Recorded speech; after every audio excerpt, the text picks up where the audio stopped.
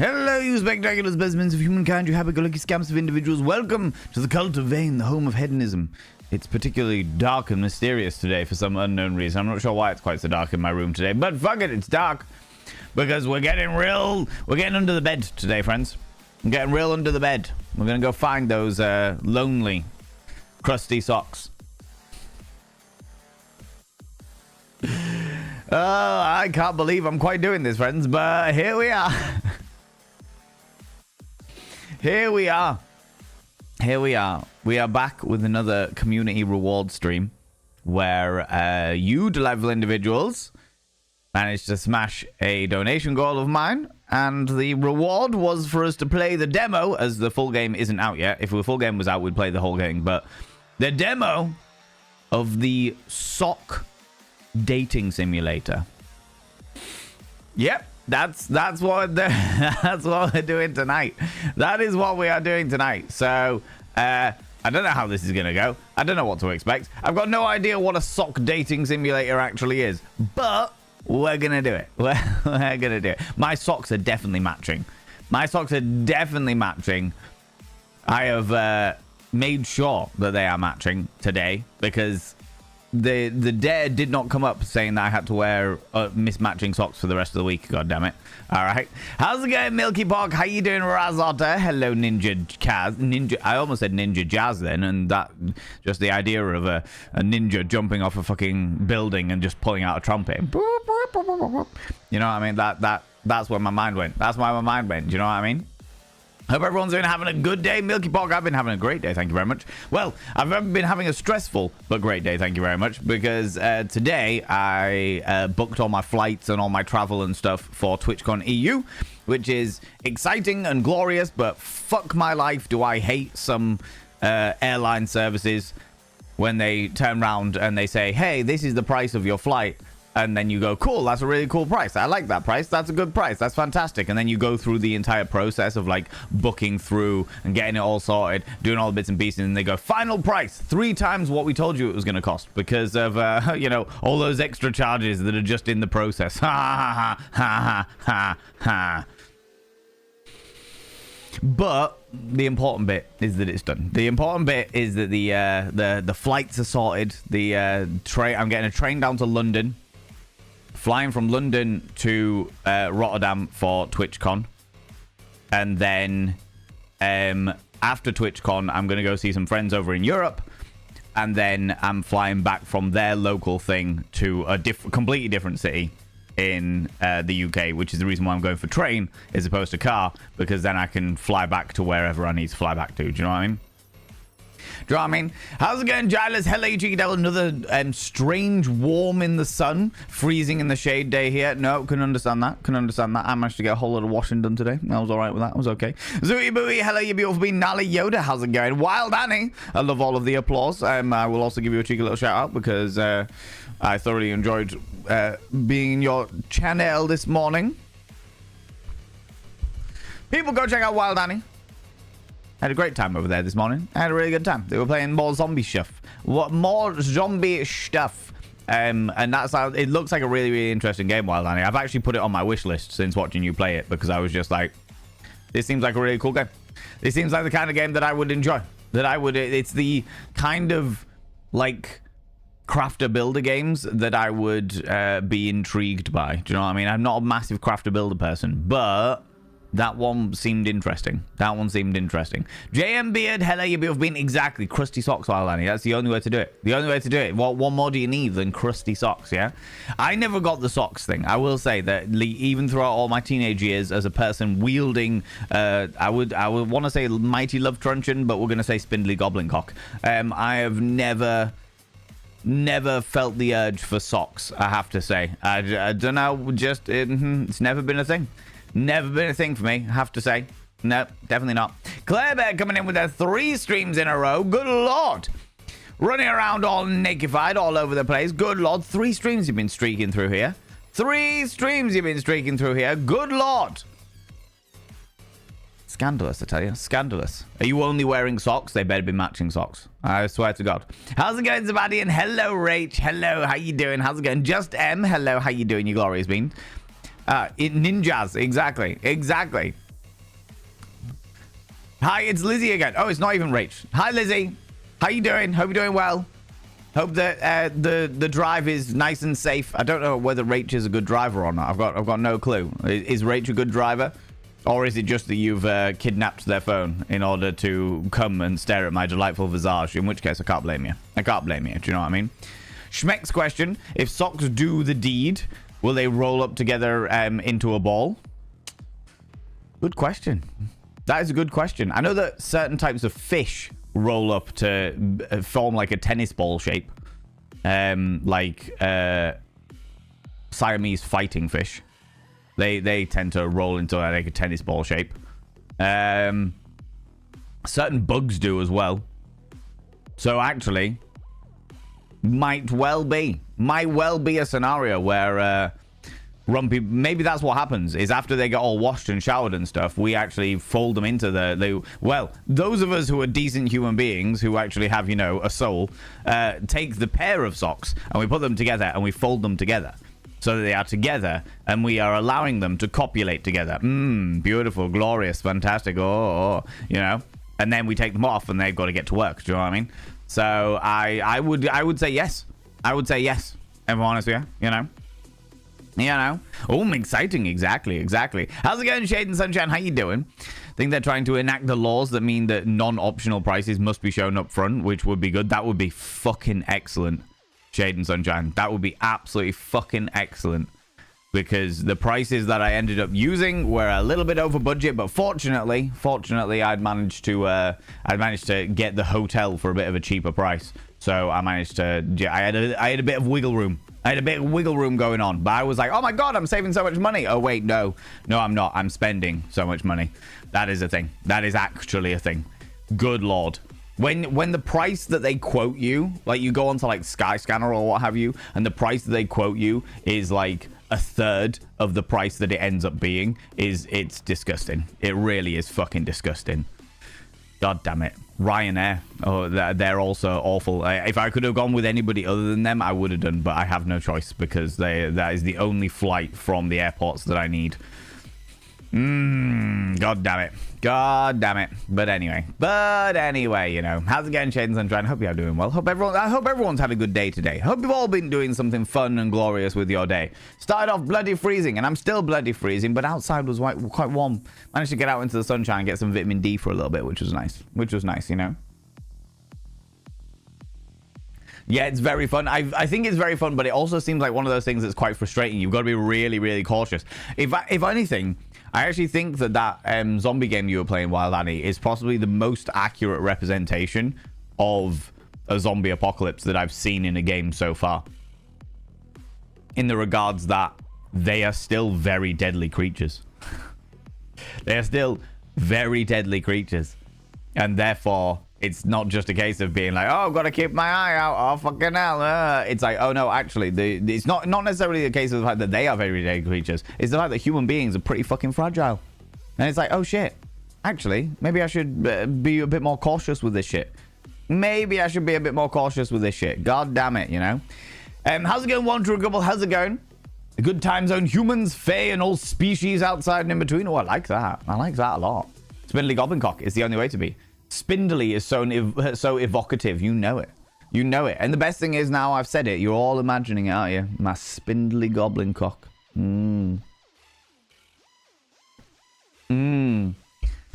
Bits, hello. How you doing, you beautiful bean? Rach is most excellent. A sponsored post.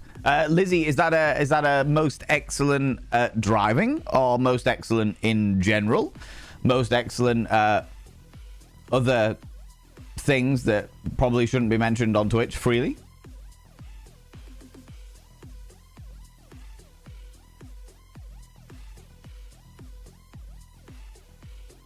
You know? The prying eyes want to know. Do you know what I mean? Feelings of the events coming in with a 15 streams in a row. 15 streams in a row. You've been streaking through here. Jesus H. Christ and the wee little donkey. I know it's getting warm again. But still, it's very cold in the shade. Gotta be careful. Otherwise, your bits will go from super heated to super cold super quick. You know what I mean? Hope all is grand. I've got my mismatched socks in honor of the game. Oh, this upsets me. Oh, this upsets me. Deep in my little soul, this upsets me. Oh, good lord.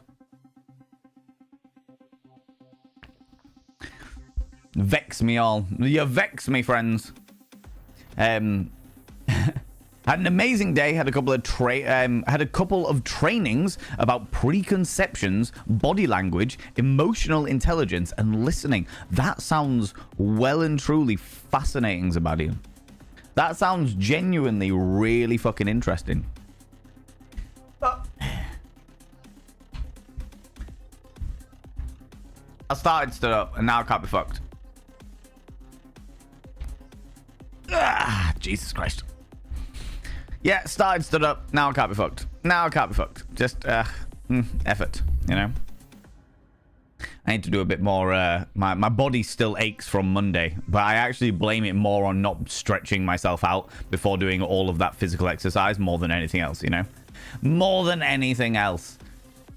You mentioned flights and costs, and I can't help but think of the fascinating Ada and their cheap flight song. I don't know anything about this, Astra. Who is Fascinating Ada? Are they a band? Are they a music group? Are they like the Cheeky Girls? Are they like Ninja Sex Party? Tell me more. Tell me more, tell me more. You love thinking about us, thinking about your spindly goblin cock, don't you? Don't you? Yes. I'm not going to try and deny it. It's true. I like it when people try and envision it because of the reactions that they have on their face. It tends to be a case of them being like, huh, huh.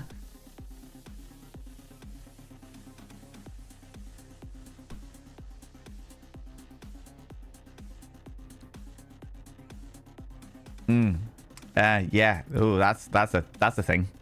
Yep. That. Oh, okay. All right. She is most excellent at doming me in the gym. Your body hurts, and I bet you love it, don't you, Lizzie? I bet you love it. You love that ache, that wonderful body burn, the muscles aching, crying out in sheer ecstasy of having been worked out real good-like. Yep. Fascinating Ada are awesome. Okay, they're a music group, a comedy trio. The often used songs will add a link in Discord. Yes, please do, Astra, because I am fascinated. I am intrigued, especially like comedy songs. I do like them. How's it going, Dr. K? How you doing, you beautiful bean? And now you have greasy mode. Oh yeah, no. Tell me more. Tell me more. One of the very few musicals out there that has aged really fucking badly. I would say that most musicals have a certain level of timelessness to them. That one has not. That one has aged terribly. But never mind. Never mind. As long as everyone views it in the context of which it was intended, I suppose, you know. Yeah, how you doing, Dr. K? How's it going? They did a song about dogging. They feel like I watched a documentary fucking out a few weeks ago now on Victoria Wood, and I feel like Fascinating Ada would be like fit in line with the Victoria Wood comedic songs. Victoria Wood songs were absolutely fucking hilarious, you know. Just got home after the latest London trip. Achy. I've just booked a trip to London, Dr. K. Well, I say a trip to London. I have booked a momentary couple of hours in London before I fly out to the wonderful world of Rotterdam for TwitchCon EU, which is going to be really, really good. They've just actually, like late yesterday, they announced the TwitchCon schedule, I believe, and it looks confusing as fuck. It looks extremely confusing. Like, I get what they've done, I understand why they've done it, but ugh, bit of color coordination wouldn't go amiss here, you know what I mean? Bit of color coordination, just so that everyone knows what the fuck is where. That would be great. That would be great. This looks like there's some interesting talks there, though. And some interesting activities. I'm intrigued by makeup set start. Level up your face painting skills. All right, no, take it back. That does look interesting, but not something that I feel like I'm particularly fascinated by. Do you know what I mean? I do like the fact that they've got stuff like self-care when streaming, putting yourself first and stuff like that. That's really cool. But I haven't really... This is only the weekend. I haven't really had a proper look over it all because there's so many things. But I do... I have a plan to sit down and just work out what are the things within TwitchCon that I personally want to go to. And then after I've worked out those things, I can work out what everybody else, like where I'm going to be when I can meet people outside of the event and stuff like that as well, you know? I know there's quite a few people coming up on Sunday to Rotterdam that aren't necessarily going to the event itself.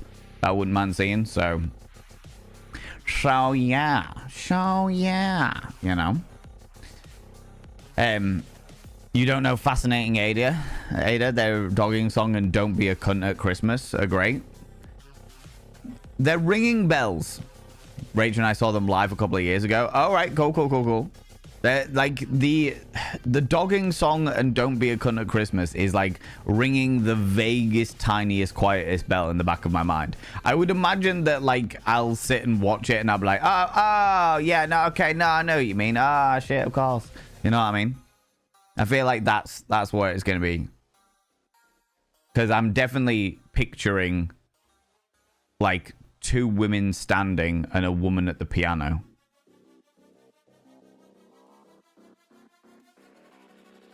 Does that sound about right?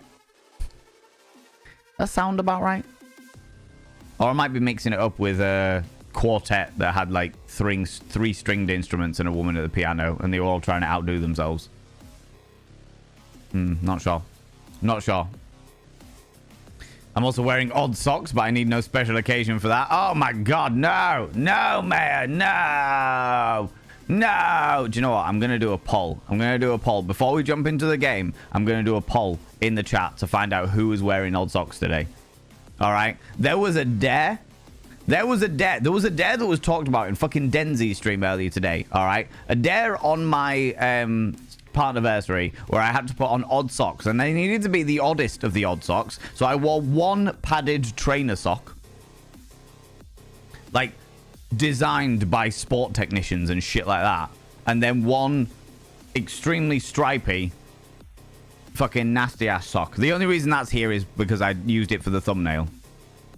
I used it for the thumbnail to throw out onto social media as being like, hey everybody, and if you're watching the VOD, you'll have seen the thumbnail. Presumably you'll have seen the thumbnail, you know. Yeah, exactly, Zooey Booey. I know exactly who it was. There was another dare in there somewhere that said you need to wear odd socks for the rest of the week and we need proof. And I've got a feeling that was probably Stupedia. God damn it. You know. Returning Rachel's phone, not for dinner. Bye. Bye, Lizzie. Have a wonderful, wonderful evening. Rathville Monk. Hello, you cheeky little devil. How you doing? How's it going? That's them. Yeah. The two women and the woman playing the piano. Yeah. I am intrigued. But then somebody said they would stick it in the Discord, so I'll check it out after stream. How's it going, Rach? How you doing? Would you considering wearing the socks that were from two different sets if they were both black, but slightly different black? No. Only in a worst case scenario where I have no other socks available. That is, and it is very, very rare that I am in that scenario. I literally get down to like 3 remaining pairs of socks and I'm like, right, I need to do a wash. Desperately. Otherwise, I'm going to run out of socks. I can't have that. I take my 3 pairs of socks. I would not have 3 socks. Good lord. How's it going today, Raven? Hello, you cheeky devil. I'm alright, thank you very much. I'm alright. I have booked all of my travel now to travel and in my train down to London, my flights, my travel insurance. I need to book the taxi from the plane, from the airport in Rotterdam to the hotel. The hotel looks real fancy as well. The hotel looks real fancy, which you'll all find out about it because one of the donation goals had the reward of me making a video of the entire TwitchCon experience. So you're going to find out about that. That's going to be interesting, which reminds me I need to sit down at some stage and clear my phone of memory so that I can actually do these things, you know? You know? I wore odd socks today. One red Deadpool song and one grey Deadpool song. Oh, like, I appreciate the matchingness, just them, but still. Oh my god. So yeah, so today was a good day of organizing things. I did some recording for some other stuff as well. But yeah, it was good. It was a good day. It was stressful is what it was. I'm fucking fatigued is what I am. I'm very, very tired because it took an awful lot of like calculations today, and you know that I'm not great at math anyway, so actually sitting down and being like, right, okay, is this the best thing for me? Okay, where are the hidden charges? What are we doing here? Is it better if I chose a different airport? If I fly from a different airport but then fly back to that same airport? What happens if I change to different airports? What happens if I do two completely different airports to two completely different airports? What do you know what I mean? All that shit. So yeah, there was a lot of thought process today. My brain is very sleepy right now, but that's all right because we're just gonna be checking out a demo of a sock dating simulator, as you do, you know. How's it going, Miss Asia? Hello, you cheeky devil. How's it going? What is this? This is a community reward stream. We do not normally stream on a Thursday night. However, for the next few Thursdays, it looks like we're going to, not including next week, because next week I'm off completely. Because I am I'm spending the week with the boy. It is the Easter holidays here in the UK, and McSteffels' son has the time off, and I'm giving McSteffels some free time to herself. So she's gonna do whatever it is that she wants to do for a whole week by herself, and I'm gonna look after the boy for a week, which is exciting. I'm very excited about it. I've set up his room, and well, I've emptied my entire wardrobe, so half my wardrobe is now in my bedroom, so that he has like a bed and a room to himself and stuff. And I have started like scouting out all the things that I want to do over the week with him, because he'll be down Sunday night, and then I'll have him Monday, Tuesday, Wednesday, Thursday, and then Friday I'm driving him to drop him off at his dad's. So yeah, I'm really excited. It's going to be the first time that I think me and him have had a prolonged period of time, just the two of us. So yeah, it's going to be interesting.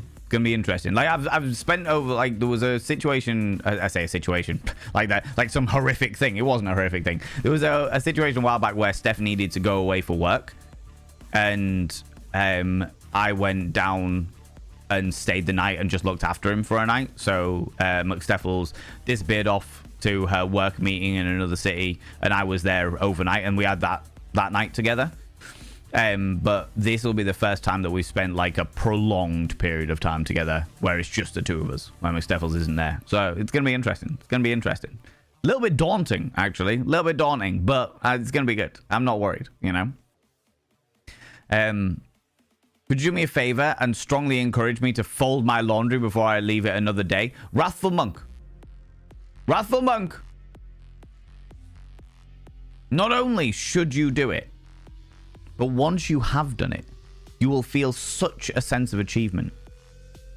You'll have these beautiful piles of folded laundry, knowing that the creases will ease themselves out.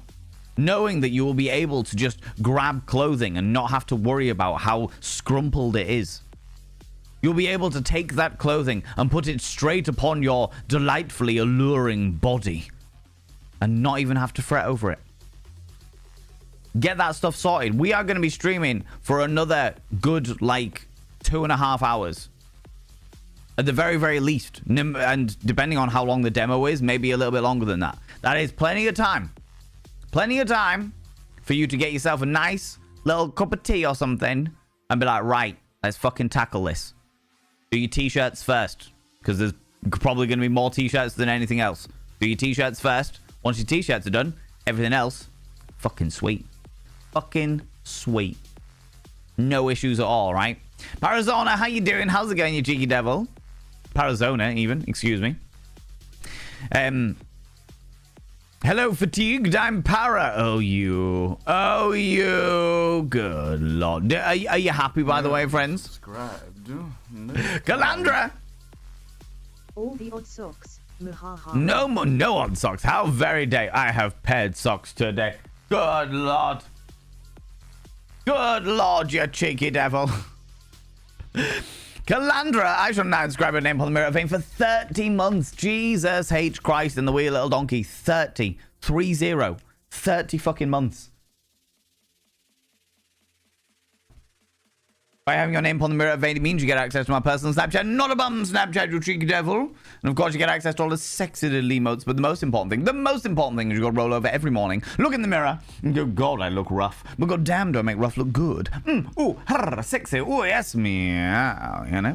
You know, you cheeky little devil. 30 bloody months. Jesus Christ. That's wild. That is fucking wild to me.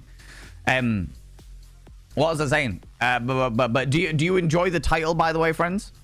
Because it's a community reward stream, I did a specifically pun-based title just for you lot. Just for you lot. Hello, Max White. Hello, you beautiful being. How you doing? It's a trial separation, but Valen still loves us. We'll be back in a week. Yes. Yeah, that's it. That's the one. Yeah. Just need some space. That's all it is, Max. We just need some space, all right? God damn it. God damn it. Put on a nice song or a podcast and go. Doing the laundry right now. Huzzah! Huzzah, friends. This is also a reminder if anybody's got something in the washing machine that they've forgotten to take out. Now is the time to potentially check that out. Now is the time to potentially look over it and just be like, you know what? I need to go do this thing. You know? Yeah, no. Damn it, I forgot to mismatch my socks today. Good. Good. Gosh darn it. Rude, the lot of you. Coming in here with your mismatched socks. Look, this wasn't what the sock thing was about. I was like, cool, we're talking about socks. We're doing a lot of sock talk. And we've all agreed, all of us, every single one of us, bar none, have agreed that mismatched socks are a sin on the entirety of the human race. And that everyone should always match their socks. And there's no reason why anyone should ever have mismatched socks ever. And as a result, we'll do a nice little celebration by doing a sock dating simulator where I can only assume that we are a sock and we're trying to find our other matching sock. I actually don't know, friends. I've got no fucking idea. I literally typed into Steam sock game, and this was one of the ones that turned up. And I was like, well, I know my community love a good dating simulator. I wonder what this one's like. All right. I've got no idea whether we are a sock trying to find our other matching sock, whether we're trying to find a completely different sock. I got no fucking clue. I got no idea if there's going to be a crusty sock down the back of a bed or something. I got no clue. I'm not sure. I'm not sure. I also don't know whether it's terms of service safe or anything. I got no fucking clue. Do you know what? I should probably check that. What are the tags? RPG, casual, simulation, dating sim, visual novel, 2.5D, comedy, romance, memes, cartoon, cute, funny, dark humor, character customization, single player, satire, multiple endings, interactive fiction, clicker, and text base. All right, no not safe for work, no sexual content. We're good. We are good. He says, desperately hoping that we're good. Because we're playing it today. We're playing it today, you know?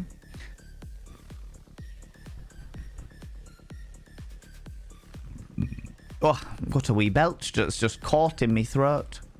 Oh, it's terrible, eh?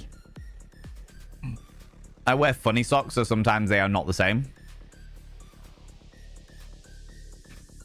it is a very rare scenario. A very, very rare scenario that I will concede to the aesthetic choices that is mismatched socks. It's rare. Doesn't happen often. But, you know. Socks are awful. If I'm ever wearing socks, it's a really bad day. What, socks in general, Zooty Booty? Just socks in general? Are you a barefoot individual? Just prefer to wander around bare of foot, wearing naught but a flip-flop? Not wearing any socks either? I am definitely wearing socks. I got cold tootsies. Your husband does not wear socks? Only if he must wear socks?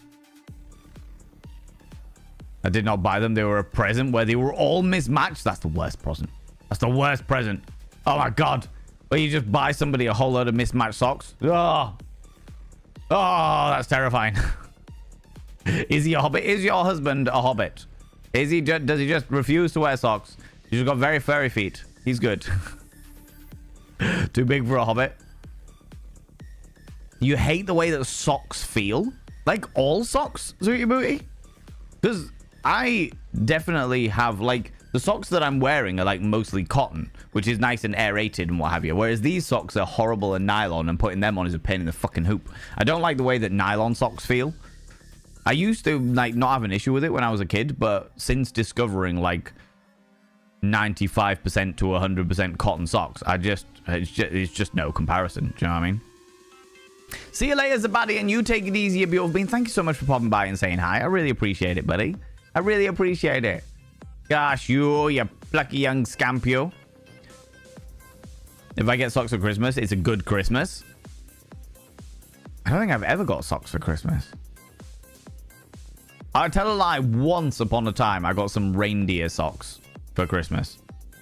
Did you notice something? Other than the fact that it's real early, Zabadian. Like, much earlier than you usually go to bed, to my knowledge. Maybe I'm just misremembering things. Was I meant to notice something? What happened? What did I miss? What? Now you've got me all apprehensive. Now I am suspicious and paranoid. It is much earlier indeed. You're up at 2:30 this morning. Jesus H. Christ in the wee little donkey. That is a very, very early morning. Having done mornings like that when I was away on tour and stuff like that, I fully understand why you are having a fucking early night. Count the dad jokes I told you in this stream.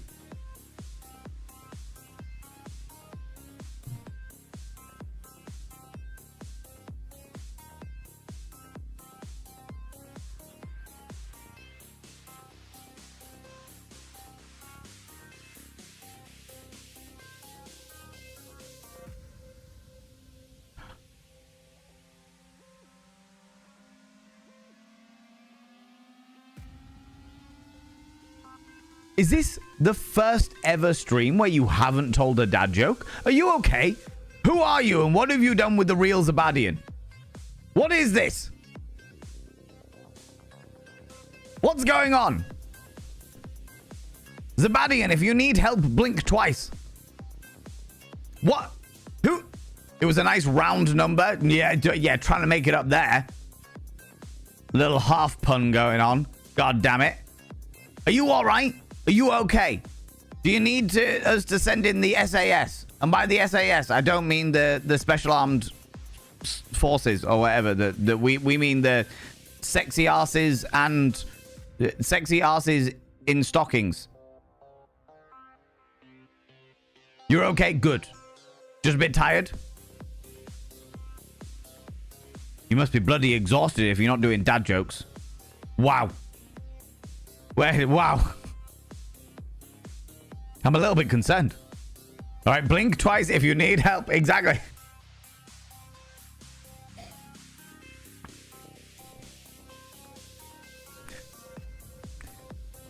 I don't know. I'm all asunder now. I'm all asunder. I don't know what's going on. Be 3 consecutive nights of 4 hours sleep. Go sleep. Go sleep, Zabadian. Go and sleep, you beautiful being. I appreciate you. Thank you for coming in. Thank you for being a fucking wonderful human being, as always. You don't need to throw dad jokes out there to be recognized as a fucking wonderful human being. At all. At all. All right? Please, go and chill. Go relax. Go do what you need to do to get your head in a nice place where you can just drift off to slumber, you know? Nice early night, you know? You know?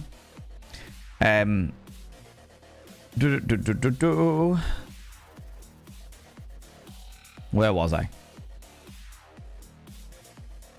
See you later, buddy. You take it easy. As soon as I come home, I take my socks off. Oh my lordy. I don't know. I wear socks like all the time. If I'm not wearing socks, it's because it's it's an unreasonably hot day.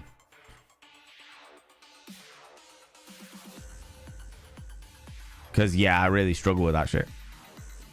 I hate, like, hot feet. I hate my feet being too hot. I'm very much, you know, the kind of person when you're, like, asleep at night or what have you, and you put one leg outside the bed. That is me. I am the one leg outside the bed person in order to regulate the rest of my body temperature.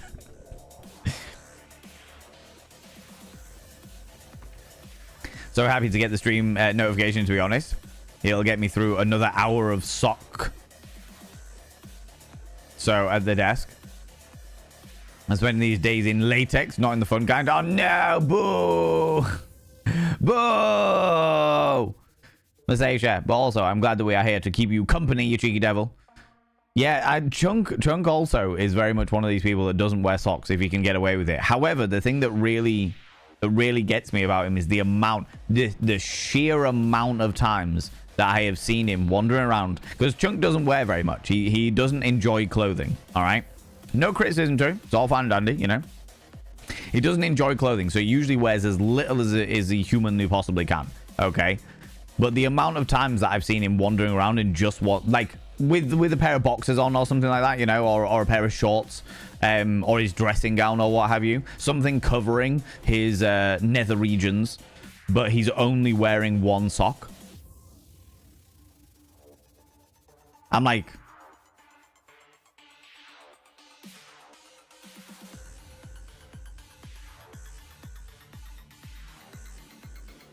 care to explain? And it's always something real odd. Like, he had the top of his foot was itchy, or his one of his feet was overheating, or he stubbed his toe and he took the sock off and then forgot to put the sock back on and didn't think to take the other sock off. And I'm like,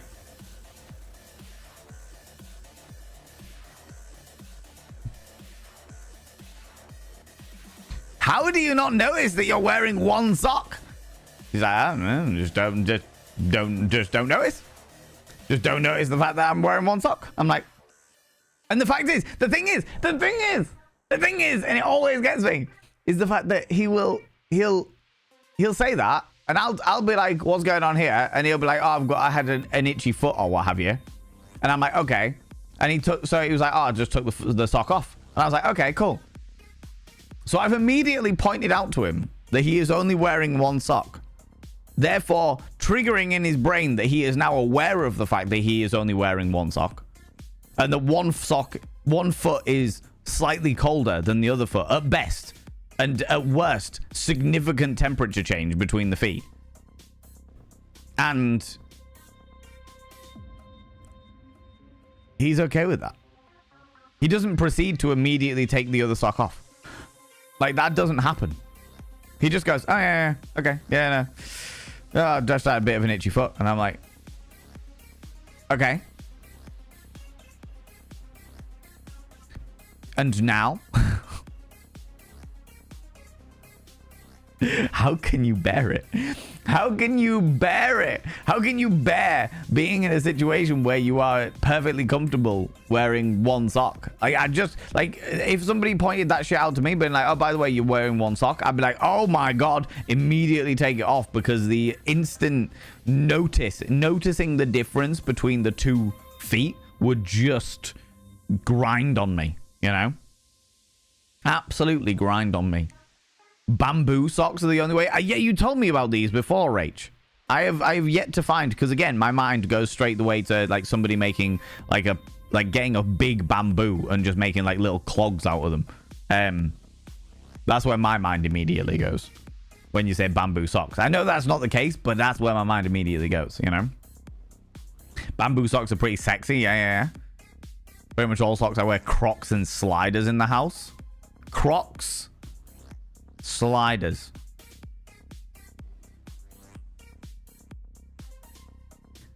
I have an issue with Crocs. I appreciate they are comfortable, though. I do appreciate the fact that Crocs are comfortable.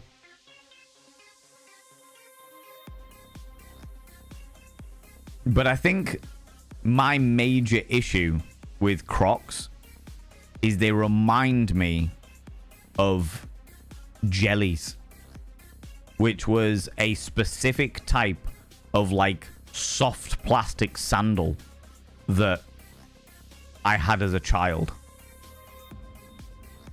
Like, we would wear jellies to go to the beach when I was a kid, and it was a way of keeping our feet off the rocks and keeping fucking weird fish from eating our toes or what have you.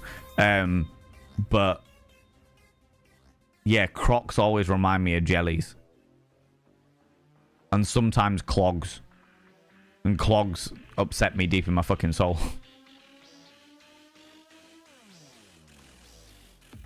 How's it going, Renat? How you doing?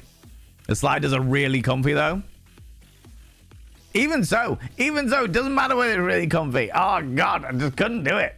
I'm too vain for my own good. That's it. Don't wear proper Crocs. That's a step too far. Just the sliders. Chunk had some Crocs. I don't know if he's still got them anymore. Jelly shoes growing up. Yeah. Jellies, that's the throwback in it, right? Always got blisters with them. I would really struggle with them because I would be perfectly fine with jellies. I'd have no issues with jellies. Laundry folded. Congratulations. You deserve this applause, Rafflemonk. You deserve this. You done it. You did it. You did the thing. I hope you feel that sense of achievement now. You did this. You did it. You got this. Bravo. You got nice folded clothes now, ready to adorn your sexy bod at a moment's notice. You know? You got it. Well done, you. Well done, you. You got it. You always got blisters, and jellies used to rip your feet apart. I don't remember jellies ripping my feet apart. I remember putting on jellies and being perfectly fine with them until I got in the water. And then the feeling of the squelch between my foot and that soft jelly, like, sandal bit, just, whoa. It was a thing. It was a whole fucking thing. Good Lord. That was a scenario and a half, you know? You know? How you doing, Chags? How's it going, you beautiful bean? Let me get you your whimsical fact here. This was the one we had before. Let's have a look down here.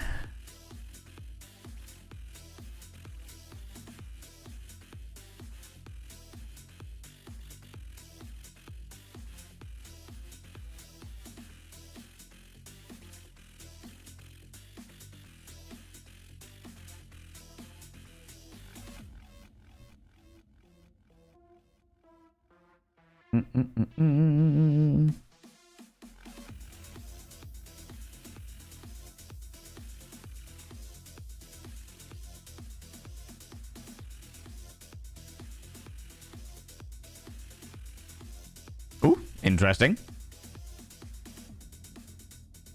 Ooh.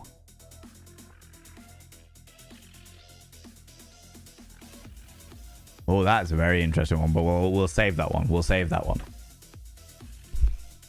Chags has redeemed a whimsical fact about sex. Did you know that less contention breeds more sex? Yes, contrary to popular belief, where people have make-up sex after they've had an argument, turns out that studies have shown the less that you argue, the better your sex is. It says, did you know that according to a study that was published in the Journal of Research in Personality, women who are more agreeable in relationships tend to have more and better sex? I know some of y'all think that agreeable is probably a trigger, yet it makes sense if you really think about it. And actually, I don't see this as agreeable. I don't see this as women being agreeable. I see this as relationships that have good communication, where you don't have to fall into a point of argument because you can talk things out at a completely normal way like adults do. I'd be really interested, actually. Now you've brought this up now, and now my brain is like, I would be interested to know whether more agreeable actually relates more to a more mature relationship.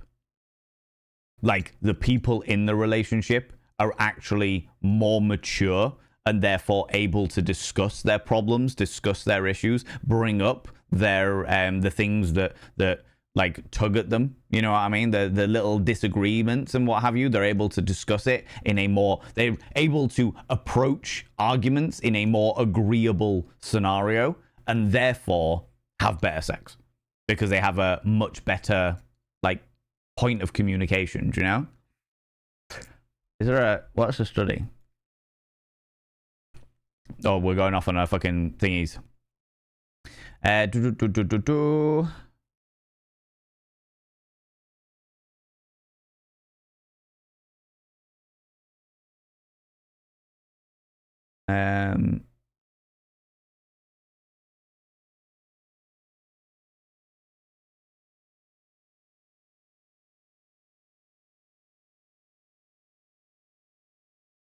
Okay, you're referencing an article that references a completely different study.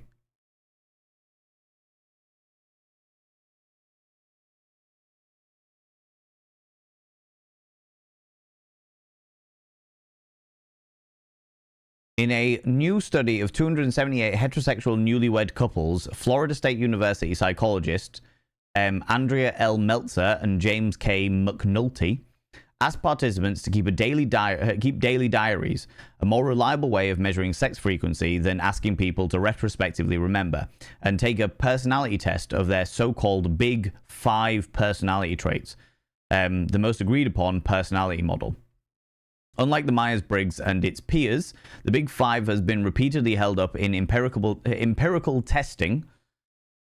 The traits are conscientiousness, or how likely you are to be on time to meeting and replying to emails; agreeableness, or how eager you are to people please; openness to experience, or how much you crave adventure; neuroticism, or how much you react to the sundry difficulties of life; and extroversion, or how much you would want to hang out. For a book-length survey, read Me, Myself, and Us, The Science of Personality, blah, blah, blah, blah. Researchers asked the 3 different samples of newlyweds, mostly aged between their mid-20s and early 30s, to keep diaries for 2 weeks, writing down what they did that day. They were asked to report whether they had sex every day, and if they did, how satisfied they were with it on a 7-point scale. Couples averaged having sex 3 or 4 days in that 2-week period. Previous studies have found that men want and initiate sex more than women, and authors say prompting women to be labeled as the gatekeepers of relationships within of sex within relationships. Traditionalist as this idea may be, the authors wrote that their own findings support it as well. The higher a wife rated on the openness to experience or the agreeableness, the more often the couple had sex. The husband's personality, on the other hand, was not a predictor of sexual frequency. Oh, that's interesting. So in a heterosexual relationship, of the 276 newlywed couples between the ages of mid-20s to mid-30s, which actually is quite a niche bracket, pretty. I mean, there's a lot of them, but it's a pretty niche bracket. It turns out that the more adventurous the wife is, the more likely they were to have sex. Which is a little bit more detailed than the more agreeable the wife is, the more likely she is to put out. Oh, God. Well, that was a deep dive. I wanted a bit more information on that because that seemed like a bit of a red herring of a whimsical fact there. The study says it, but I don't know how much I agree with it. Do you know what I mean? Do you know what I mean? But there you go, Chags. There you go. In a heteronormative situation, the more adventurous the wife, according to a study of 276 newlywed couples, the more adventurous. I wouldn't say agreeable. I'd say adventurous because that was what the study said. Openness to adventure. The more adventurous the wife is, the more likely they are to have more sex. There you go. There you go. Tug at them. Yeah. 100%.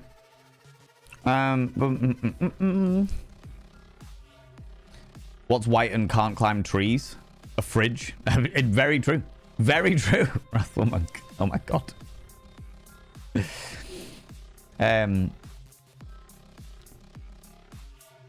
I turned him Zib into a bicycle. Oh my God. What's orange and sounds like a parrot? A parrot. A carrot. I got it. I got it. Are you a singer? Once upon a time, I was indeed a singer.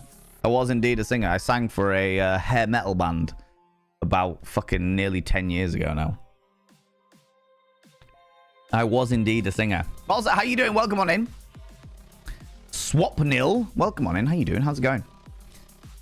That was a failed joke and I liked it. I loved it. That's what I expect, which is probably why I amuse me with it being parrot. I love that. 2 and both conditions must be fulfilled for me to lose the socks. 1, I'm home. 2, it's hot. Those are 2 very specific conditions, Masasha. But also very open.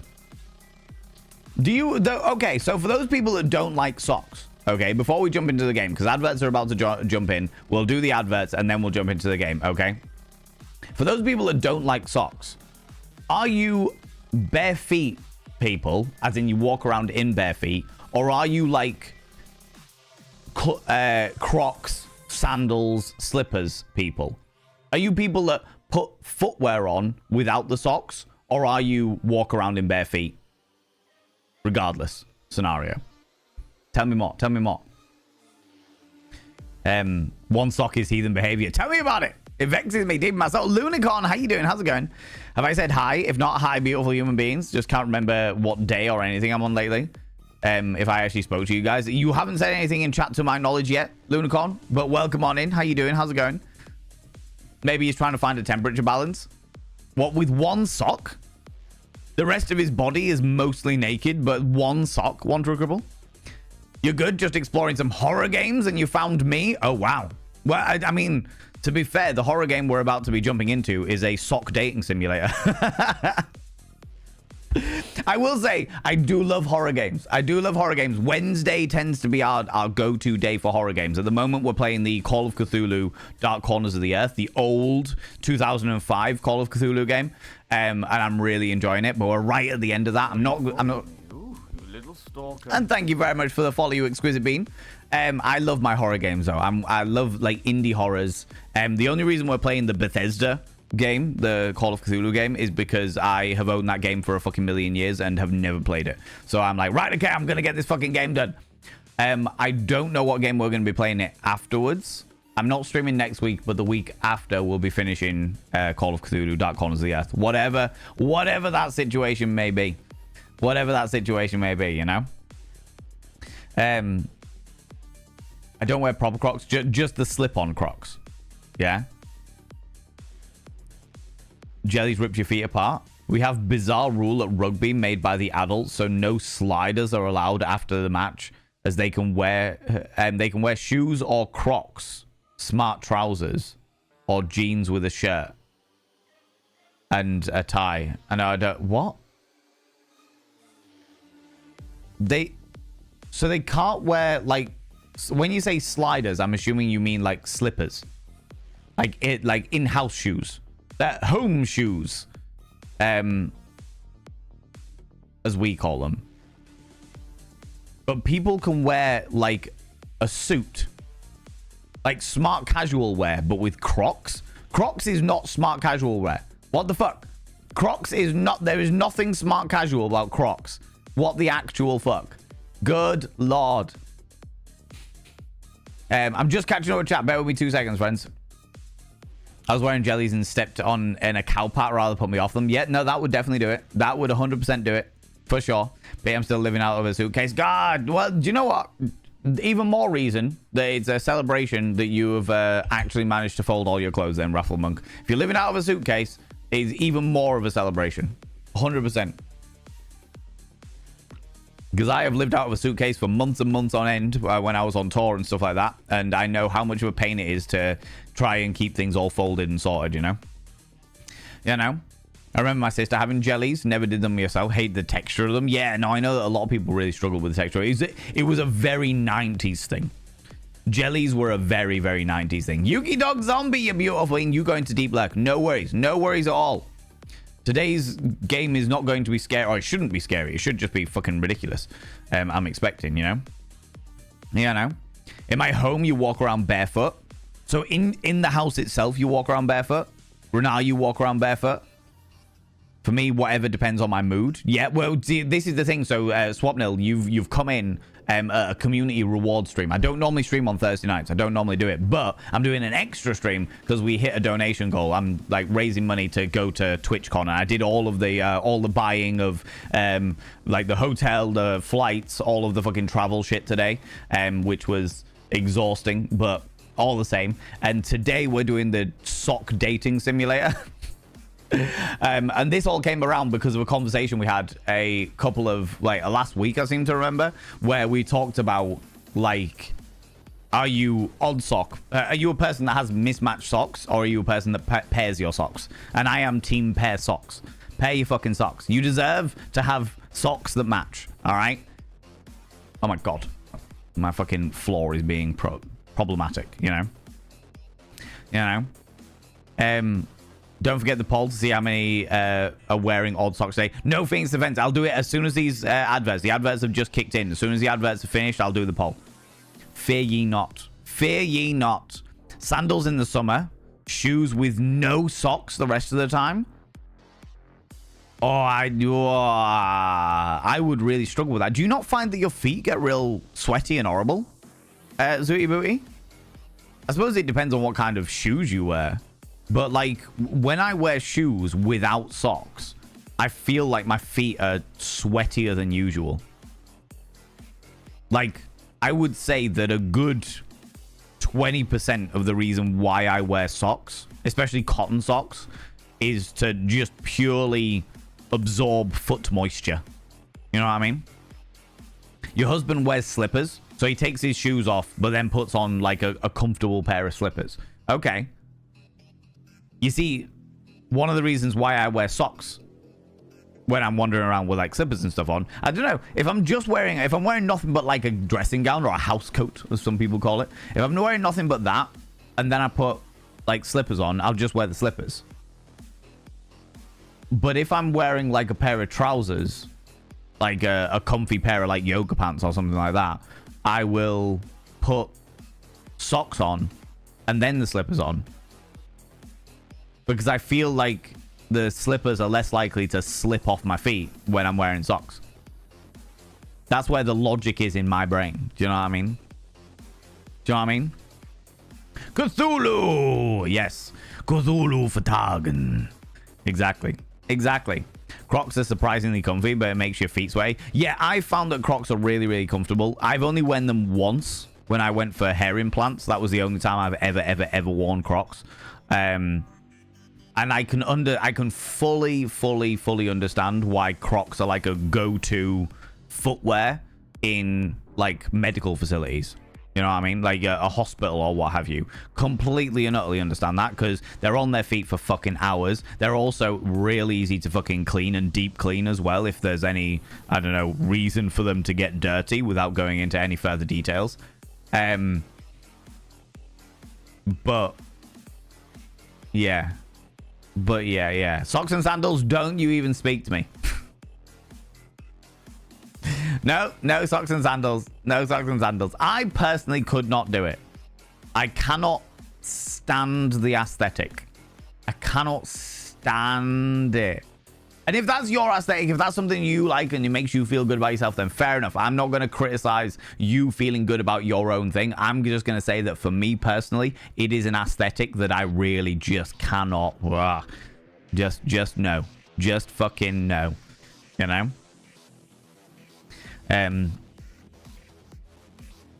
No shoes or Crocs or anything inside the house. Just bare feet inside the house. When it's about dressing shoes, watch, perfume and stuff, me, no compromise. Yeah. I'm all about like going the whole mile. But then Val and Vane by name, Vane by nature. I'm all about that.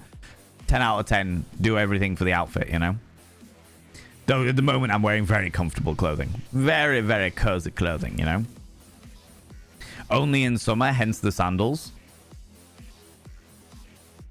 So you wear sandals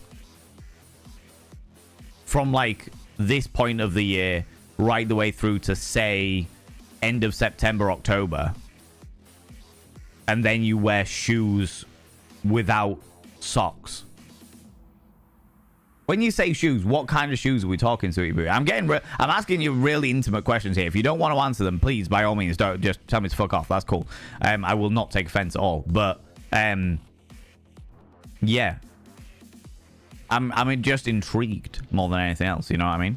How's it going, Jam Jar Brain? Hello, you cheeky devil. How's it going? What about socks over sandals? Do you know what? Weirdly, would probably be more accepting of that, so long as the socks were matching. So long as the socks were matching socks, I think I'd be okay with that. Whatever we're watching later, well, momentarily we will be jumping into the game.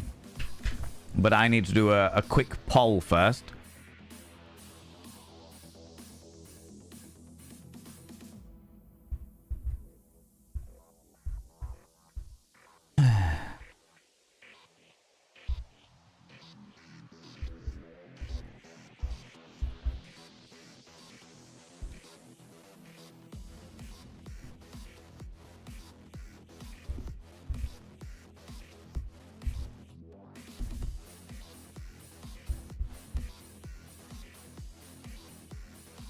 Oh, can't spell things apparently.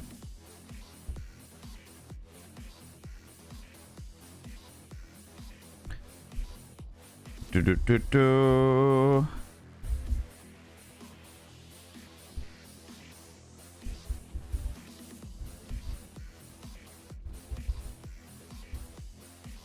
don't need 5 minutes. Let's make it 2 minutes. Start poll. Tell me your sock choices, friends. Do you have mismatched socks? Do you have matching socks? As you bloody well should do. Or do you have bare feet? These are the things I need to know before. I've got a really itchy armpit. Before we jump into the garme, you know. What if the sandals weren't matching? Whoa. Mismatching shoes is a bold choice. It's a bold choice.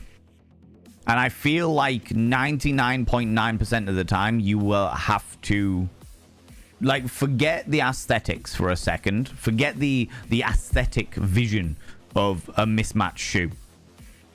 Just looking at the fact that shoes have very specific gaits, treads, heights, what have you. I feel like you would need to mismatch two of the exact same type of shoe in order to get a good mismatched shoe.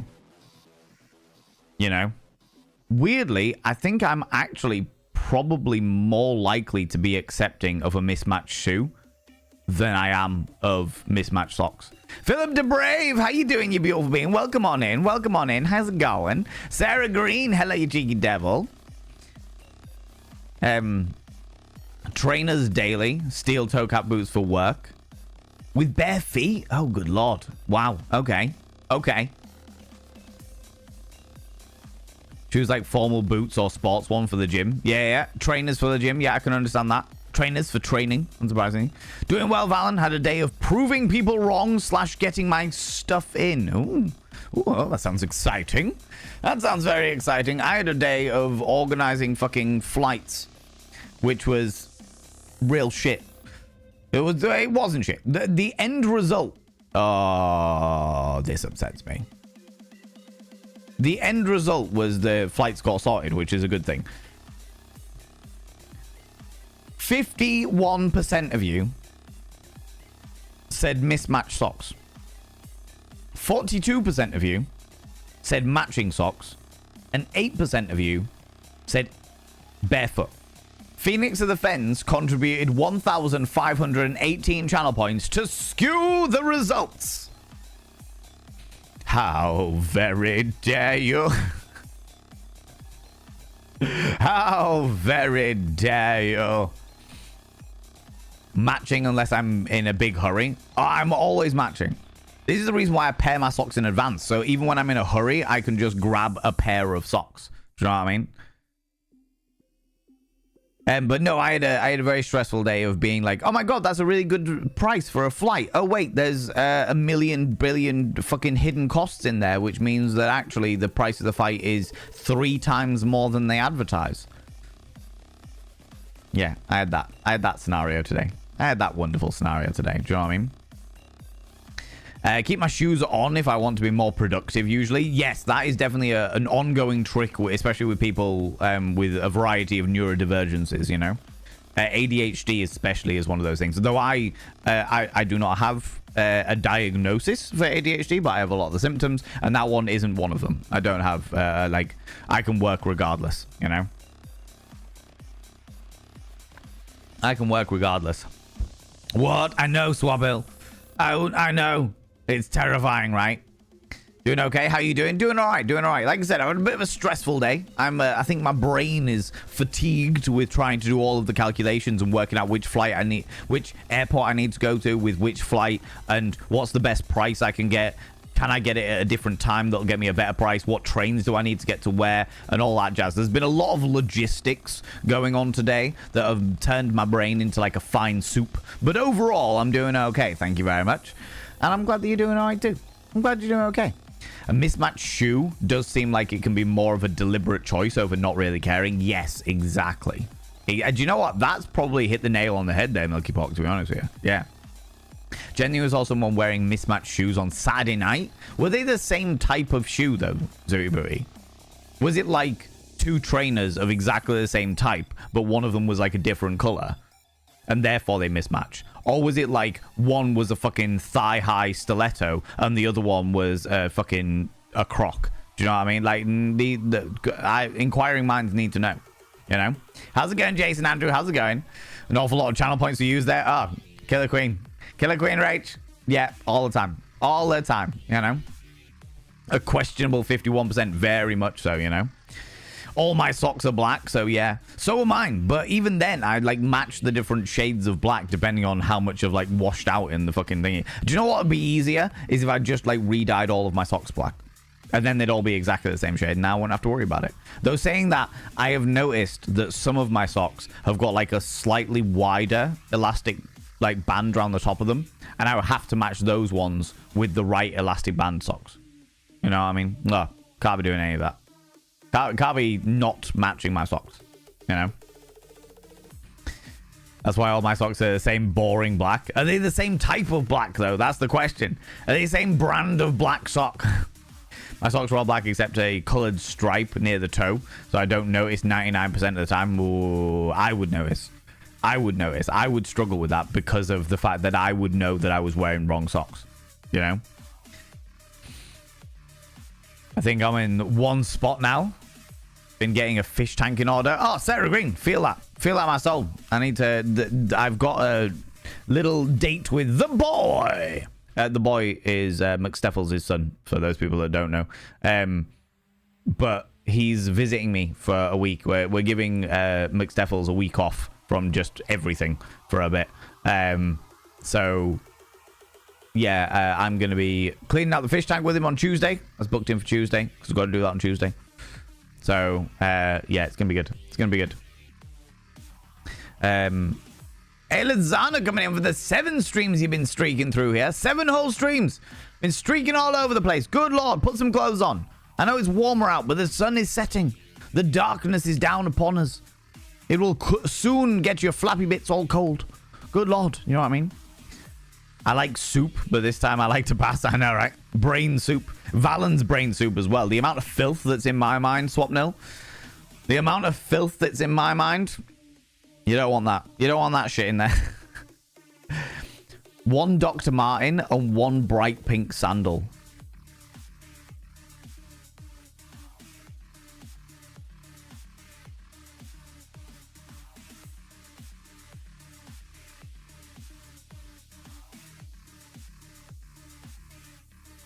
Yeah, that I've had quite a reaction to that, actually. I've had quite a visceral reaction to that. Whoa. Whoa. If it makes them feel good, then it's fucking sweet. All right? If it makes them feel good, then fucking A. It just upsets me in my fucking soul. Do you know what I mean? I am all for people wearing what it is that makes them feel good. You know, people should be allowed to dress however they want to dress. They should be able to do what they want to do. They should be able to do whatever it is that makes them feel good in themselves. Absolutely, completely and utterly. But that doesn't mean that it's not going to make my soul vomit. You know what I mean? 50 Shades of Black. 50 Shades of Black is my sock drawer. For sure. For sure. You know? Or if I had all black socks, your hubby would steal them. You could go with, pick a color that you like. All purple socks. Get nothing but purple socks, you know? Currently have some cat paw socks. As in the ones that have got, like, grip on the bottom of them. Cat paws? Or are they, like, looking like they're, like, black socks, but with, like, the cat paw toes on them or something like that? You know? He's gonna punch you. I have to have mismatched socks. Even if in the past I've lost one each of 2 pairs in a set that are the same pattern, I feel, but the different color. Or you have to have matching socks. Even if in the past you've lost 1 sock of 2 pairs in the set that match, but they still are different colors. But yeah, they feel that everything about them is right, but the color is wrong. And I struggle to wear them. Yeah, I'm completely with you on that one. Completely with you on that one. I would 100% be exactly like that. Yeah. Absolutely the last sock outside of the washing machine. It's a tactile and visual thing for me. Yeah, I would say, I don't know about tactile, but it's definitely a visual thing for me. Like, how do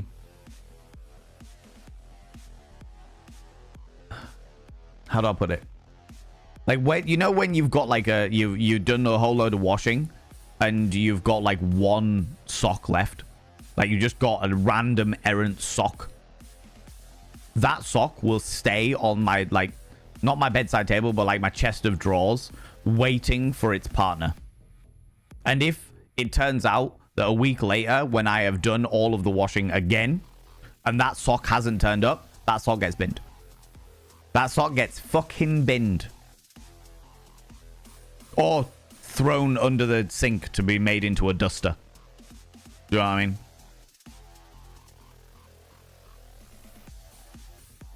Has like a few times and then confirmed with my manager that was what I was saying. It was so unbelievable. You literally had to check your own sanity for a second there. Yeah, 100%.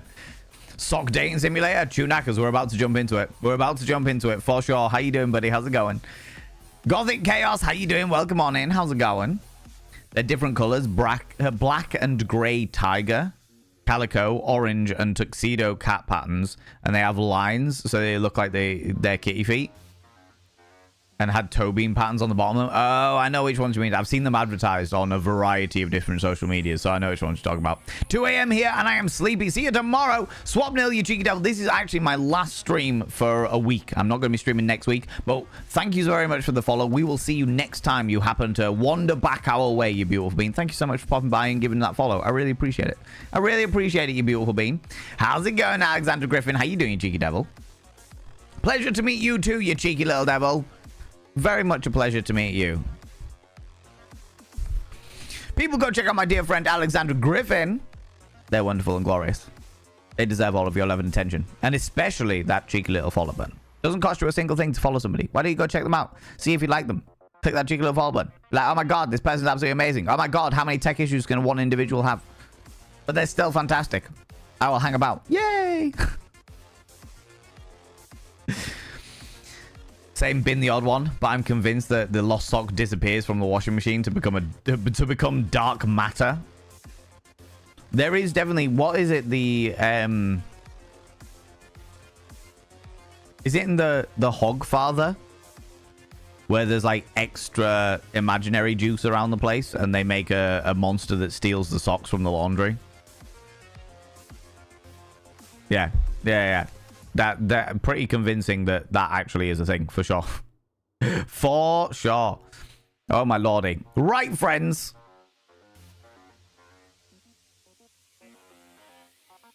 Music. Pause. For we are going to jump into the sock dating simulator. Yeah, Swap now. Thank you very much for following Alexandra there. Alexandra's good people. Alexandra's good people. The sock monster, 100%, right? Right, friends, we're going to go and find out what the fuck is a sock dating simulator. This is the demo version of the game because the full game hasn't even got a release date yet. Hasn't even got a release date yet. But after all of our conversations about sex, we do that as well. That's another thing that we do. But after all of our conversations about socks, I thought, let's do a sock dating simulator. I know how much you people enjoy dating simulators, especially when I'm playing them for some unknown peculiar reason. But how loud is that? That's all right. That's okay.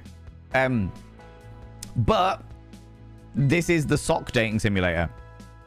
Because why wouldn't we, right? Believing is going wonkers. If you think about it and believe in it, then it gets made. Yes, exactly. Exactly. Enough belief will be able to do it. Enough belief will be able to do it, for sure.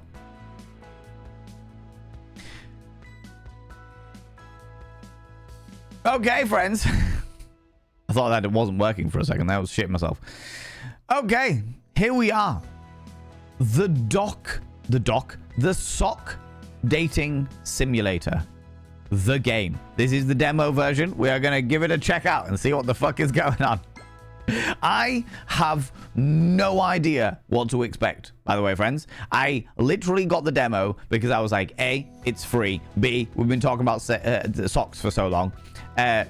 C, I think it'd be quite entertaining to do a sock dating simulator, but I have got no idea what to expect. I haven't checked it out. I haven't looked at any of the videos. I haven't. All we've literally done is just check the tags earlier in this stream to make sure that it wasn't like not safe for work. Do you know what I mean? So you are going to experience this in exactly the same way that I'm going to experience this. So okay. It doesn't even have options. That is how early in the process this game actually is. All right. So there's literally play and exit. Let's give it a play. Let's see what's going on. Loading. Bloody socks.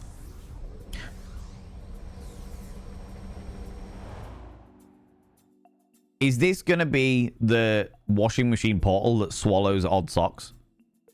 Because if so, that's fucking hilarious. You!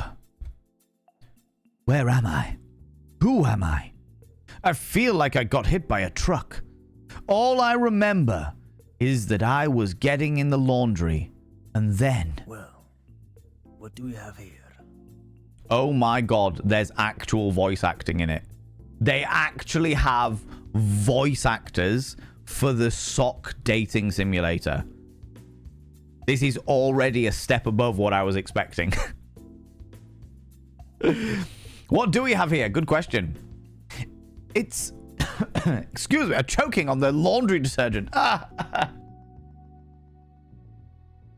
It's an old man. I can hear him, but I can't see him. Fight in vain to stay in the abyss. I'm going to open my eyes. We're bold. We're a bold sock. Ah, there you are. There I am. What the? Hello. Hello? You're a sock. Am I a sock? Or am I merely what you perceive to be a sock?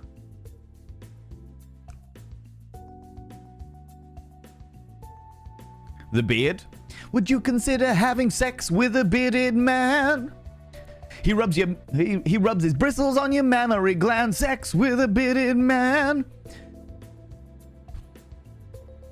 You try as hard as you can to ride that bearded man. Fucking hell, great song.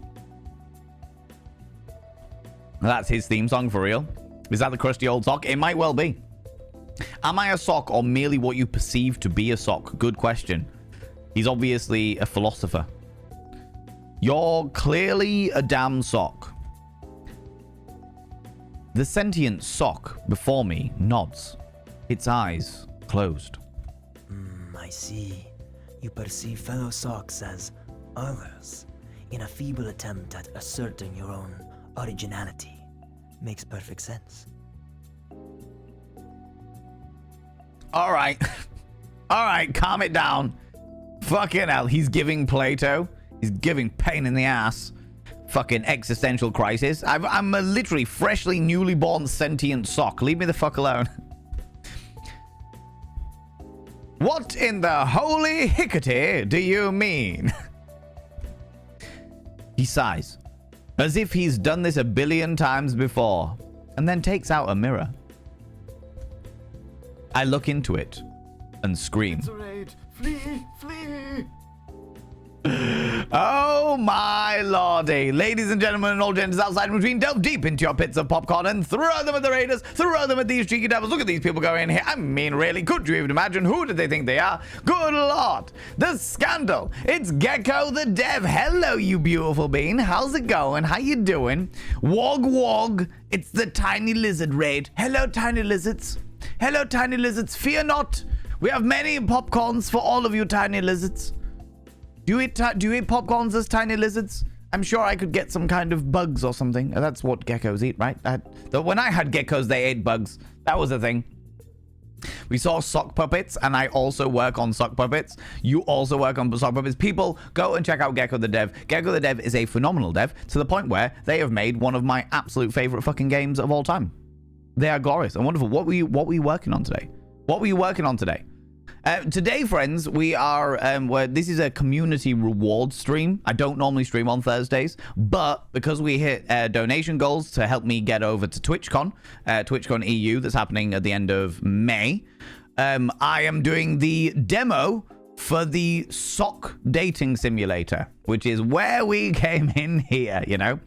Geckos can eat popcorn, but they love the cherries.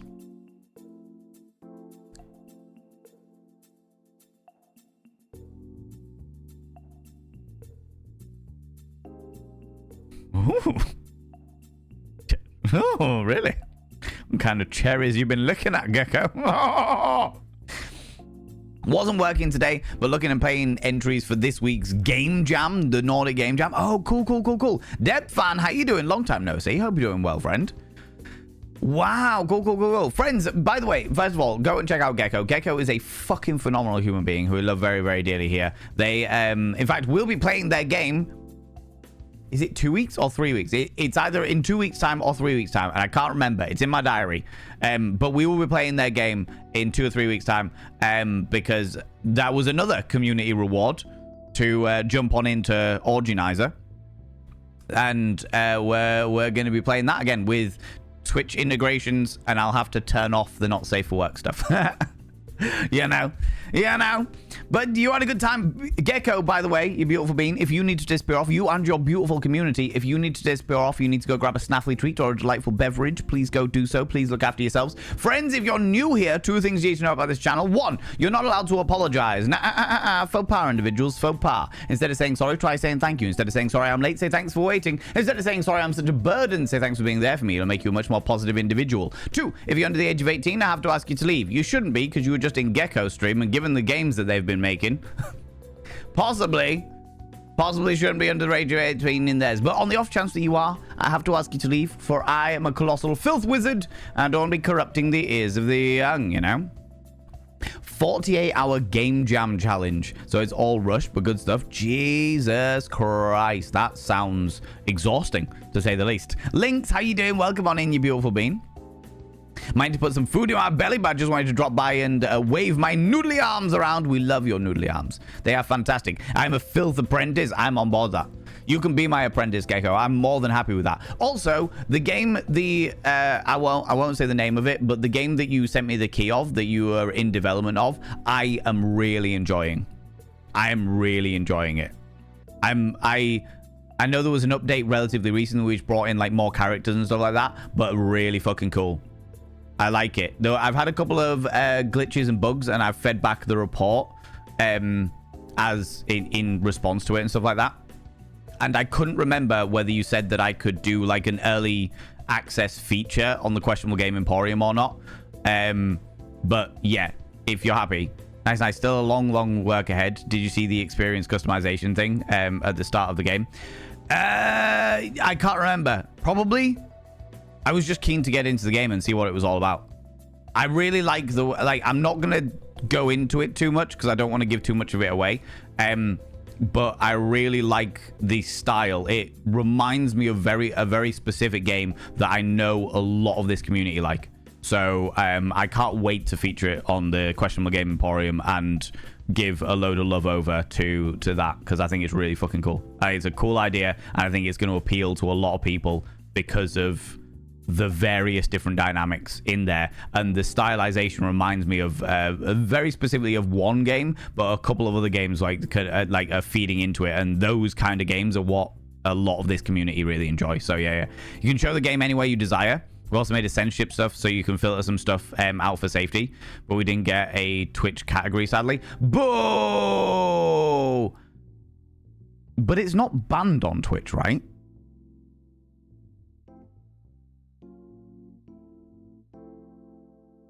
If it's not banned on Twitch, because I know that you could basically, not banned, yeah, you can basically play the game without the not safe for work stuff, can't you? Because that is, all that stuff is completely optional. Not banned, no, yeah, exactly. Games and demos would be a fitting category. All right. I'm cool to, I've got a real busy time up until TwitchCon, but after I get back off TwitchCon, drop me a message to remind me, because I will definitely forget. And I'm happy to do a one-off feature of the game. 100%. 100%. Because I'm really enjoying it. I think it's a really, really interesting game. And I think it's a really interesting style as well, you know. But anyway, go get some food, you beautiful bean. If you want to stick around, you're obviously welcome to. We're going to jump back into the game, because we've only just started. We've been chatting away too much, you know. Much like Originizer, you should be able to play it. We do a little safety test on a fresh account to see if it floats or not. Happy socking. Yeah, we've just started. We are a freshly sentient sock that's lost its way into the back of the washing drum in a laundromat, you know. I look into the mirror and scream, ah! We get to choose what our sock looks like.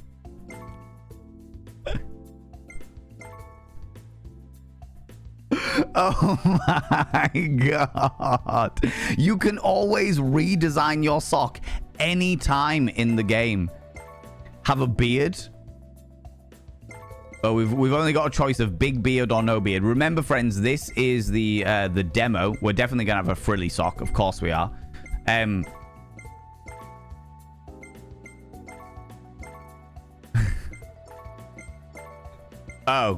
Oh, baby. Oh, baby. This is it. Oh, we could be Angry Goth Sock. I quite like Angry Goth Sock.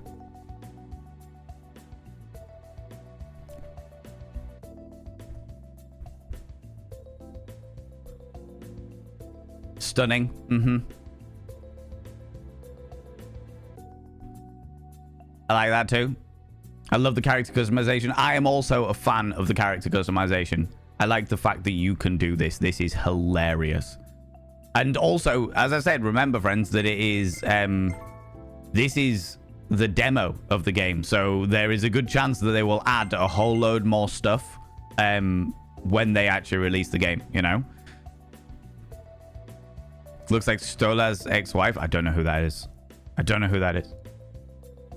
Spends 2 hours creating sock character. Fortunately, excuse me, given it's the demo, we don't have too many options. Just real angry. No, we're going for full Elvira. I'm going for full Elvira, you know? Hell of a boss character. Oh, okay, cool. Socktopus, that's our name. Why in the world am I a sock? I hyperventilate. Indeed. Why are we socks? It truly is a profound and deep philosophical... That's not what I meant. I'm a human, not a sock. Look here, my guy. My name is Socktopus. And the last thing I remember is doing the laundry. And then he looks shocked by my statement. Laundry? Why, yes, that could make sense. Okay. He mumbles to himself. Speak up, old man. Sock, whatever. Well, no need to be rude. But you're right. I do tend to ramble on and on a lot. Or so I'm told. Uh-huh. All this to say, I may have, drank too much laundry detergent last night. Aristotle bet me 3 coins that I couldn't open an interdimensional portal, and well, here we are.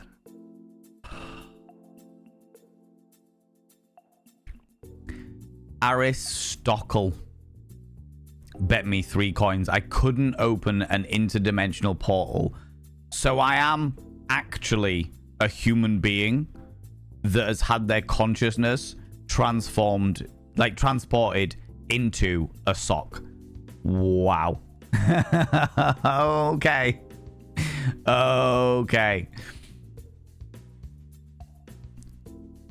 What? Sorry, it's a lot to take in, I'm sure. Yeah. That certainly is. My name is Socrates, by the way.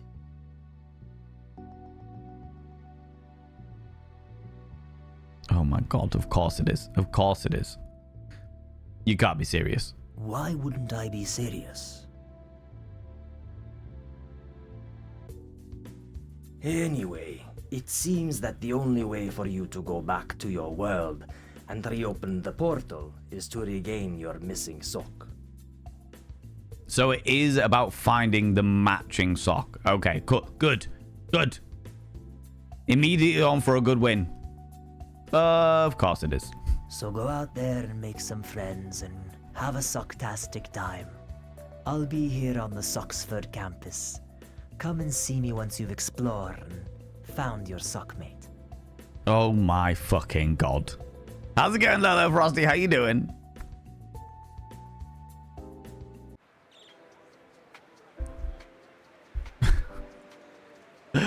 Oh my god. Socksford University. Find Sock Hatton, make money, buy a fancy hat, go on a date.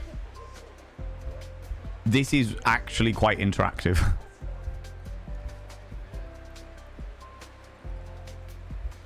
Oh my god.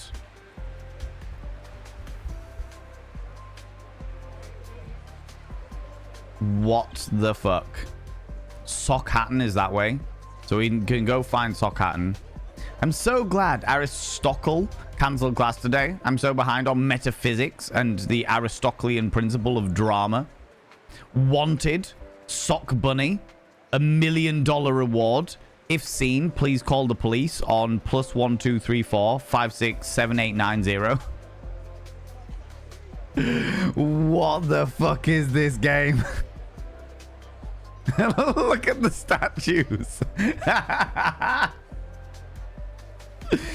Oh, how philosophical. Oh my god. One true cripple. Press enter or space to talk. What are you waiting for? Go out and explore. Can I go into the university? No. I'm late. Professor Zenylon is going to kill me. Oh my fucking god. Why is the Republic so long? How is anyone supposed to read this? Maybe if I go chill with Socgenes, he'll give me some tips before the exam. Oh, bloody hell. All of the sock puns. All of them. I'm just exploring because I might as well. Do you know what I mean? I want to find out what's going down.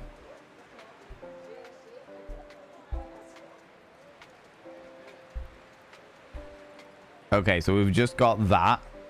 We've got no dollars. Can we click on the map?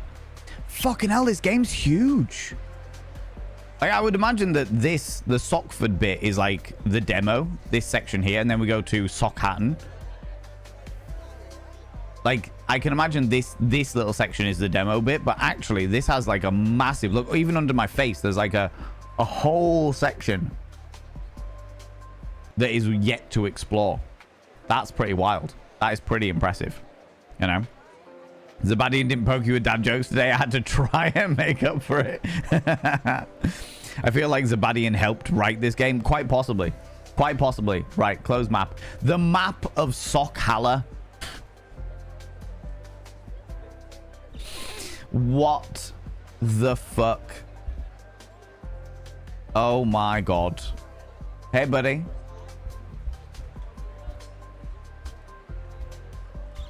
Okay. Right, let's go to Sockhatton then and see what it's all about. Sockhatton that way.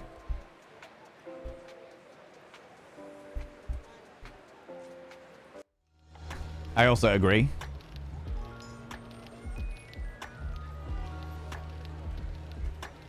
Ooh.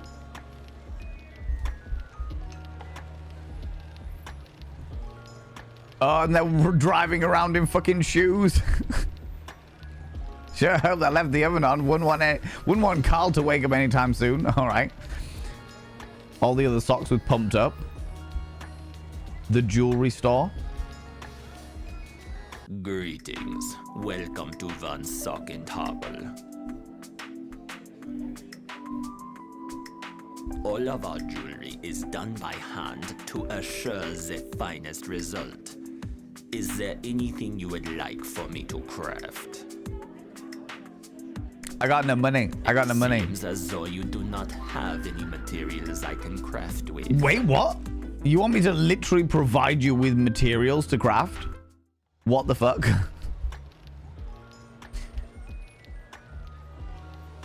Some love is in the air, quite literally. Driving is my life. I love driving. What a beautiful day to commit last online 9 years ago. What the fuck? Okay. This may already be the best dating sim that I've ever seen. I am flabbergasted.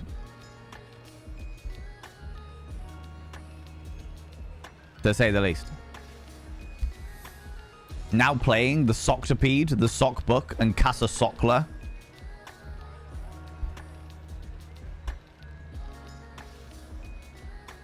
Okay, I've got an issue in the regards that the action button is also the open map button. I hope that's changeable later on. What was the thing up here? The mall. Dissenting day of the one true foot. Hey, One True Cripple, they're coming after your branding. They're coming after your branding, the One True Foot. No, Scandalous. subscribed. This time. Scandalous. 3 bakers dozens. 3 bakers dozens. My lordy lordy. Warlock, you cheeky devil. Coming in here, you're obsessed with this game. It is pretty impressive already so far, and it's just in the demo. I shall now inscribe your name on the Mirror of Fame for 39 months. Good lord, you cheeky devil. Warlock UK, your name is inscribed upon the Mirror Vein. By having your name upon the Mirror Vein, it means you get access to my personal Snapchat, not a bum Snapchat, you cheeky devil. And of course, you get access to all the sexy little emotes. But the most important thing is you got to roll over every morning, look in the mirror, and go, God, I look rough. But god damn, do I make rough look good. Ooh, sexy. Oh, yes, meow. You know? You know? You might say it knocked your socks off. Oh my God. Oh my God. Whole ball's going well. So far, so good. We are playing the sock dating simulator. And it's only the demo, and it has no release date yet. But it's already pretty impressive, I have to say. You're obsessed with this game? Oh, Jesus Christ. Sock dating, that is disturbing. Sentient love socks, effectively yes, only it's a bit more intense than that, Warlock, as we have just found out that we are a human being that has had our consciousness sucked through an interdimensional portal located in the back of a washing machine that was created by Socrates.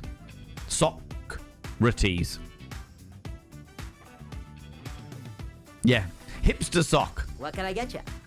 A fancy hat, please. Hey, I feel like I've seen you somewhere before. Oh, you must have met my sibling, Snobby Sock. Uh-huh. Does your sibling Snobby Sock also have bananas? Are you a matching pair? Very important information I need to know. You guys sure give off different vibes. Yes, the family dinners were sock loads of fun. But what can I tell you? Anything? So, anything catch your eye? Oh, is the Snobby Sock the one that does the jewelry store? Oh. I want the fancy hat. Oh dear. Seems like you don't have enough for this item. I don't have enough for any Is there item. anything else I can help you with? No. All right. Okay.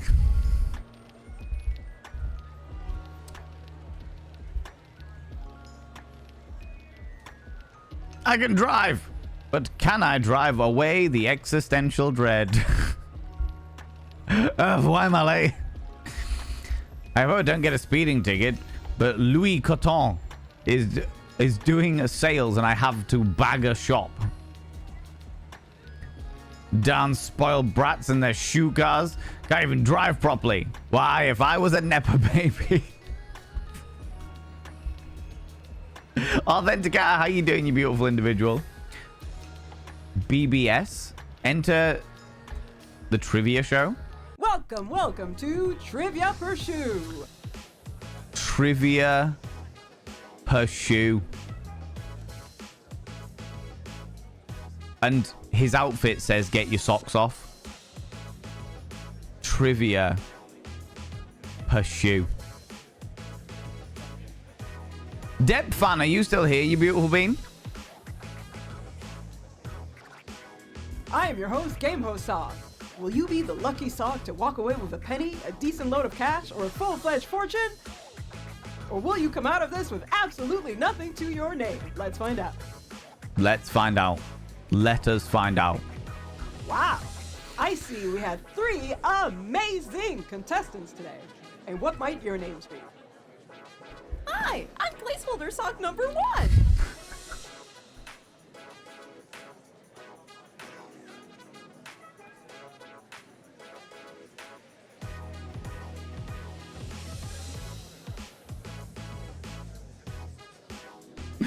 I'm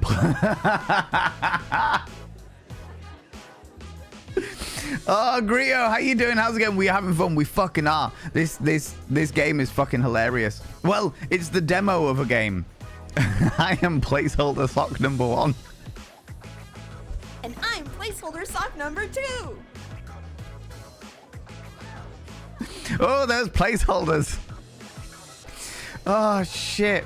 Best name, placeholder, first placeholder place. Exactly. I'm placeholder sock number 1. And the fact that they actually got a voice actor to say I'm placeholder sock number 1 because they don't have a name for the character yet. Oh, Jesus Christ. I feel like the concept of this game was a fever dream and they just ran with it. Yeah, I reckon so. 100%. Say your name like a normal sock person. Freeze awkwardly for 5 seconds before answering. And I'm Socktopus. I don't know, it should be the final name. It should, but I don't think it'll be as funny. I don't think it'll be as funny for the main game. The fact that it's there for the demo is absolutely hilarious. But yeah. Oh my god. Oh shit. The way I would cackle and be so amused if I was the voice actor, right? Then flipping between thinking this is bonkers and thinking it is genius. Give him a round of applause, folks. Woo! Thank you very much. I appreciate that. I appreciate your round of applause. This makes me happy. Think there was a better place to avoid the brain gremlins? Well, you're more than welcome here, Authenticator. We are doing a sock dating simulator, and it is fucking ludicrous. It is absolutely fucking ludicrous. So I genuinely hope it is able to distract you for a short amount of time, you beautiful being. So, placeholder socks number 1 and 2. Why do you think you should be winning the prize money for Trivia per Shoe? Trivia per Shoe. The only thing I can think was that it was made by theater people. Oh, it was definitely made by theater people. Oh, they're socks. Yeah, they're socks, TB Sliver. They're socks. It's a sock dating simulator. My mother is dying of cancer. I want to use the prize money to pay for her treatment.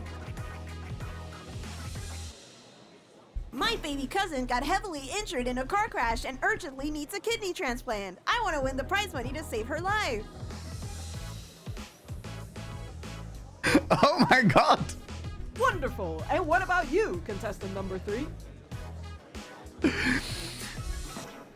I want a fancy hat. Make up a serious reason why you're there. Tell the truth. I came here because I wanted the prize money to seduce a hot sock. Everything is suddenly dead quiet, and I realize that I now come off as a shallow creep.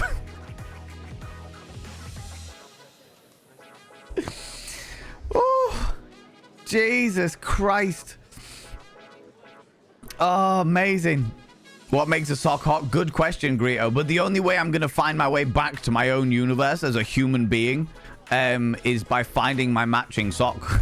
So the placeholder socks squint their eyes at me. We all know how this is. They're not really having dramatic, horrible backstories. It's just that reality TV wants you to have one, all right? We all know the way that fucking X Factor works. Wonderful. Give him a round of applause, folks. Thanks, game host Sock. Ask for the rules of the game. Zone out and awaken from the void when he's done explaining the rules. No, we'll go. I want the rules of the game. So, the rules of the game are simple. I will ask you lovely Socko 3 questions, and you must do your best to answer them. Get 1 right, and you get $50. Get 2 right, and you get $250. And finally, get 3 right, and you earn $550. Ready? Go. Okay. But wouldn't the matching sock be your twin, not your partner? It is a good question. It is a good question, Authenticator. And not one that as much as...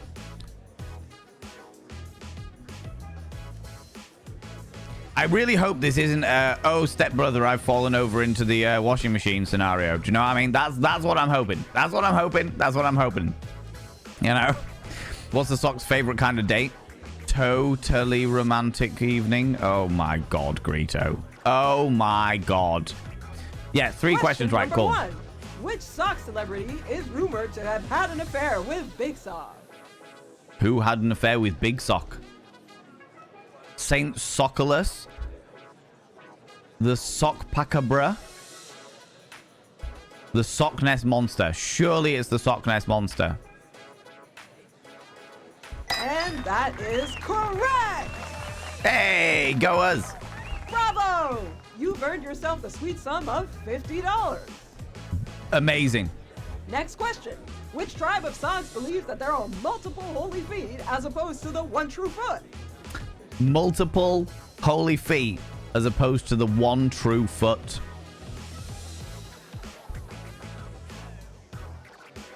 The Soctologists, the Pyrosocs, or the Polyesters audience. It's not going to be the Polyesters audience. It's got to be the Soctologists. Wrong! Oh, no! Placeholder sock number 2 presses the button. The Pyrosocs, those filthy pagans. It's a raid. Flee, flee. Ladies and gentlemen, all genders outside between, delve deep into your bits of popcorn and throw them at the raiders. Throw them at these cheeky devils. Look at these popping in here. I mean, really, could you even imagine? Who do they think they are? The absolute audacity, the scandal, the preposterousness. How are you doing, Moo? How's it going, you beautiful individual? What were you up to today? Tell me all about it. Tell me all the bits and pieces. What were you doing on about? Not the filthy pagans. I know. Today, friends, today we are playing a very different game. How's it going? It's the Moo, you beautiful being. This is Theatre of the Absurd, LSD Dream. I mean, we're not outside the realms of possibility there, Authentic Cat. I'm not going to lie to you. I'm not going to lie to you, all right? So, friends, welcome on in. How's it going? First of all, people, doing some Baldur's Gate 3. Oh, amazing. What is it your... Which... Words, Val, you can do words. Which playthrough are you doing? What playthrough are you doing? It's the Moo. Or is it your first playthrough? I can't remember. Do you think do the first playthrough? I can't remember. You'll have to remind me. Many people have played Baldur's Gate 3. How's it going, Amy? Hello, you cheeky little devil. I will come to you momentarily, you beautiful being. Friends, if you're new here, 2 things you need to know about this channel. 1, you're not allowed to apologize. Faux pas, individuals. Faux pas. Instead of saying sorry, try saying thank you. Instead of saying sorry, I'm late, say thanks for waiting. Instead of saying sorry, I'm such a burden, say thanks for being there for me. It'll make you a much more positive individual. 2, if you're under the age of 18, I have to ask you to leave. I've got to ask you to leave, for I am a colossal filth wizard. I don't want to be corrupting the ears of the young, you cheeky little devils. There we go. A completely new save. You've gone wizard this time. Okay, cool. How are you enjoying it as a different class? Are you having a good time? People, go check out It's the Moo. It's the Moo plays a variety of different games, but evidently is jumping into the wonderful realm of Baldur's Gate 3 at the moment, which is a fucking phenomenal game, if I do say so myself. I'm a big fan of the game myself. Big fan of Dungeons and or Dragons as well, you beautiful being. Friends, today is a different day. I don't normally stream on a Thursday night, I will say. Don't normally stream on a Thursday night, but we are doing a community reward stream because we have been hitting donation goals so that I can go off to TwitchCon EU at the end of May. And each time we hit the end of a donation goal, like whether it be a part of the hotel or the flights or what have you, I have offered a reward to the community, and this is one of the rewards that we've been doing. We've been talking about socks recently, about how you should always pay your socks, and people who wear mismatched socks are heathens. How dare they? And as a result, I spontaneously randomly found a sock dating simulator. It's only the demo. But we've literally been playing it for like half an hour now, and it's fucking hilarious. It's absolutely fucking hilarious, you know? What's the Sock's favorite romantic movie? Toy Story. Oh my god. The story so far is we are a human being that has had our soul sucked into an interdimensional portal that appeared in the back of our laundry, like our washing machine, and had our soul placed into a sock, where Socrates philosophized with us, that's a word, and has told us that the only way we can get back to being a human is if we find our matching sock. So that's what we've been doing. That's where we're at, all right? Footloose. Oh my god, Authentic Hatter. Random question for chat. Has Discord crashed for anyone else? Nope. Discord works for me fine. Did for you? Okay, interesting. Maybe there's a couple of things going on there. Second date movie for that one. Oh, my lordy. Moo, if you need to disappear off, if you need to go grab a snaffly treat, go grab a delightful beverage, please go do so. That goes for your wonderful, wonderful community as well, you glorious individuals. Also, friends, while I have your delightful attention, I would like you to go and give a cheeky little follow to Amy Samiso as well, because Amy Samiso is a wonderful member of my wonderful stream team who I frequently pop over and hang out. Oh, yeah, my Discord has literally just crashed as we fucking speak, Jam Jar. As we fucking speak, it has just crashed next to me. But yeah, Amy Samiso is somebody who I frequent an awful lot of the time. They are a fucking absolute chaos gremlin, and I love them very, very dearly. Yeah, Amy, they have done everything. They have done everything they possibly can, and this is the demo. There is no release date for the game yet. We'll jump back into it, but yeah, we are into the realms of sock dating simulator, and it is fucking hilarious. The people we're playing on this game show against are Placeholder Sock 1 and Placeholder Sock 2, and they have fully voiced them as what's your name? My name is Placeholder Sock 1. Denzi, how you doing, you beautiful bean? There's another beautiful individual who deserves a shout out. Moderator, can I get a shout out, please? If I've got a moderator available, can I please get a shout out for Denzi? I would really appreciate it. I was hanging out in Denzi's stream earlier when they had just completed Zelda and the Minish Cap. The Minish Hat? And the Minish Cap? The Minish thingy? Yeah! Go click that cheeky little button for this cheeky little follow button for this wonderful individual. I've just booked all my flights for TwitchCon, Denzi, so I'll be dropping you a message at some point being like, hey, these are my plans. When are we going for a little cup of tea and or tipple? Question mark. You know? Can't decide if a dating sim or mahjong. I mean, it's definitely powerful is what it is, you know? Yeah, now. Oh, heck yeah. And I did that so flawlessly. Completely and utterly. The Pyrosocs, those filthy pagans. And that is correct! Uh-huh. Bravo, Placeholder Sock number 2. They're asking us questions about the Sockiverse. And I am a human, so I don't know fucking anything about it. Oh, wait. How did they get 250? Oh, because it was 50 for the first. 250 for the second. And so if I get this last one. Okay, hold on. Third and final question. What is the name of the infamous serial killer sock who's brought countless socks to their untimely deaths and who's never been caught? This is the Sock Bunny, isn't it? The Ripper King, the laundromat killer. It's Sock Bunny. Balan wishes he was the host sock. What with this very questionable hairdo? The Sock Bunny. Fucking A! Why do socks love romantic walks? It's their chance to show off their soul. Oh my god. Oh my god, Grito.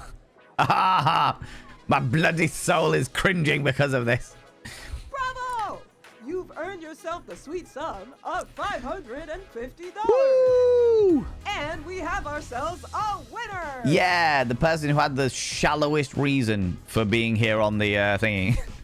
Come back again soon to try your luck at Trivia per Shoe. Trivial Good night, everybody. per and shoe. See you all next time. That's the one pun that I'm struggling to get over right now, all right? Is that a goth sock? That's our sock, Denzi. So there is a character creation in the sock game. There's limited options at the moment, but I think there's probably going to be more when you get through to it. But you can change the appearance of your sock, and we've gone for full Elvira. We've gone full Elvira, okay? If that's not like real life. I mean, it's true though, isn't it, right? Woo! We got loads of money. What have we got down here? Oh. The love. Boy, I sure love driving. Is this the love pad? The luxury hotel? I open my mouth, about to talk, when Oh my god, friends. Amy Samisu. Do you not think that this sock that I'm about to speak to is channeling some powerful Steel Wolfie? This is some powerful Steel Wolfie right going on there. Another member of my wonderful stream team. I open my mouth, about to talk, when... Sorry, I don't really feel like talking right now. The sock fatale. Forget femme fatale. 'Tis the sock fatale. Lurk Moo, you beautiful being. Thank you so much for bringing all your beautiful people over here. It means the world to me. Thank you very much. I really appreciate that. Go do what you need to do, all right? Whatever they're channeling, I want it. Denzi, you should go check out Steel Wolfie. Oh, let me do the shout out because I can remember how to spell their name.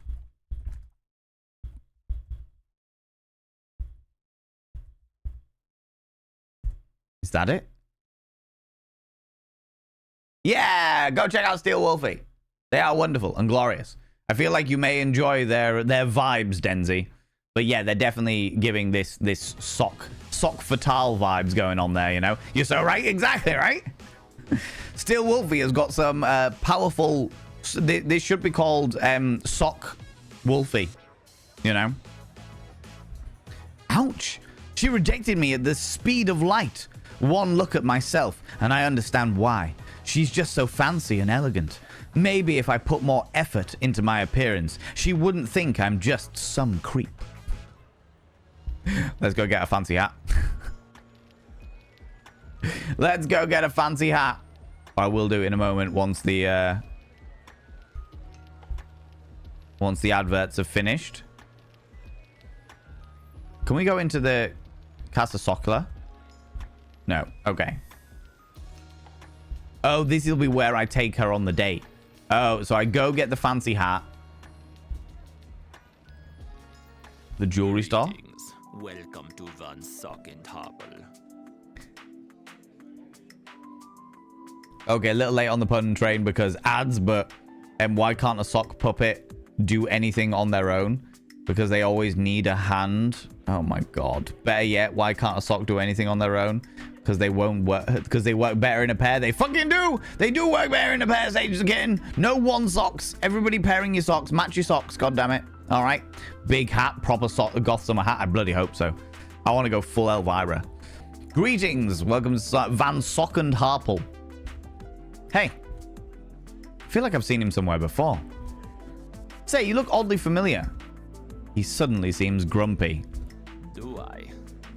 I doubt it. Yeah, you look a bit like the clothing store owner. He doesn't at all. He looks like a completely different fucking sock, goddammit. This is triggering my matching socks variety, you know? Ugh. We do not speak of hipster sock. He is the shame of our family. No, not the shame of your family, the hipster sock. He seems a bit miffed. I better drop it. Is there anything else I can do for you? All of our jewelry is done by hand to assure the finest result. Mm-hmm. It seems as though you do not have any materials I can craft with. Yet. Okay, so we won't be able to do that yet, but at some stage throughout the game, looking at the map, this is the map of Sockhala. The game is fucking massive. So at some stage, I imagine we will be gathering materials and having to create like specific jewelry and stuff like that. What a beautiful day to commit last online 9 years ago. Can't wait to go home and continue working on Omegaverse fanfic. Sure hope I left the oven on. Won't want Carl to come home anytime soon. Can't wait to go home. Oh yeah. I hope I don't. Oh yeah, we've done that one. I hope the jewelry store is still open. I gotta propose to my girlfriend. After all, we've been together 3 months already. Time flies. Oh, why am I always late? Oh, Jesus Christ. Right, let's go do hipster sock. The mall. Are these cars classed as Heelys? Oh my god, Grio. Probably. Why can I not get in there? Hi there. Okay. There's hipster sock. What can I get you? You can get me a matching pair. Why do you not look like your brother? Get me a fancy hat. Awesome. There you go.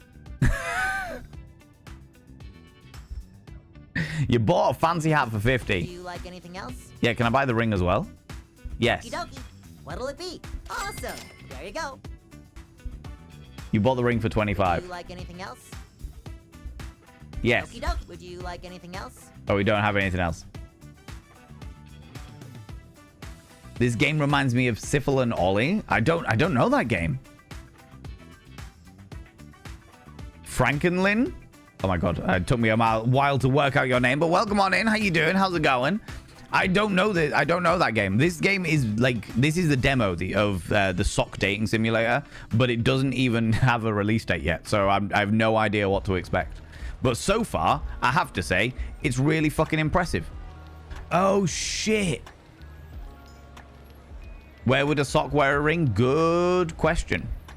Good question. Toe ring? Maybe. But we don't have toes because they're socks, right? Unless it's a toe sock. And then potentially.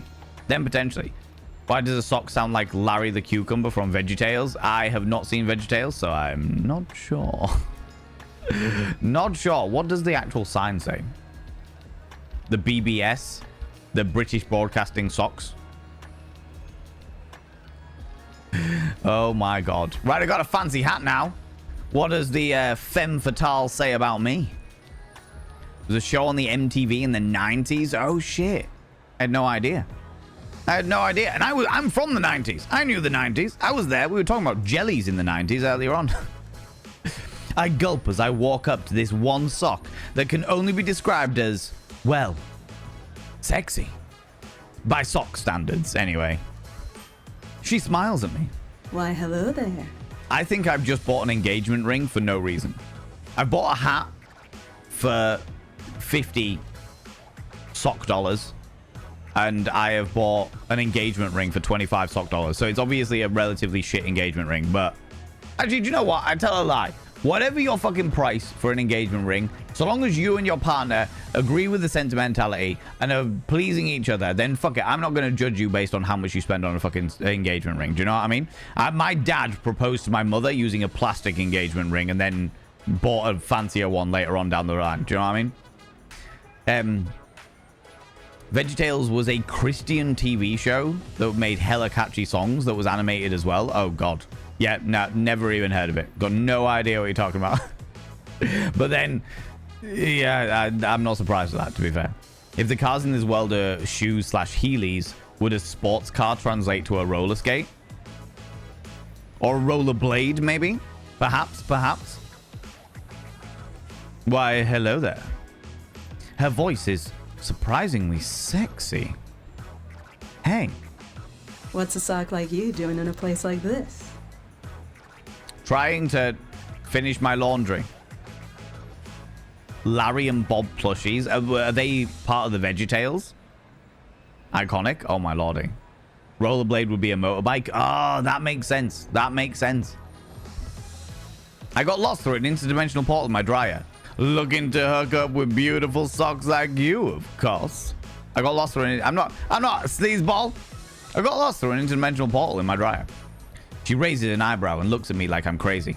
Clearly, I'm just as good at flirting with socks as I am at flirting with people.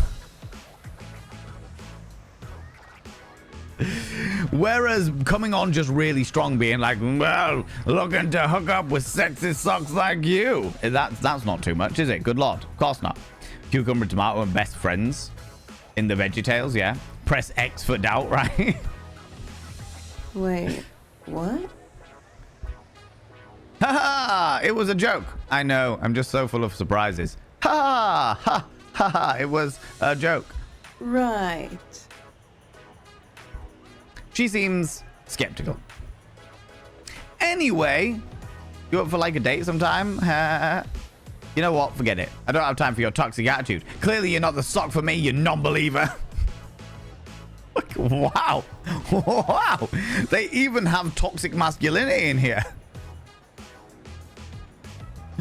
They are very inclusive, including in being inclusive of toxic masculinity. Wow, that was not what I was expecting. Jesus Christ. You know what? Forget it. Don't have time for your toxic attitude. You're clearly not the sock for me, you non-believer. You fuck. Ah. Anyway. You up for a date sometime? For like a date or something? She seems to hesitate. I don't know. I mean, don't get me wrong. You're not half bad.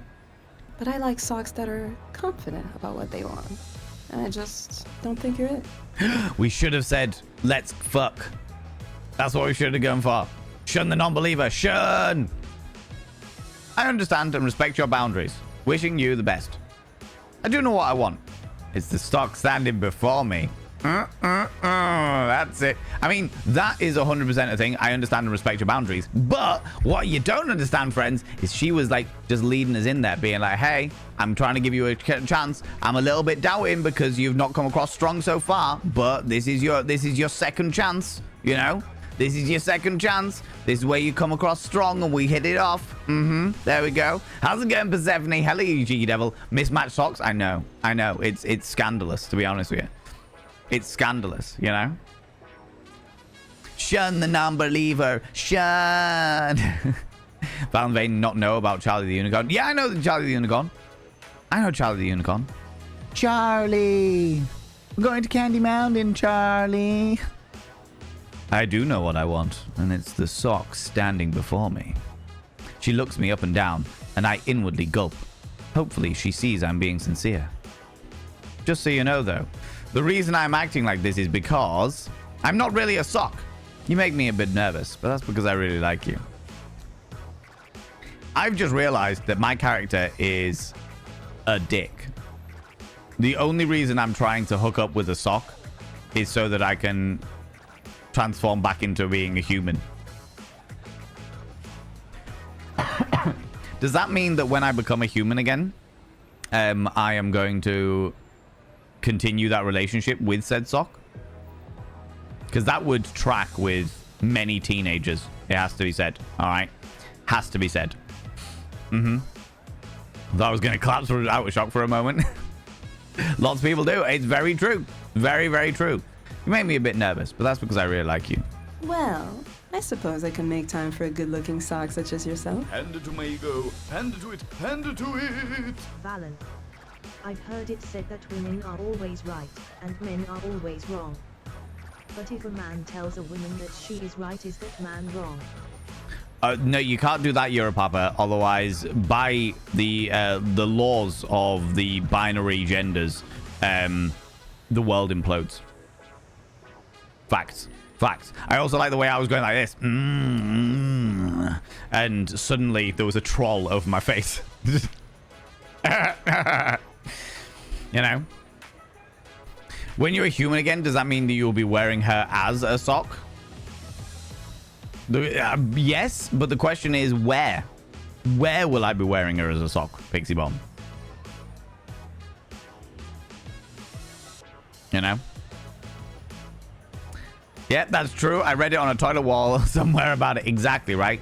Where all of the information of the universe is stored. On the walls on the graffitied walls of toilet stalls.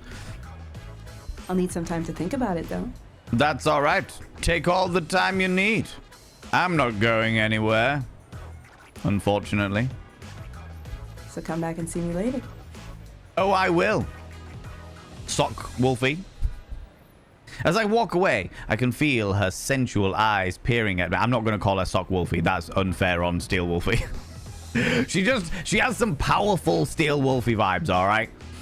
As I walk away, I can feel her sensual eyes peering at me, and shivers travel down my cotton spine. I feel like Sock Fatal, and I have gotten a bit closer. Oh, I feel like Sock Fatal and I have gotten a bit closer. We have. What a wonderful person I am. Boy, I sure love driving.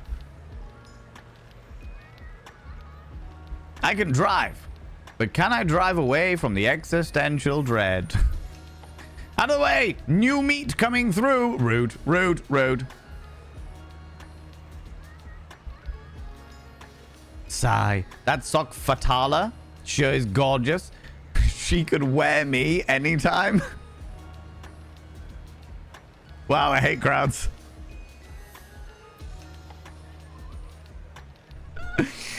Oh, shit.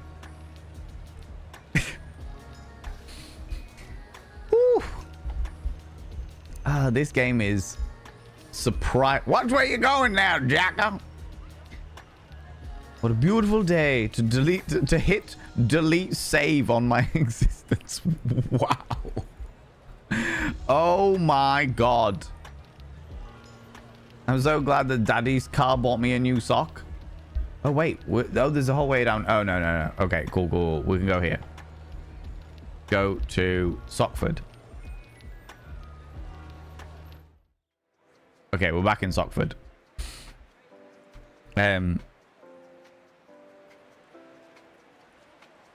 Just so long as you don't end up as a crusty sock. Remember, people, wash your damn socks. That is true. That is true. We should be your special sock. Maybe. Maybe if I work out. I mean, study more. Socrates senpai will notice me. Somebody's got a hot for Socrates. What are you waiting for? Go out and explore. Look, Socrates, I've gone out and explored. I've done the thing. I bought the fancy hat. Cinderlane, how you doing? How's it going? What's a foot here then? Oh my god. Socrates clearly has favorites. If I was a cute male student, then maybe I'd get a GPA boost. Oh, brilliant. Sock bunny. Okay, can we only go to Sock Hatton then? Oh, apparently we have turned up behind the BBS. That was a dark sock. There is a lot of dark humor in this, I will say. I'm working on the premise that a matching pair is when a couple starts wearing the same clothes and looking the same. So a mismatch is where two socks are cool and love different things. That's fair. That makes sense. Do I go back in? Oh, we missed that line. Hey, if it isn't the sexiest sock in the whole world, after me, of course. Sock Fatal seems happy to see you. Would you like to go on the date? Chase that car? These drivers are hilarious. What did they say? What did I miss? Go on a date. Great, since I'll be taking you out on a date. She likes forceful people. She likes pushy individuals, you know? In a consensual pushiness. Do you know what I mean? Gotta go to bed now. No worries. See you later, Danae. You take it easy, you beautiful being. Thanks very much for stopping by. She bats her long, luscious eyelashes at me. Oh, is that so? Oh, evidently we've hit the point where there's no voice acting. I will never stop judging myself for finding a sock of all things hot. Sigh. Father was right. I truly am a degenerate. Yep. We are going to the movie theater. Huh. I haven't gone out to see a movie in a long time. Usually I just stream shows on Amazon Perm.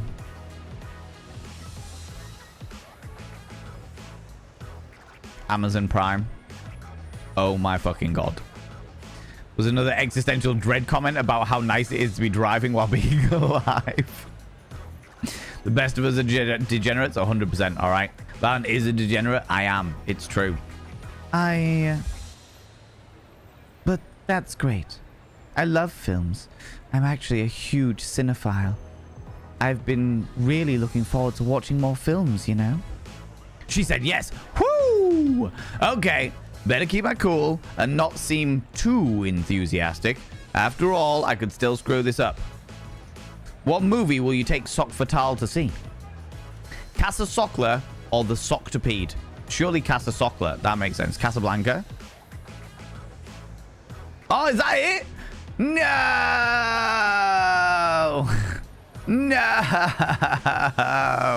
No! Oh, I'm gutted. I'm actually gutted that it's over. I'm gutted the demo's over.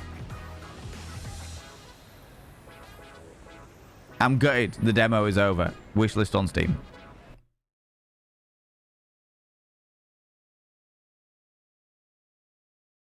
Add to your wishlist right now. That is fucking being done. And you know what, friends? Back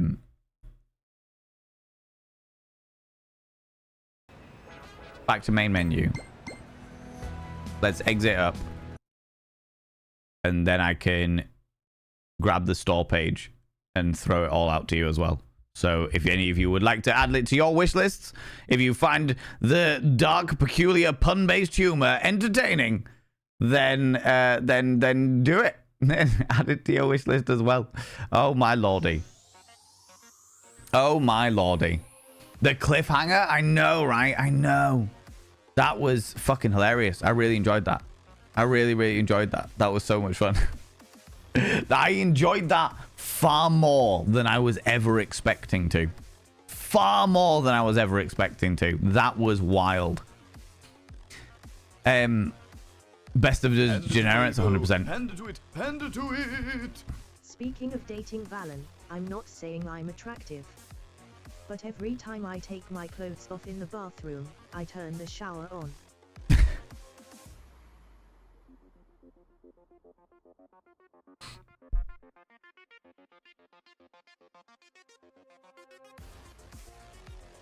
Oh my god. Oh my god, you're a papa. Thank you very much for the 100 little panderings, god damn it. Oh, Jesus Christ. The second one sounded more like a horror movie. I know. I don't know, but then it could be a case where Sock Fatal is actually a secret horror buff, you know? We want more socks. We want more socks. I know, but the game looks fucking massive as well. There's a good chance that when that comes out, we will do that. Panda to it. Is it Brad time?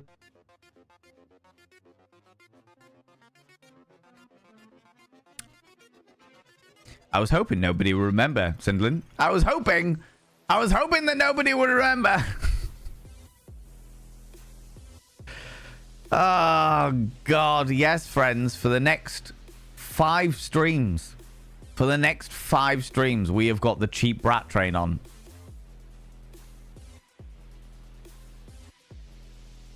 God damn it.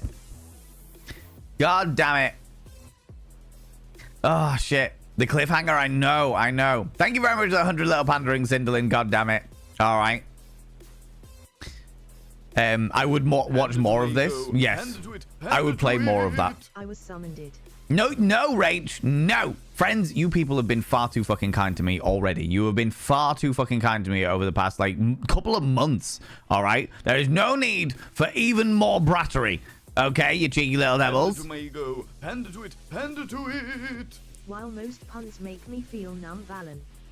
Math puns make me feel numbers. Oh my god. Oh my. You enjoy the cringe, don't you? You enjoy my soul folding in on itself. God damn it. Let me quickly put us onto just chatting now that that's done.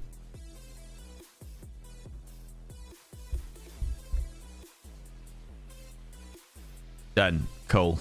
Because that was a really shot. That was really shot. I would watch more of this. Yeah, it's done already. I know, Alexandra. I know. It's just like, fuck.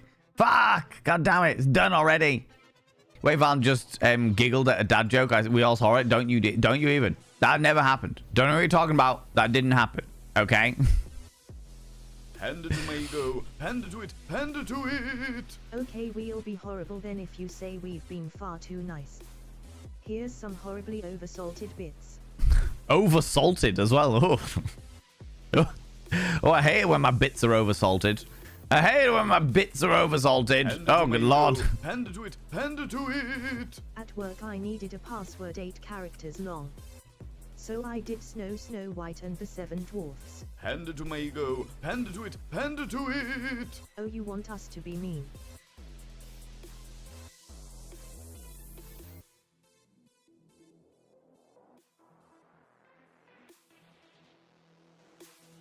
Or should I say,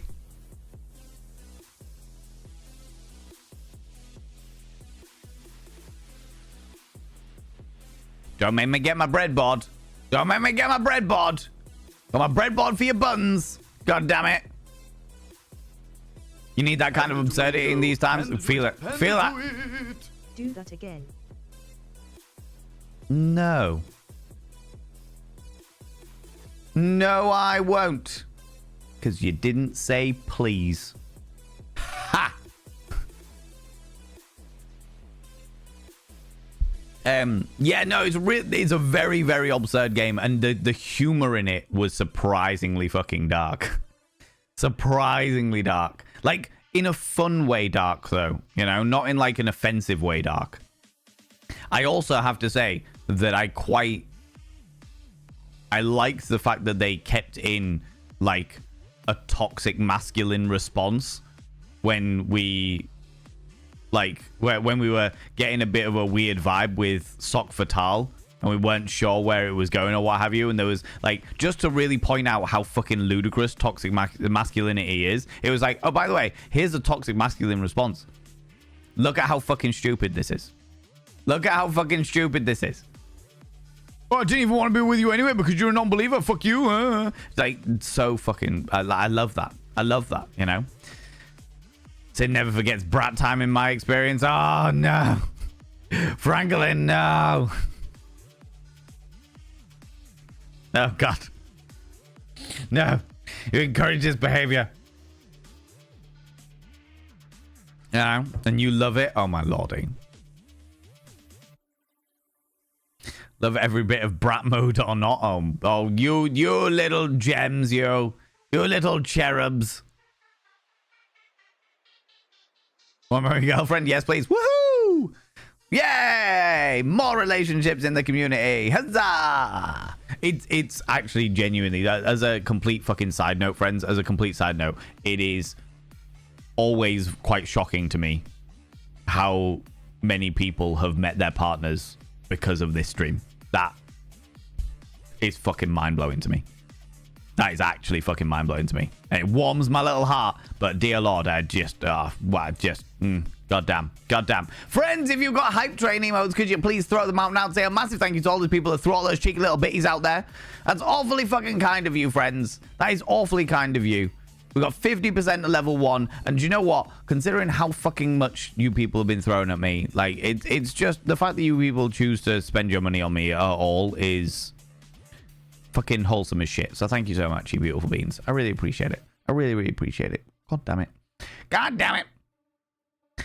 I am like, I hope that the sock cancer mom gets some money. Oh, Lola Frosty, that was awful as well. What was it? It was like, the 3 contestants, placeholder sock 1, and their mum had cancer and they needed the prize money for treatment.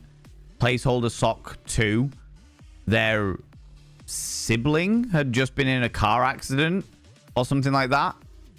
That needed money for treatment. And then we were like, and the best thing was it gave us the option to create a legitimate reason as to why we were there, or we could just tell the truth. And I was just like, we're going to tell the truth.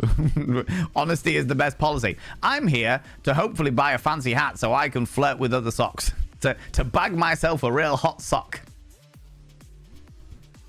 Oh, shit.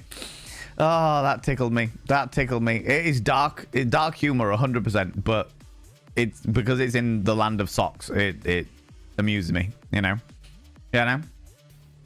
Oh, shit. Wait, is someone actually getting together in chat? Because that is so wholesome and cute. I mean, to be fair, I drug him here. You dragged him here? You drugged him and now he's here enjoying my face, because I feel like my face would be more enjoyable on drugs. Legal drugs for the purposes of terms of service. Oh, Jesus Christ.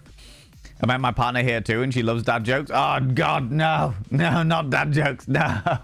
And to be fair, though, you're a papa. The fact that she does love dad jokes means that you are a fucking perfect match. A perfect match, you know? I actually did it backwards. I met this stream because of my partner. That works. I'm on board it. I'll happily share that for sure, you know? No, you didn't. I was sober. Or were you? I was driving a truck at the time, so I hope so. I hope so. I hope I was sober because I was driving, and that's oh god. I fucking love the word harumph. Good lord. Good lord. Oh shit. Well, I think that was possibly one of the greatest demos that we've ever played on stream. Do you know what? I think like it's probably one of the greatest demos I've ever played. I was not expecting the sock dating simulator to be as entertaining as that. Also, is Depfan still here? Depfan, are you still here, you beautiful bean? Not so much a partner, but I met two of my absolute best friends here. Oh. Do you know what? It's a relationship. It's a relationship. It's a friendship relationship as opposed to an intimate relationship. But you know, it's still beautiful. It's still fucking beautiful. The fact that like I met McSteffels through stream is mind-boggling to me. You know, absolutely fucking mind-boggling to me. But yeah, and now, but I mean, I've said before that I'm taking next week off. There's literally so. I'm going up to see McSteffels tomorrow, and then I'm spending the weekend with them, with her and the boy. And then Sunday night, when the boy gets back from his dad's, he's coming down here. He's coming down here, and we're giving McSteffels a week to herself to do whatever it is she wants to do, just to have a break from stuff. Do you know what I mean? Because it's the Easter holidays, so yeah, we're going to be doing that. So it's going to be interesting. This is the first prolonged period of time I've had with the boy. But thanks to you beautiful people, I'm going to be taking him to go do some exciting Adventure Time stuff. Hopefully. Hopefully. I need to book that, but I'll get it all sorted this weekend. And yeah, that is always mind-boggling to me. The fact that the kid that I see as my own is an extension of like Twitch, like me meeting somebody on Twitch. Do you know what I mean? Do you know what I mean? Do you know what I mean? That's mind-boggling to me. You know. Friendship should be valued just as much, if not more, than a partner's relationship, in my opinion. I would say.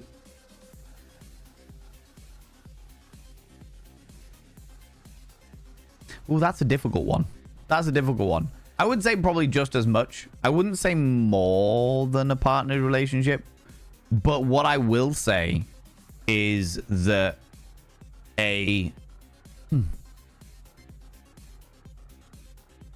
don't think it's a straightforward situation. Do you know what I mean? I think, yeah, your partner should definitely be one of your friends as well. 100%. Couldn't agree more. But I also think that it's far more complex in the regards of like a partner's relationship with your friends determines a lot for the stability of a relationship, in my experience. You know? Yes, the boy! Exactly. How old is the boy? The boy is 12. He turned 12 a little while ago. I've actually still got one of his presents here because I posted up a whole load of his presents. But one of them didn't arrive in time. So I've got one of them literally behind me, waiting to take up this weekend for him. So that'll be fun. That'll be fun as well. An extra little thing. It's not private info by any stretch of imagination. Yeah. 12 years old. I met him when he was 8. And we are going to go back to we're going to an aquarium next week, which is the place that I first met him. Because McSteffels was like, let's meet in a neutral place where there's enough stuff to distract him so that he can go and do other things if he wants to go do other things. But he can hang about if he wants to hang about. And he's just got that sort of freedom to do stuff. And there's enough to entertain him if he feels a bit too self-conscious or what have you. And I was like, yeah, not a problem at all. So the first place I met him was an aquarium. And he specifically asked, he was like, hey, when I come visit Easter, can we go to that aquarium again? I was like, yeah, 100%. 100%. So we'll be going to the aquarium again this week. Or next week, should I say.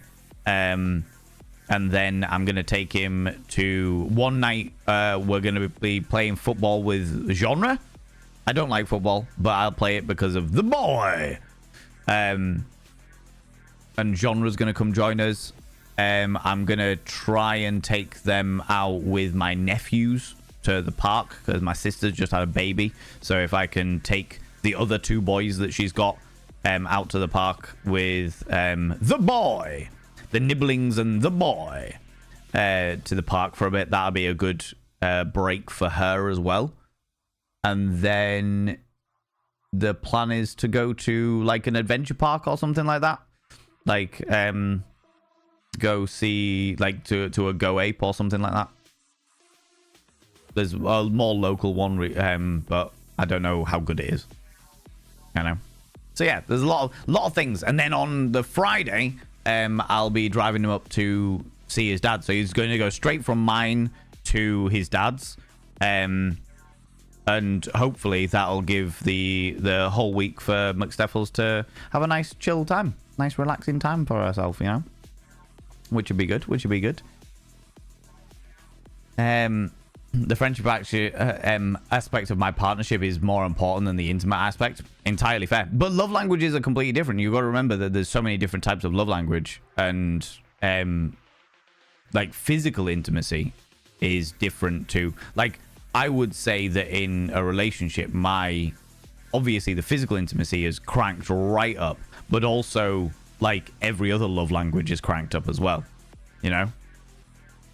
I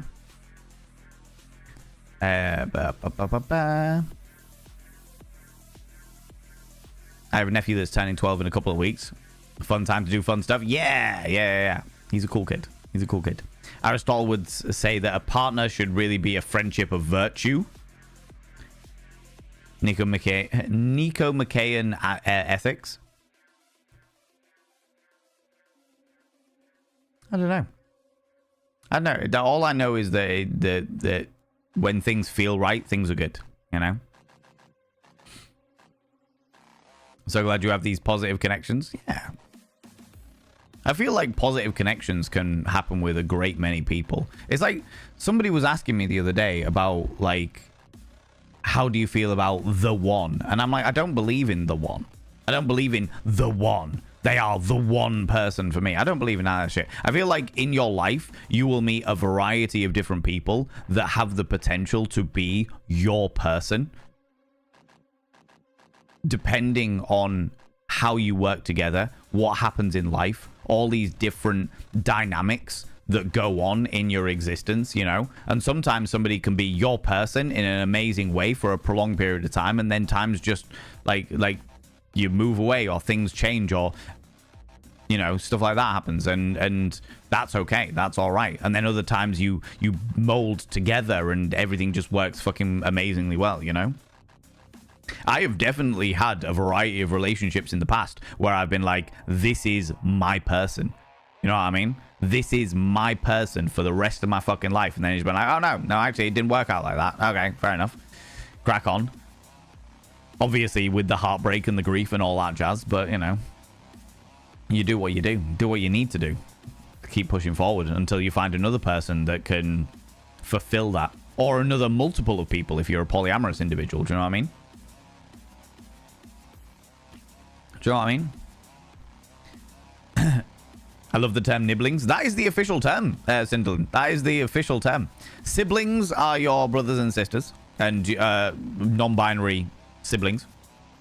Nibblings is the official term for a collective of nephews, nieces, and non-binary nibblings.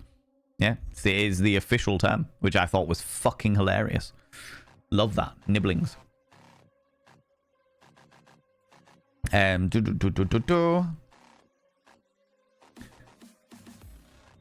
hear there's a good one in Nashville. We could go visit your friend.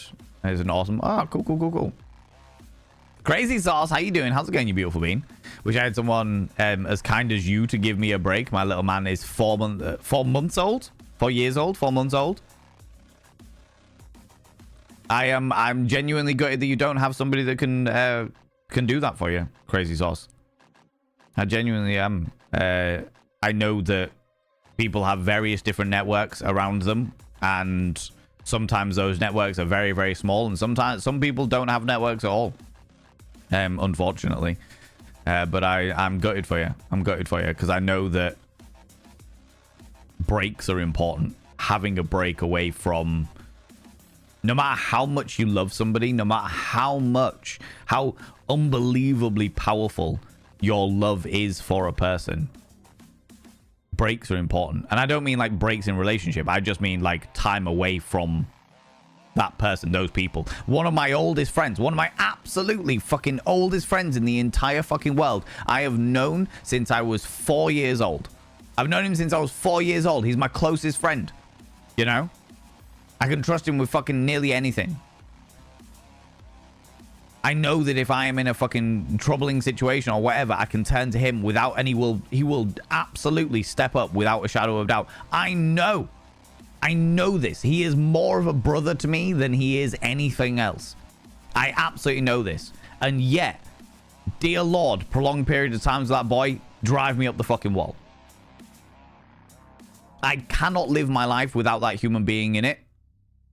And yet, there are points where I want to smash his face against the wall.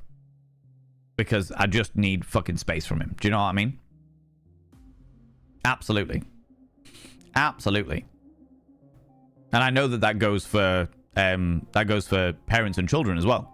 You can love your child unconditionally, absolutely, overwhelmingly. There is nothing but love for that kid. And yet, there is definitely points where you're just like, please just take him away for an hour or two. So that I can just have 5 minutes to myself to sit and have a cup of tea and just enjoy my fucking life for a second without being a parent. I just want to be a human. I want to be myself again. I want to be Valen again. I don't want to be a parent again. I say that because I'm not a parent, but I know parents and it is that way. Do you know what I mean? You know? Because it is fucking hard work being a parent, for sure. You could use this line. Is your name Wi-Fi? Because I feel a connection. I've talked about this before. I've only ever used 2 pickup lines in my entire life, and they've got a 100% success rate. I will never use a pickup line again. I'm good. You know? Physical touch love language doesn't have to be intimate or sexual in nature, though. It's true. Yeah. It's true. Holding hands. Cuddles. My physical love language is physical. My physical love language is physical. My primary love language is physical touch. Absolutely. From holding hands to putting my hand on their thigh to like fucking kissing their neck to hugs to everything. I am a fucking connection individual. I'm also a colossal filth wizard who has a massively high like sexual accelerator scenario. I have a very, very high sex drive. Do you know what I mean? But they are 2 separate things. They are 2 separate things. You know? Friendship with virtue, the perfect friendship, is the highest form of friendship where both individuals admire and nurture each other's virtues and character. These are deep, meaningful relationships based on mutual respect and share values, and they tend to be enduring. Yes, I like that. Yeah, 100%. But and what I like about that is they can also be platonic as well. You know? Accurate, Sindlin, 100%. Baby Bunny, how you doing? How's it going? Welcome on in. Did you hear that the UK is getting a universal theme park by 2031 near Bedford, I believe? I did not hear that. I did not realize that was a thing at all. I'm intrigued by it. I do like a good theme park. I am a big fan of... I'm a bit of an adrenaline junkie. So, like roller coasters and shit, I'm a big fan of. You know? Got 2 very loving partners, and I'm really glad to have them in my life. Exactly. You know? It is, but people don't use it nearly enough. Don't use what nearly enough? Close friends, I say... my close friends and I say we're each other's platonic soulmates. We're lifers. We know each other too much. Yeah, 100%. 100%. I feel that.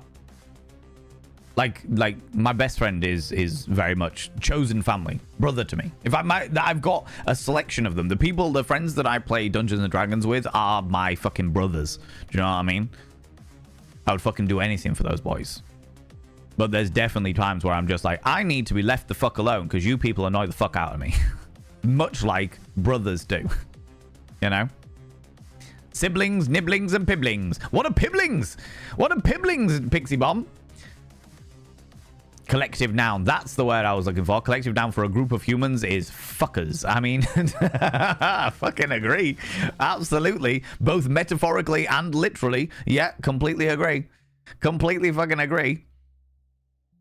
My friend who was my soul bestie loved each other endlessly, but we fought like cats and dogs. Yeah. Mm-hmm. There is, I feel like there is a certain level of,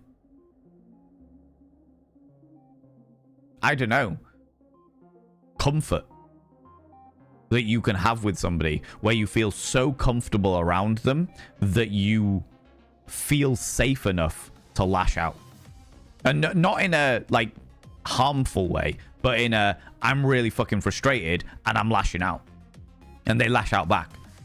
Me and my best mate are exactly like that. Exactly like that. We fucking absolutely lash out at each other all the fucking time. And it's a safe space. So in exactly the same way that like kids lash out more at their parents than they ever will with anyone else ever.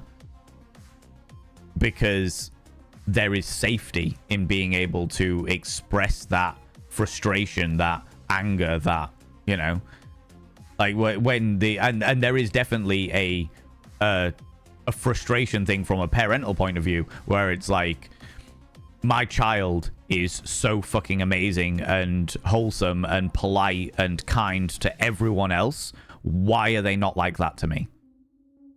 And I know multiple parents. I know multiple collections of parents, like single parents and like couples and step parents and stuff like that. And they all fit into that same fucking group where it's just like, why are they so good for everyone else but such a little shit for me? You know? And it is absolutely to do with that safe space. Do you know what I mean? You provide a safe space that allows them to lash out, where they don't have to constantly be on guard about how they are like feeling and what have you.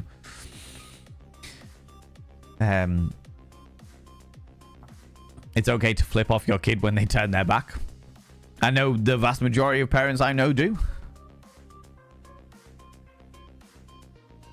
Just trying to learn how to be a friend. Be honest with yourself first. Be honest with yourself first. And then after you do that, learn how best to communicate with insert individual.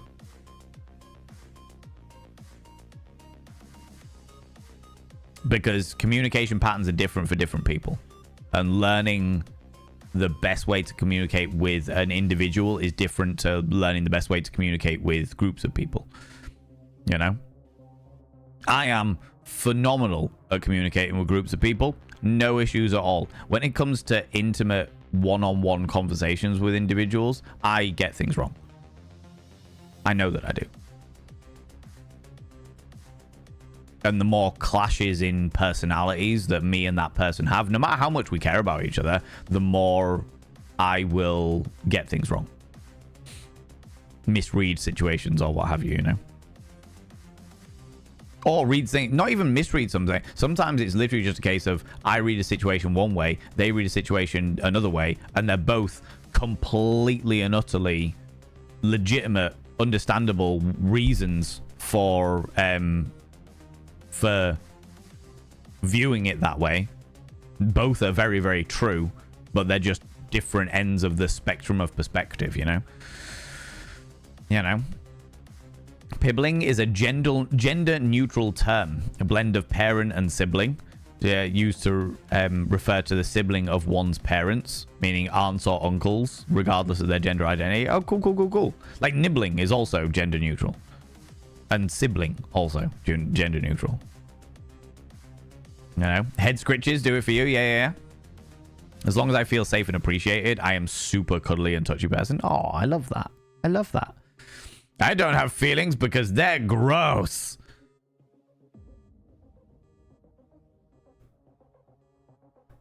Are they? Are they gross? Or do you just feel unusual about the way that they make you feel? Because I can tell you right now that I used to think the feelings were gross, and then I realized that actually I was just afraid of the concept of feeling them. Oh. And then I woke up and was like, oh shit, actually, these feelings are completely legitimate, completely valid. That's perfectly grand. And I can ride that. That's good. I can ride that little wave, you know? You know?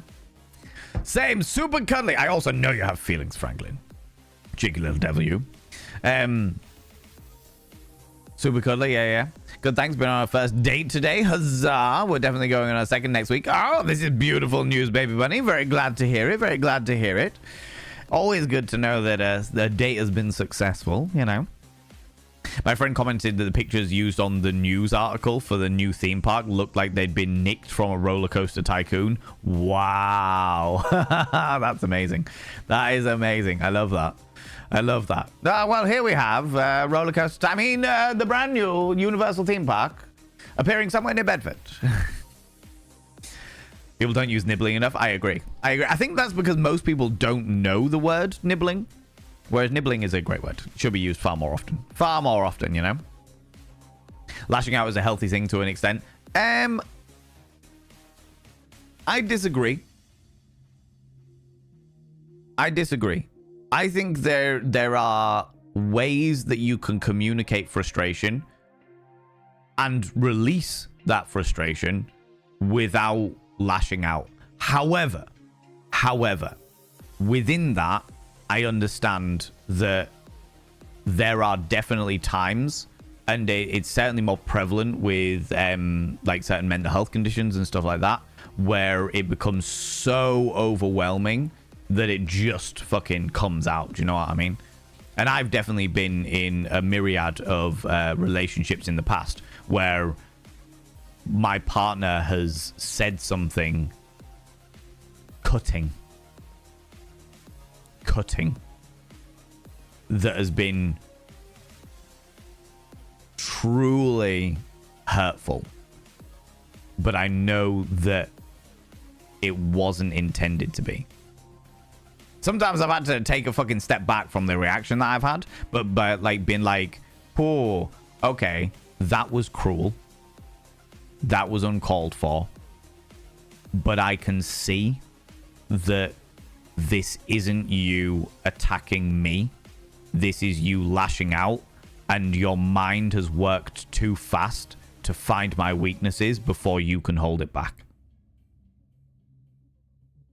I'll tell you what, it takes an awful lot to be able to do that, to be able to take that step and just be like, oh, I'm just gonna take a moment, because what you said is really fucking hurtful. Was this intended, genuinely intended, as a way to hurt me, or is it that you're just so angry about the situation that you're lashing out and you can't help yourself but find the things that are going to hurt as quickly as possible? It's like a self-defense mechanism. Do you know what I mean? I'm a very touchy-feely person. One of my partners is not, and that can be interesting. Fortunately, my other two partners are just as into touch as I am. Whenever we're all together, we all have contact somewhere, no matter what. Oh, I love that. I love that. But I know what you mean about like what it's like to be with somebody who isn't as touchy-feely. Where physical touch isn't their love language of the higher, because I think every single person in the entire world is on each of the love language spectrums somewhere on it. And it's more about like the priority of order. You can have a couple at the top that are more important and stuff like that. Mine's like very much touch, then probably like acts of service, affirmations. I can't remember what the other one is. There's another one. I think there's 4 or 5 of them. I can't remember, but yeah, those are like the key ones.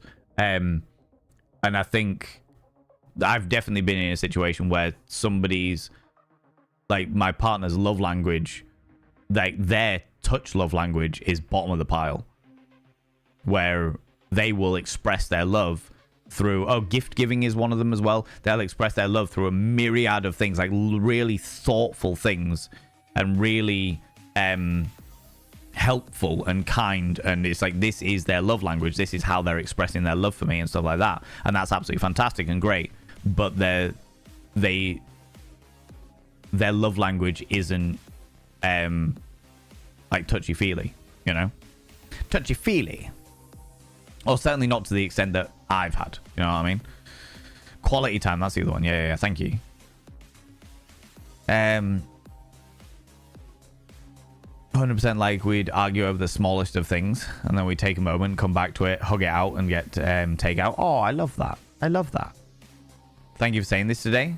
It was a needed reminder. Oh, Nal Yoda, anytime. Anytime. I'm not afraid to have these conversations. Do you know what I mean? And I know that some people are because of how quickly they can spiral, but I'm not afraid to have these conversations. Because I know that if it starts to spiral, I'll fucking nip it in the bud. I'll be like, right, shut the fuck up. Do you know what I mean? Do you know what I mean? Everyone gets things wrong, and the effort is what matters 100%. Most of the time, I agree with you. Most of the time, I completely fucking agree with you, Cinderlin.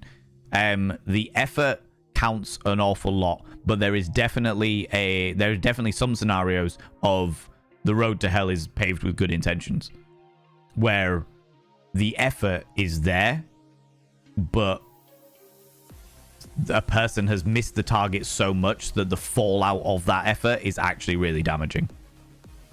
And I've definitely been in situations like that before as well, where I personally have been like, right, I'm going to do this thing that's going to make their life a little bit easier. Do these things. This is going to be absolutely fantastic. And my mind has been so focused on those specific things, that path to this specific objective, that the person hasn't even been able to deal with that whole situation. Well, how am I going to explain this? Where I've been so hyper focused that I have missed the fucking point completely. And actually, when I get to that point, when I've done all of these things, the effort has been there to do all of the nice things for the person. And actually, I've missed the fucking point so fucking far that the end result has actually been quite damaging. The end result has been quite hurtful, because I didn't take a moment to think about alternative options. I didn't take a moment to think about what place they are in, how they're going to be feeling about what I'm doing, you know, stuff like that. I've been like, oh, I will do these things. These things will help. The intention's there. The effort is there. All of these things are there to help the situation. This is going to be fucking great. This is going to be great. This is going to make everything even better. Oh, shit. I missed the mark fucking loads. Oh, shit. I missed the mark so much that it's actually hurt this person. You know? The effort, fucking road to hell. Paved with good intentions. You know what I mean? And I don't want to overshadow the hurt that can be done by saying, oh, the effort's the only thing that matters, you know? The effort definitely is important, and trying to understand a person's intentions is important. But yeah, well, I don't want to overshadow shit, you know? But I would also say that, yeah, effort is essential. But it's not the only aspect. Yeah, effort is essential. That is a fucking key thing for sure, Franklin. Effort is 100% essential. There are far too many people in the world of all genders who think, who are of a mindset where they're just like, oh, well, a relationship should just be easy. It should just all fit into place. It should just be easy. No. Nah, that's not the way that human beings work. You know?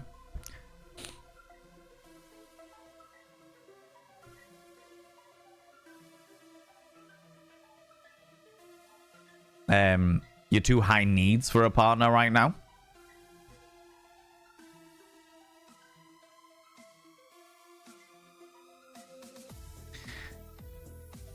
That's an interesting phrase. Do you mean that I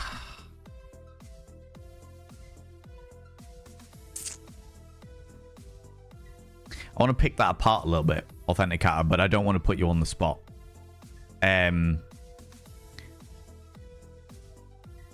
The idea of somebody being high needs upsets me.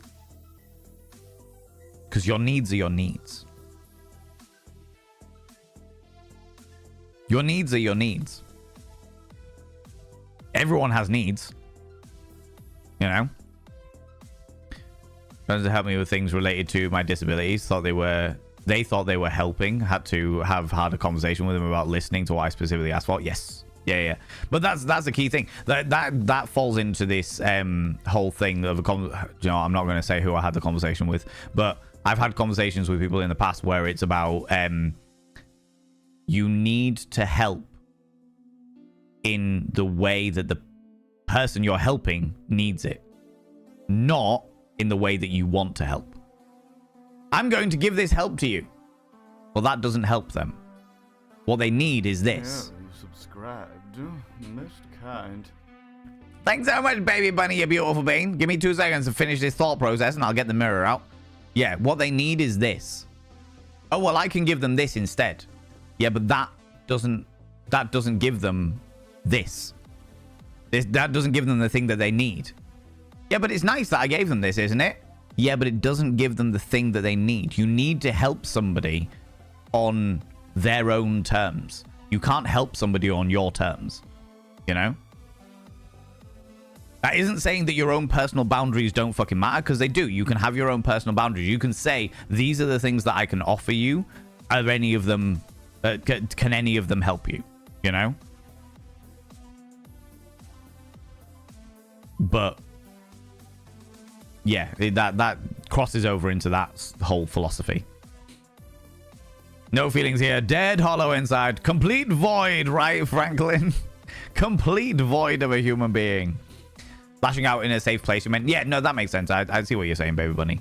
I think it can definitely be relieving. I don't know whether it's good, but I would say that it can definitely be it's blowing off that steam, isn't it? It's when the pressure's built up and you just fucking let go. You know, the real key is to not let the pressure build up in the first place. That's the real key, you know. And that's hard. That's hard to not bottle things up until the point where they're exploding, you know. Happens at a time with autistic overstimulation for sure. Yeah. But it's not usually words. No, okay, that makes sense. Yeah, I can make that. I can understand that. I'm super cuddly when I feel safe with the person. If you get a hug from me, that's usually a good sign of you make me feel safe. I'm the kind of mate who will happily let my friends cuddle up and snuggle. I'm also a human backpack. I'll sit behind people to hug them like a backpack. So I'm very much showing physical affection should not be limited to your lover kind of person. Yeah, no, I agree with that. I'm a very huggy person. I have platonic cuddle buddy, and I genuinely treasure our time together. Aww. Do you know what? There is literally an entire business out there. I only found out about this a couple of years ago, and it melted my little brain, but I loved it. There is an entire business out there that is, you know, like you got sex workers. They're cuddle workers. They are professional cuddlers. People hire them to come round and cuddle them. And just hug them. And hold them. No, nothing sexual. Nothing fucking... everyone's clothed. Everyone's thinking. They just sit on the sofa together and just hug. Lounge together. Watch a movie together. You know, cuddle up together. And that is their entire job. Their entire job is to be a cuddle buddy. You know? It's an industry. Not that I often lash out. I often keep things bottled up, which isn't really healthy. Completely agree. But I deal with it in therapy. Okay, fair. If I lash out, usually it's because I've reached breaking point over some major life event that has happened. I get scared to be vulnerable, and me breaking down means that I feel comfortable enough. No, completely understand that. I genuinely can understand that, baby bunny. 100%, especially because life isn't fair. And there's an awful lot of things that happen in life that are particularly unfair. And life doesn't give you a break either. Right? Life doesn't give you a fucking break. It doesn't be like, oh, do you know what? Actually, this person's had a real fucking shit time of things for a few years now. Let's give them a year off. That doesn't fucking happen. So I can understand how external things can boil up and bottle up and bottle up and bottle up to the point where you just have no fucking choice. You need to let it out somehow, you know? And it's either going to be lashing out with somebody you trust or internally self-destructive. Sometimes mentally, sometimes physically. Yeah, it's bad times. So, and I would much rather somebody lash out with me than be destructive with themselves. You know? You know? A gift-giving partner, you say? How foreign! What an odd perspective! Who would give gifts? That's weird. Yes. Ladies and gentlemen, and all genders outside and between, delve deep into your pits of popcorn and throw them at the raiders, throw them at these cheeky devils. Look at these people coming in here. I mean, really, could you even imagine? Who do they think they are? The audacity, I tell you. The scandal. Raid from the stars with Zara Zodiac. Good lord. Good lord, you cheeky devils. How's it going, Zara? How you doing, you beautiful being? Hello, you cheeky little devil, you. You cheeky little devil. How's it going, Zara, you beautiful being? People, go and check out my dear friend, Zara Zodiac. Zara Zodiac is a wonderful, wonderful human being who I love very, very, very dearly. They're wonderful and glorious and a happy-go-lucky scamp of an individual.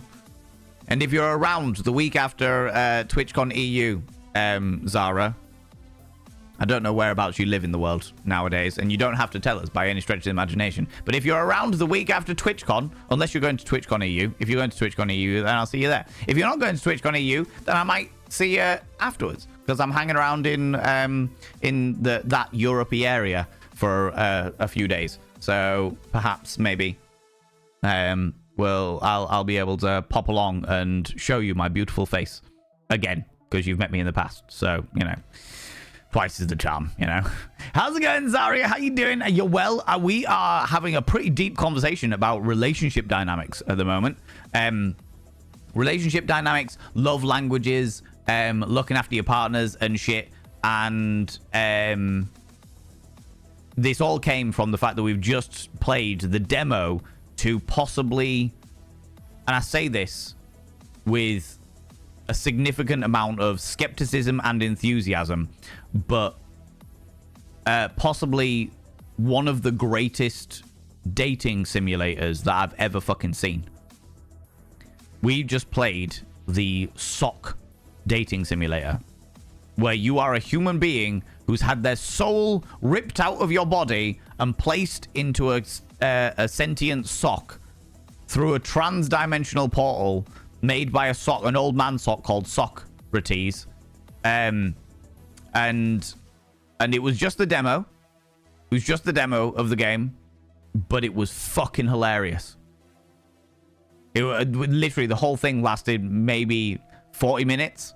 If I took all of the gaps out, it maybe like 40 minutes. But it was such a weird concept. We had a big conversation about 2 weeks ago about socks and how I'm a paired sock person. I'm like, pay your socks. Pay your fucking socks. Pay your socks. Do you know what I mean?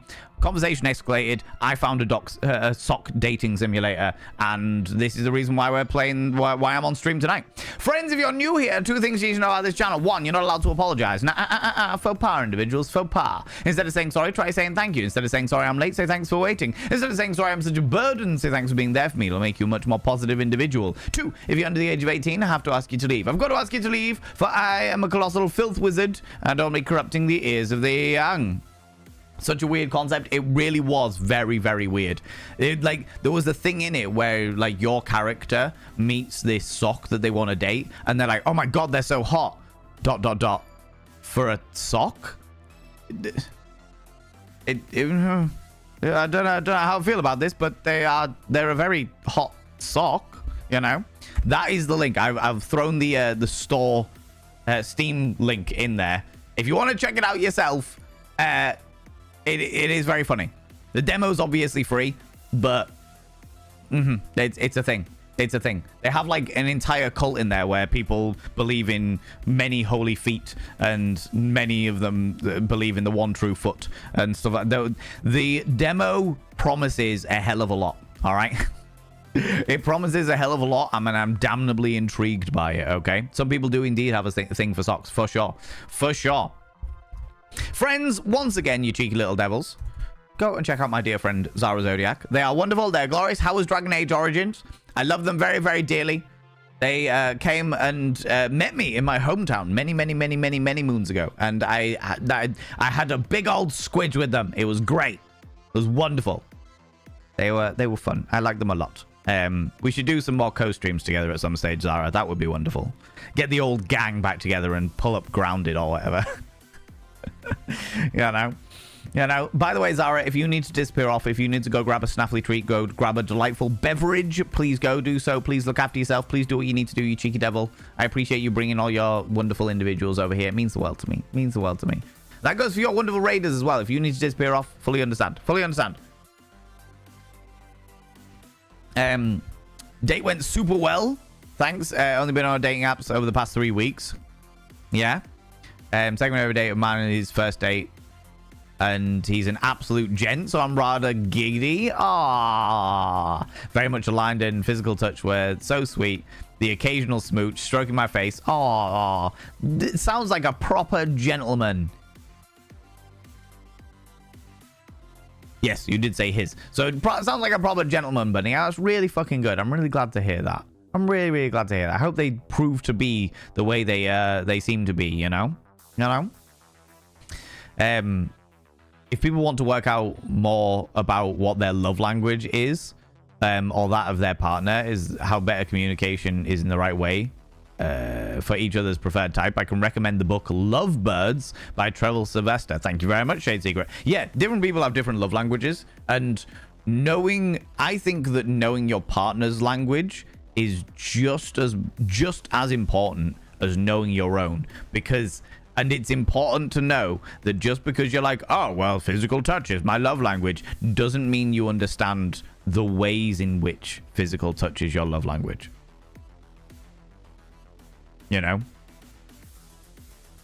Having been with somebody where physical touch was not their primary love language, like their physical touch was a bit further down the list for them, things that come very naturally to me, like holding hands or what have you, meant the fucking world to me when they did it to me, because I knew that for me it's nothing to reach out for somebody's hand. You know what I mean? Like, for me, instantly I am like, cool, we're walking somewhere, we're holding hands, that's a fucking thing that we're doing or what have you. When they reached out for my hand, it was a conscious decision. It was I am going to fulfill their love language because this isn't my natural love language, but I know that this will mean a lot to them. And it fucking did. And it fucking did. Good Lord. I didn't realize how much simple things like holding hands and stuff like that would mean to me until I was with somebody where their physical love language was further down the pecking order than mine, because mine is fucking physical at the top. Do you know what I mean? Sadly, I think there's something a lot of people learn after being in a long-term relationship too late. Yes, a lot of people learn a hell of a lot of things far too late, because hindsight is 20/20. Hindsight is perfect vision, because when you look back at the time when you are making decisions, you are dealing with all of the information you possibly can and trying to make your best estimated guess based on that information. Yeah, sometimes you don't think outside as much as what you should do, and it takes a little bit of learning and stuff like that, but learning from the past is what we fucking do. But hindsight is 20/20. You can get to the end destination and be like, oh shit, turns out all of these fucking clues were there for me to see, and I just didn't fucking see them because I was hyper focused on doing this one thing.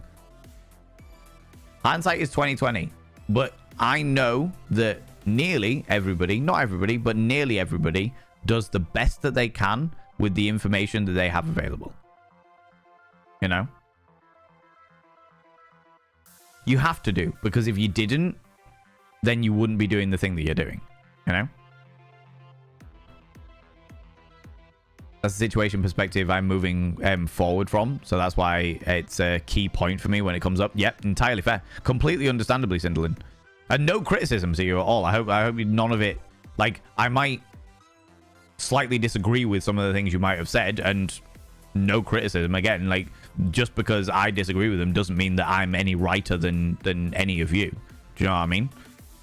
I have different perspectives. You might change your perspectives based on what my perspective is, because I know that I change my perspective based on what your perspectives are all the time. I'm like, oh, that's a really interesting point. Oh, I've never really thought about that. Oh, actually, let's pull this apart a little bit. The key is to not be stuck in our ways. The key is to keep learning, to keep taking a moment and being like, oh shit, this is something that I've never thought about it. Let's fucking go. Let's keep going. They say, oh, that's really interesting. Okay. I've learned something new. No, I disagree with that. That's not something that I personally take on board, but I will think about it when going forward and doing other things, when dealing with other individuals, you know.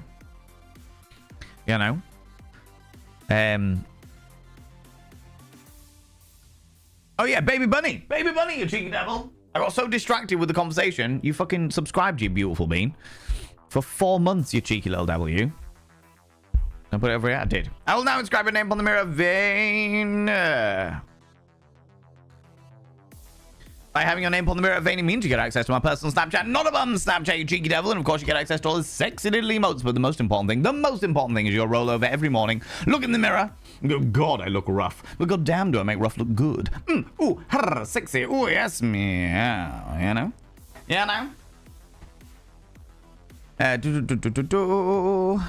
I told myself the amount of support I need across various elements of my life is very high, and the return would be able to give back is much lower.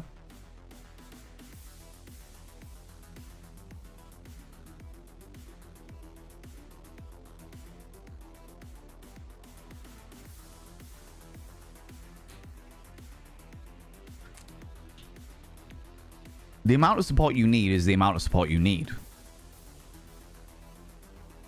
It's not high, it's not low. It's just the amount of support that you need. Now, it might be the fact that a single individual can't give you all of those elements of support. But that doesn't mean that they can't give you some of them. Being honest with a potential partner, being like, okay, this is all of the shit that I personally need across the various elements of my life. You don't have to fulfill all of those. However, I do need them fulfilled. So, as much as you can provide me with X, Y, and Z, I might need the aid of a very close friend with A, B, and C.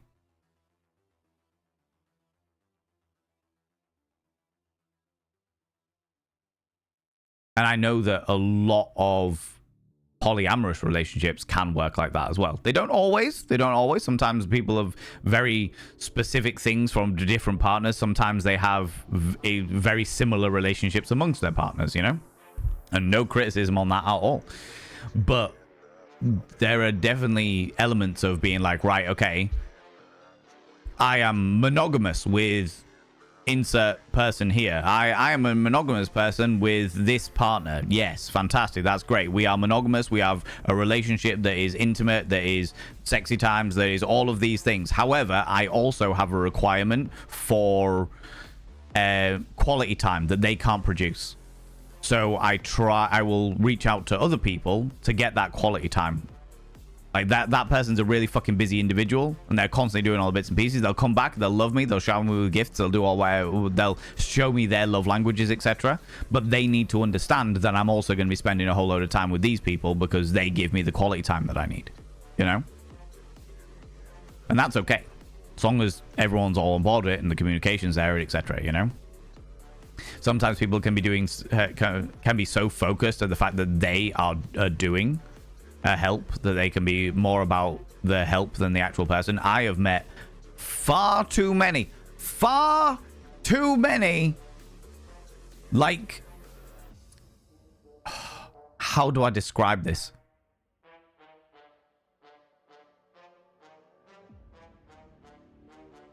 The position that I'm going to use is mental health ally.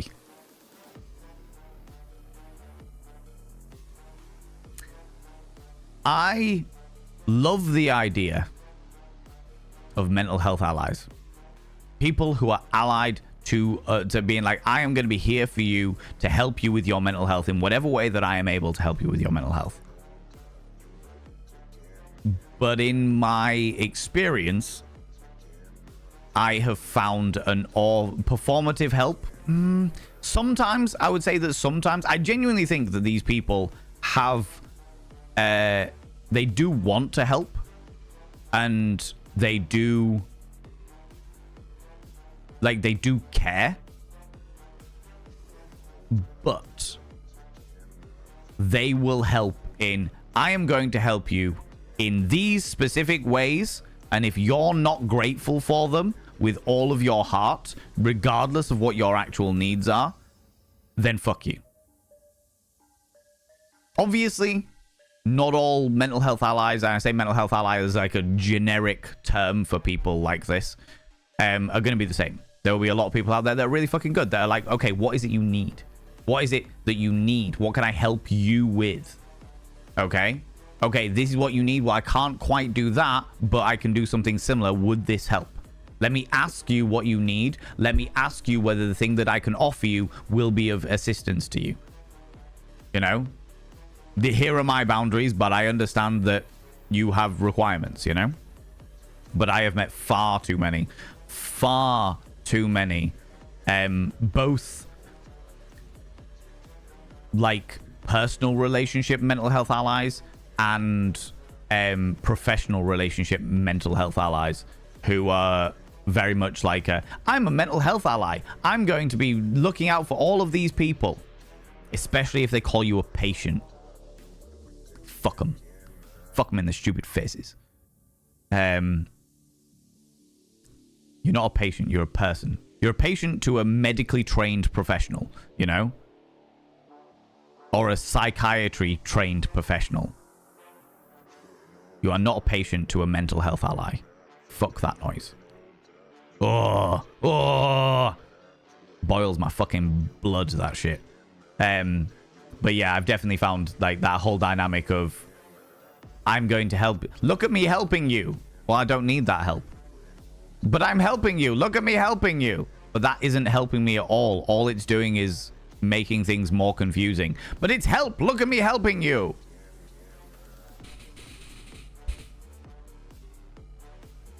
Sometimes performative. Sometimes virtue signaling. Sometimes just... do you know what I think some of it is as well? Sometimes I think there are certain situations where it's I don't want to deal with my own shit, so I'm going to deal with other people's. Oh, yeah. There it is. I have got my own shit going on in my own life that I don't want to deal with, so I'm going to distract myself by dealing with other people's stuff. Sometimes ask them. Yeah, sometimes ask them. Yeah. I must be a good person. Look at me being a good person. Look at how much of a good person I am.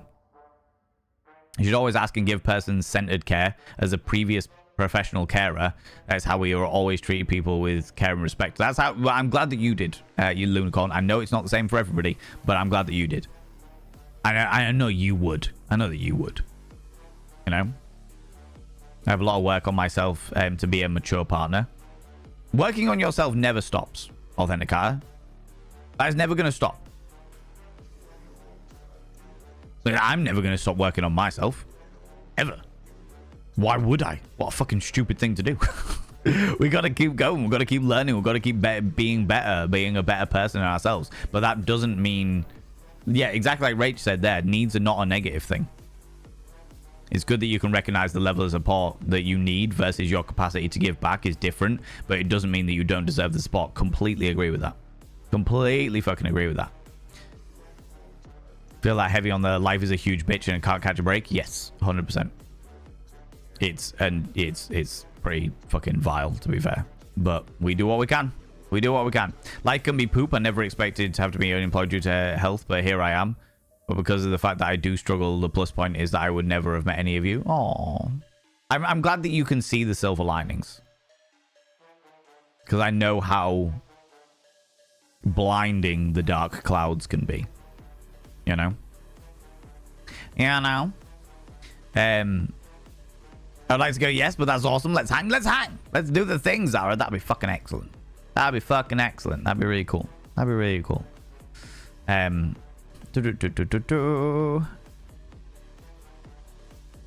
I haven't heard of the not apologizing strategy, but I find that interesting. My view on apologies, Franklin, is you should only ever apologize. Ever. You should only ever apologize if you have done something that you feel so bad about that was within your power to like change or do something different, that you will go out of your way to never ever do that thing again. That's my view on apologies. People apologize far too much. They apologize for existing.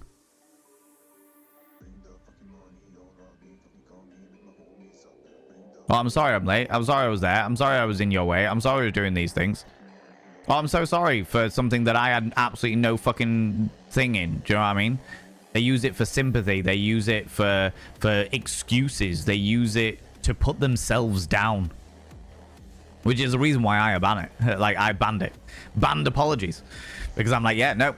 People need to stop putting themselves down. People need to think about how to rephrase the apology. You know? I'm sorry I'm late. Thanks for waiting. I appreciate that. Like, obviously, it's fucking different if you're like an hour late or what have you. And it's like, yeah, fucking actually, do you know what? I'm going to go out of my way to try never to be late again. You know what I mean? But if it's like 5-10 minutes late, say thanks for waiting. I thank you for taking your time and being patient and waiting for me while I arrived. Is a much more positive way of being like, oh yeah, much like, I'm sorry I'm such a burden. Well, that's you just putting your fucking self down. Say thank you for being there for me. Thank you for taking the time to listen to the frustrations that I have with the world. For taking the time to continue being my friend despite the fact that I feel in myself burdensome. I enjoyed this perspective. Thank you for introducing it. You are very, very welcome. And please, by all means, go. Spread it around. Spread it around. It's like a 4-step scenario. The first step is catching yourself when you apologize and thinking, why the fuck why did I apologize? Was it worth an apology? Did it deserve that? The second thing is catching yourself just after you apologize and like trying to stop yourself. The third one is like stopping yourself before you apologize and being like, oh, okay, stop that. And then the fourth one is realizing when an apology is appropriate.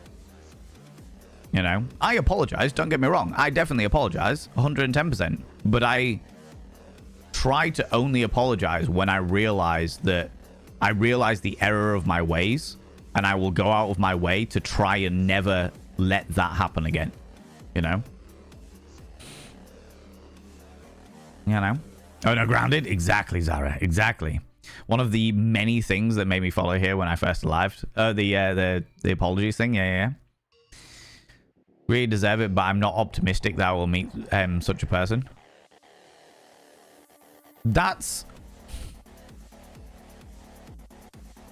I'm gutted that you're not optimistic about it, because I think optimism is absolutely fantastic. But I understand why you may feel that way. You know? How's it going, Finley? How you doing, Jakey Devil? Totally not late for Zara raid. No, totally not. No, you're good. You're good. It's all right. Oh, wow. Zara raided? No way. Shit. Oh, fucking hell. You know? Giving an acts of service are 1,000. My love language 1,000%. I do anything for a person and bring you the little treats, a gift all the time. But when someone randomly shows up with something for me or does something for me, I will full on cry. Aww. Cry in a good way, I'm assuming, Sage. Like, oh my god, they've done something for me. That's amazing. Oh. I never take it that way. I love hearing all the perspectives possible. Cinderlin, I appreciate that. I appreciate that. I like to check in. Just check in. You know, just a little check in. Make sure that I'm not... Because I know full well that I am a steamroller of an individual. I will absolutely fucking plow through a conversation, be there. Right, okay, this is the thing. This is what's going on. So a little... this is me trying to be a bit more self-aware of myself. Being like, okay, no, I've steamrollered for a fucking long time. Let me just take a moment to take a step back and just be like, oh, do you know what? Actually, I could have been quite... I could have upset somebody there. Let me take a moment to just check in. Are you still good? You good? We're good? Okay, we're good. All right, cool. You know? Boundaries are hard. They certainly can be. However, I will say that boundaries get easier with practice. Setting your boundaries gets easier with practice. What actually is hard is somebody crossing a boundary and you putting that boundary in place and being like, look, this is a boundary, you crossed it, this isn't okay. That actually isn't all that hard. What is hard is when someone just tips their toe over it, but they have a good reason. They've got a really good reason why they tiptoed over it. But look, they tiptoed over it again. But, you know, actually, do you know, they still got a good reason. Like, I understand their reason for why they've tiptoed over the boundary line. And even though I've, like, clearly defined the boundary line, like, I understand why they've tiptoed over it. Oh, Jesus. Oh, look, they've put an entire foot over it now. But, you know, I mean, they only tiptoed over it a couple of times. Maybe this was also a mistake. Maybe this was a problem. And that they probably had a good, yeah, that's hard. Enforcing your boundaries when somebody doesn't mean to step on them is the difficult one, you know? Because some people will cross your boundaries completely without thinking about it, and some people will be manipulative cunts. You know what I mean? You know? So I find the love languages a bit difficult because of the reasons they supposedly were made up for it. And they're really used in abusive relationships, 100%. But I think the understanding, Denzi, of like the different... Do you know what? We literally read an article about this a little while ago.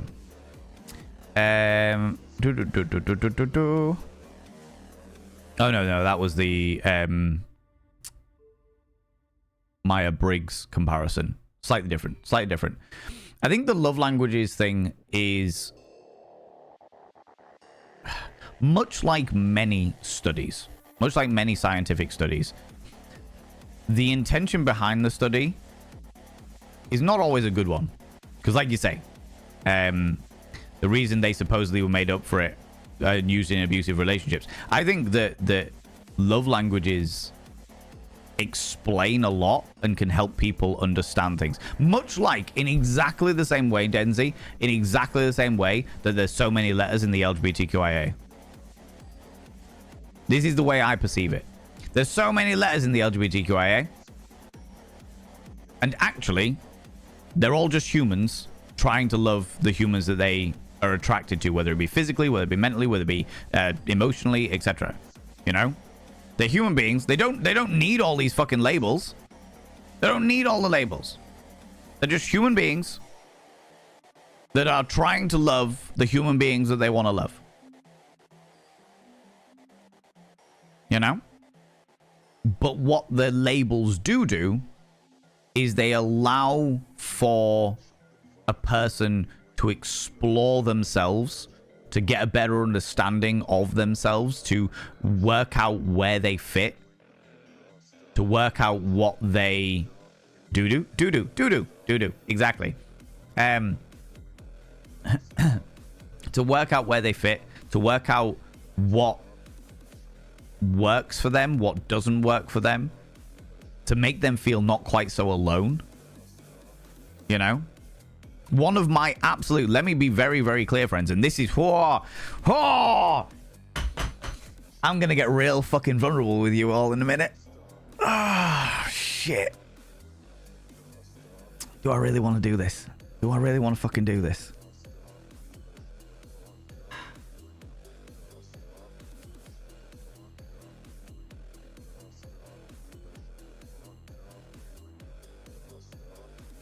Yeah, I'm going to do it. All right. Okay. One of my biggest fears. One of my biggest fears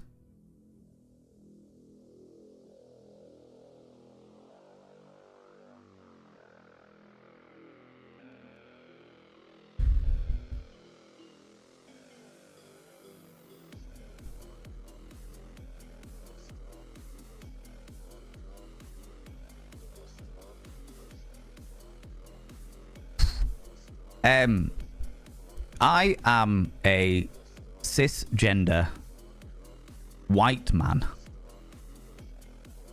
who was brought up in the 90s and the early 2000s. I have my primary love language, taking those love languages into account, is physical. And I have such a high desire for sex. Like, I know that sex drive has been disproved by a variety of much more educated sex educators than I am, but to take that old term into account, my sex drive is fucking huge. It's a massive... People talk about like being, got a high sex drive. I've got like hyper sex drive. Do you know what I mean? It is fucking intense. It's not problematic, but it is fucking intense. However, one of my biggest fears, one of my absolute biggest fears, is being perceived as a sex pest. Because I grew up in a time where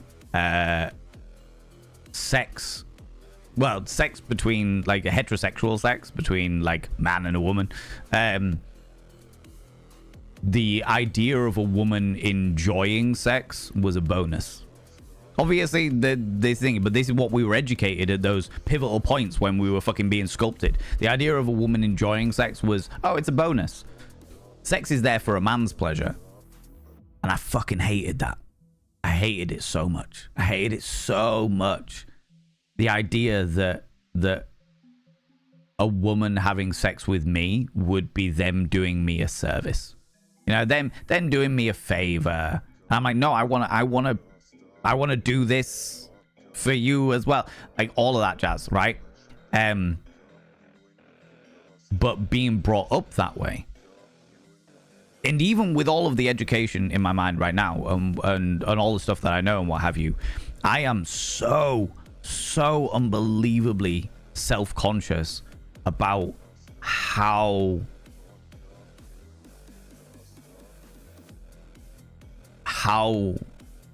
much I crave sex, how much I joke about sex, how much I talk about sex, how much I know about sex, how much I want sex, how much I want to get the sex on, I want to do the little bits and pieces, and how fucking annoying that can be. And just coming across as an absolute sex pest, because the stereotype that I was brought up with was that men, and bearing in mind that I'm bisexual, right? But still, regardless of that, men always wanted sex. And they'd fucking do anything to get their fucking end away. They'd do anything to get their end away. Fucking men, just fucking A, getting their end away. Lads, fucking A. And women would be like, oh, for fuck's sake, right? Okay, yeah, fine, whatever, just hurry up.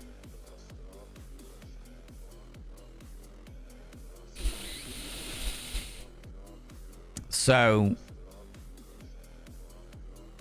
the fear of falling into the stereotype, a stereotype that I fucking detest, and yet seem to have the sex drive of,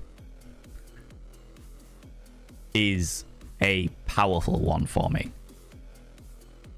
And then learning about the reason why I brought all of this up and got fucking vulnerable for a moment was because learning about love languages, regardless of their origin, learning about love languages really opened up a world for me.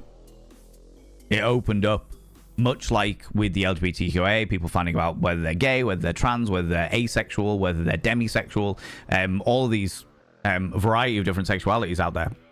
help them understand themselves, help them explore themselves. Love languages did that for me. I didn't give a fuck about sexuality. I was like, yeah, I don't give a shit. I'm attracted to who I'm attracted to. If they're game for it and everyone's over the age of 18 and fucking consenting adults, fucking hey. Do you know what I mean?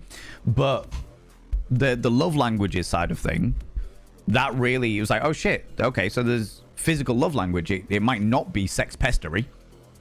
It could be that I've just got a really strong inclination towards physical love language, and the ultimate love language in that regard is sex. Especially as somebody who is a hedonist as well. Like, there is no, like, my culmination of happiness is pleasure.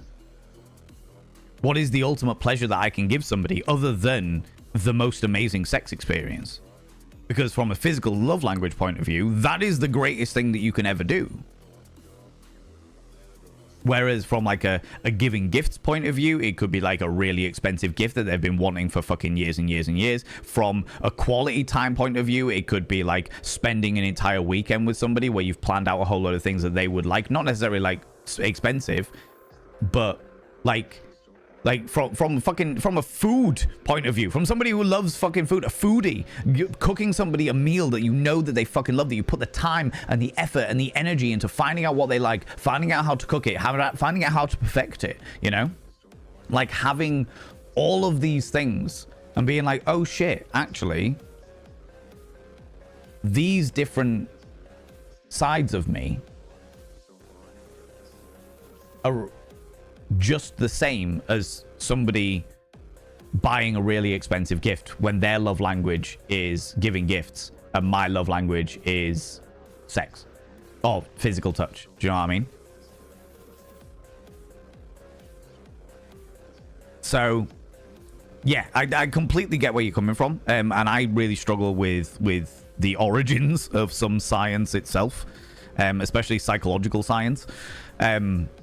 Poor. Right, just gonna have to take a moment while my heart stops fucking beating a million miles an hour.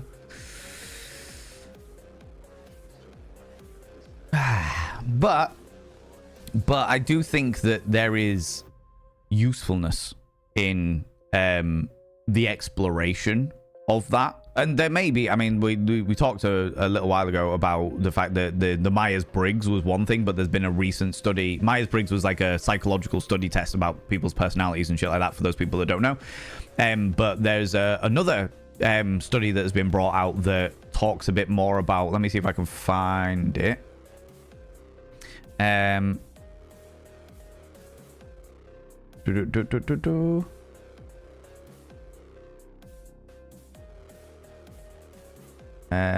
There it is.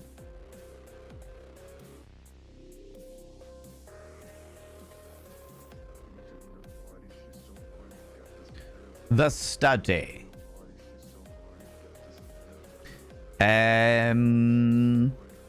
So they've replaced the traits with a brand new set of traits that are conscientiousness, agreeableness, openness to experience, neuroticism, and extroversion. So contentiousness is how likely you are to be on time to meetings and reply to emails, etc. Agreeableness is how eager you are to people please. Openness to experience, or how much you crave adventure. Neuroticism, how much you react to sundry difficulties of life.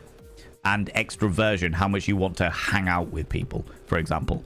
Well, I don't know much about this study, but this is just one of the things that is potentially going to be bringing in with replacing Myers-Briggs, that whole Myers-Briggs thing, you know. Oh, right, okay, that took a moment. Promise you it comes a time I've had no choice but to enforce boundaries this year. Yeah, I mean, it does come with time.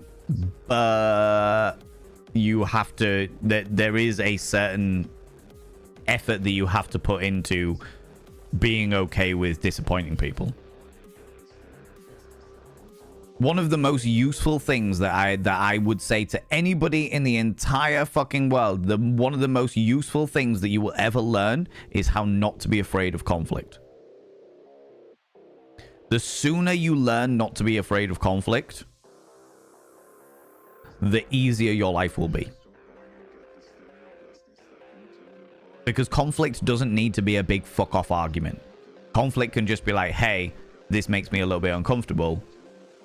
And the other person going, oh shit, sorry, I didn't realize. My bad. I'll do something else. Do you know what I mean? Conflict isn't always bad. Conflict, to be honest with you, I would honestly say out of all of the levels, the spectrum of conflict, 90% of conflicts between two people, between three people, actually are pretty good. It's just the 10% that are the fucking loudest. If you think about human beings, the worst human beings are always the fucking loudest. And it's exactly the same with like a conflict situation. The vast majority of conflicts can literally be you being like, hey, this makes me uncomfortable, or actually, I don't really like that, or something like that. Most of the time, most decent human beings are going to be like, oh shit, no, my bad, I didn't realize. Okay, that's cool, that's all right. Well, now I know, I won't do that in future. Cool. Oh, we're all good, you know?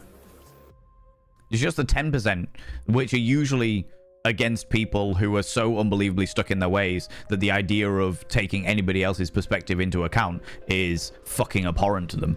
And those people don't deserve to be in your life anyway. You know? I enjoy this perspective. Thank you for introducing. Oh, yeah, no worries. Apologies like that also put the emotional labor onto the other person that they need to reassure. Yes, yeah, I fucking hate that shit. Which is the reason why I banned it. You know? You're fantastic, man. I appreciate you and these discussions greatly. Oh, thank you very much, Cinderlin. I really enjoy these discussions. I really, because more than anything else, I learn shit. I love discussions like this because it is, first of all, subjects that I feel really fucking passionately about, but second of all, because I learn so much. You know? What people don't realize is that you don't just set a boundary once, you have to repeat it, especially with people who are not used to you setting boundaries. Yes, completely agree, Finley, 100%. And then they try it once and go, boo-hoo, that didn't work, and they will never try it again. Yeah, that's definitely not a thing. You need to keep repeating it.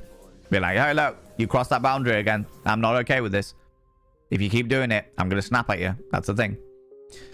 Stopping yourself from constantly apologizing is tough when you've been a people pleaser in the past. And especially if you come from somewhere like Great Britain or Canada.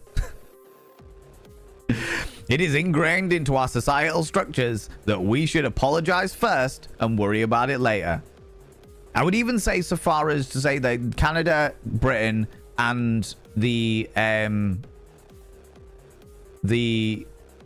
customer service sectors of America.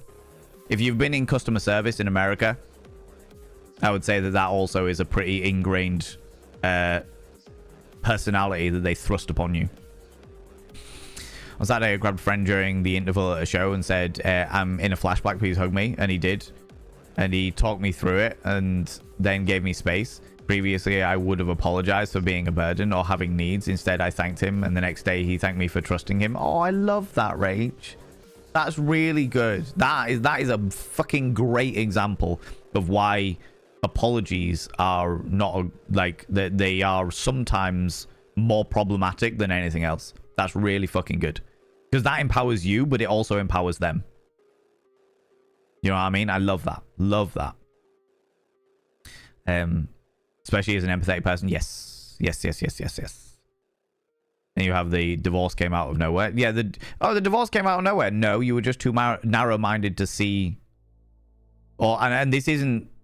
I think there's going to be some people that might even have been in this situation. It's like, you didn't see the signals coming.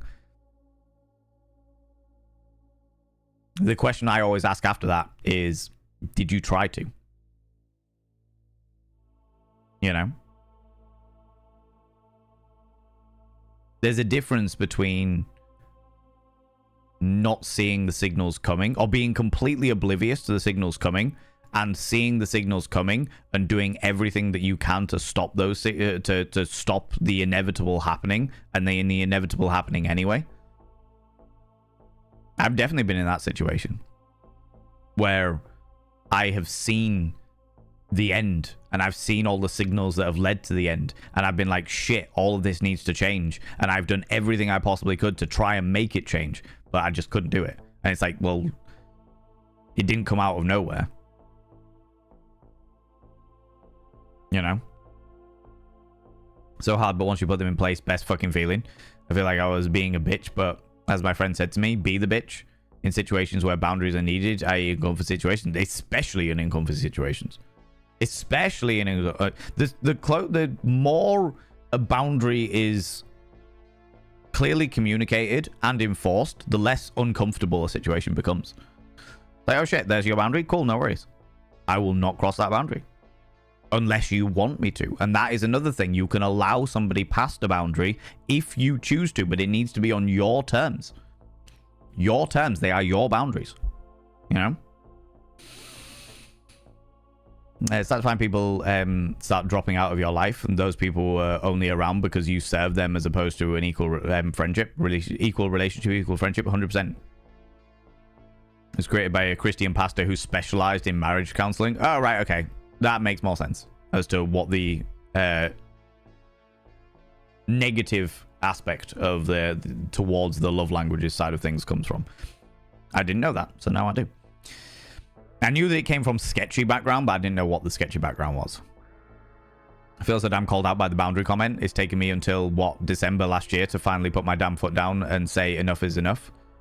The last person who really just stamped all over every boundary I had was sadly someone I had known since I was 5 years old. And it had always been there. The one and only time I stood my ground with her. And I'm the nasty little coward and she cuts me out. So, yep, no. In which case, Pixie Bomb, you know full well, they weren't a friend of yours since you were 5 years old. They were in your life since you were 5 years old, but they weren't a friend of yours since you were 5 years old. You know? When you take the religion out, it's got reasonable bones. I think that regardless of origin, scientific study and analysis can have positive benefits in the future. They might be taken over by a variety of different things, but to completely negate scientific study, the example that I often use is rockets. We would never have gone into space as a species. We would never have gone into space, or we would not have gone into space as quickly as we have if it weren't for the Second World War. Or the Second World War, fucking horrific. Absolutely fucking horrific. For everyone involved. Some significantly more than others. But without that, we wouldn't have created the technology that would have got us into space, and all of the scientific study, all of the things that we have discovered from the science that has been done on, like, the International Space Station, for example, scientific study done in 0G that have helped things like study of bacteria and study of viruses and stuff like that have happened up there, that we have brought back down and managed to cure so many people, all these people's lives and stuff that we have saved because of all of these bits and pieces. And it's just like, actually, do you know what? Fucking horrid shit happens. Things have horrid fucking origins. You can't change the fact that they've got horrid origins at all. You can absolutely condemn the fact that they have got horrid origins, 110%. But don't then let good, the good that can come from something, not come from it because of its origins. Do you know what I mean? I feel like I've bit my lip open.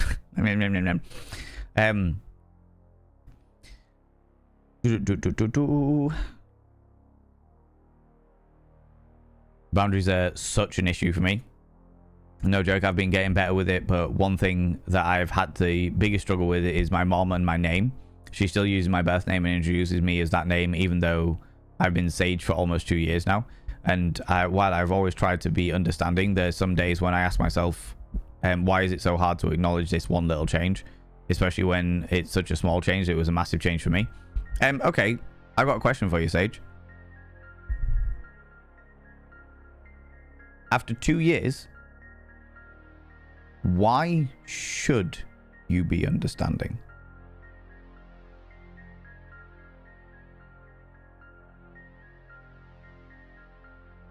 There's my question. Why should you be understanding? No worries, Franklin. You take it easy, beautiful beat.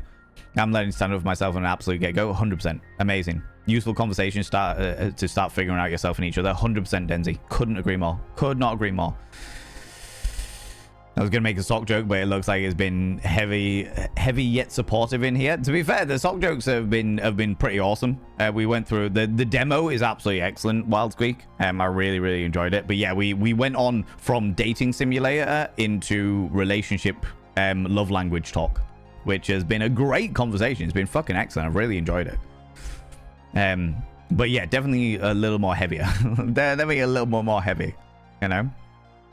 Appreciate you being vulnerable open. Thank you, friends. I appreciate that. Women's pleasure. Who dat? Yeah. Hate that so much. How dare you apologize for the caps? How dare you, Denzi? What the fuck? You know me. What's going on here? But it was absolutely everywhere, that notion. Yes. Yeah. There are still people today that believe that the female orgasm is a myth that's been made up in order to put men down. Fucking idiots. And I'm not saying fucking idiots because of the fact that they believe that shit. I'm saying fucking idiots because they are denying themselves of the sheer fucking ego boost that it is causing somebody to have an orgasm. Do you know how fucking mighty you feel? Do you know how fucking mighty you feel? Causing somebody to have an orgasm. Do you know what? Regardless of genitalia, causing somebody to have an orgasm.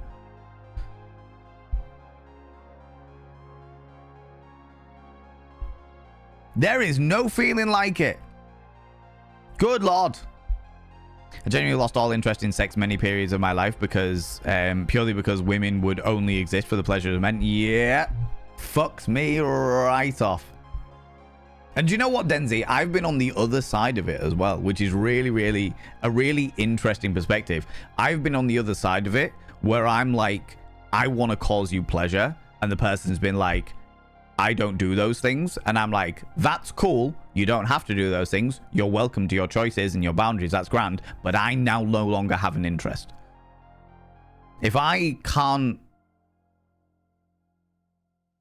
do pleasurable things with you that are going to heighten your sensation around it, as opposed to just stick it in, do the business, then I'm not interested. I want maximum pleasure all the time. and it was really weird being like, cool, that's grand, but I'm not. And they're like, what do you mean? I'm like, I'm not interested. I have no interest. If there's no foreplay, then I don't want to sleep with you. And that's okay. Like, you don't have to have foreplay. You don't want foreplay. That's not your cup of tea. That's grand and dandy, but I want that. Can we not just, have sex? No. We can't. That's not a thing. And they got really confused. Why I, as a cisgender man, didn't want to just stick it in and be fucking done with it. Do you know what I mean? I was just like, I'm good. I'm all right.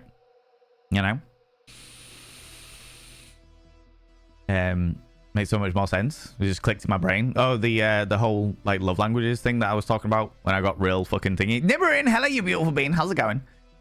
Did we get triggered by socks? Didn't expect that. No, not all. It went from the sock game, which also is fucking hilarious. The sock dating simulator, genuinely a really entertaining game.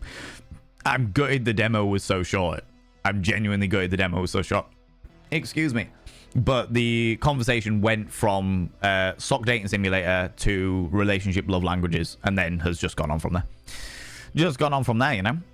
Dealing with being hypersexual is really hard. I don't think people fully grasp how it completely consumes the mind and can interfere with your life. Oh, fucking yes. There's a reason I became a sex educator. And that is because my hypersexuality meant that my hyper-focus was always sex. My go-to subject that I know more about than anything else in the entire fucking world is sex. And that is all fueled by the fact that I love sex. fueled by the fact that I want to be better at it. They're fueled by the fact that I want to be a better lover, be a better partner, be a better relationship, I want to be better in all of these things because they are my fucking prime interest, you know? You know? Myers-Briggs has been completely debunked. All right, okay. I didn't know that.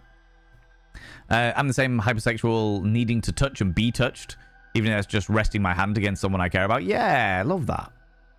My drive is fucking mental. Some sort of reason I became a sex worker in all honesty. Entirely fair. Entirely understandable. Do you know what I mean?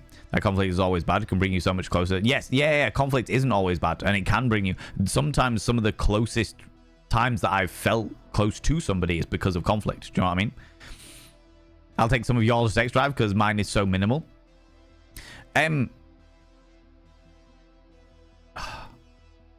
Not to put you on the spot, Amy, so please, if you don't want to answer this question by any stretch of the imagination, you do not have to at all. But you putting it out there, has it always been minimal? Has your sex drive always been that minimal? Or is it like a relatively recent thing? Or does it come in like phases or what have you? Because I know that there's a great book called Come As You Are by Emily Nagoski, Dr. Emily Nagoski, fantastic sex educator, where she talks about the sexual accelerator and the sexual brakes, and the fact that the sexual accelerator can be fully down, but if the sexual brake is down, then it doesn't fucking matter. Kind of want to read it? Hold on. Come on, mouse work. Oh, do you know what? Let me pull up a link so that people can get it if they would like to. Because I could not recommend this book enough.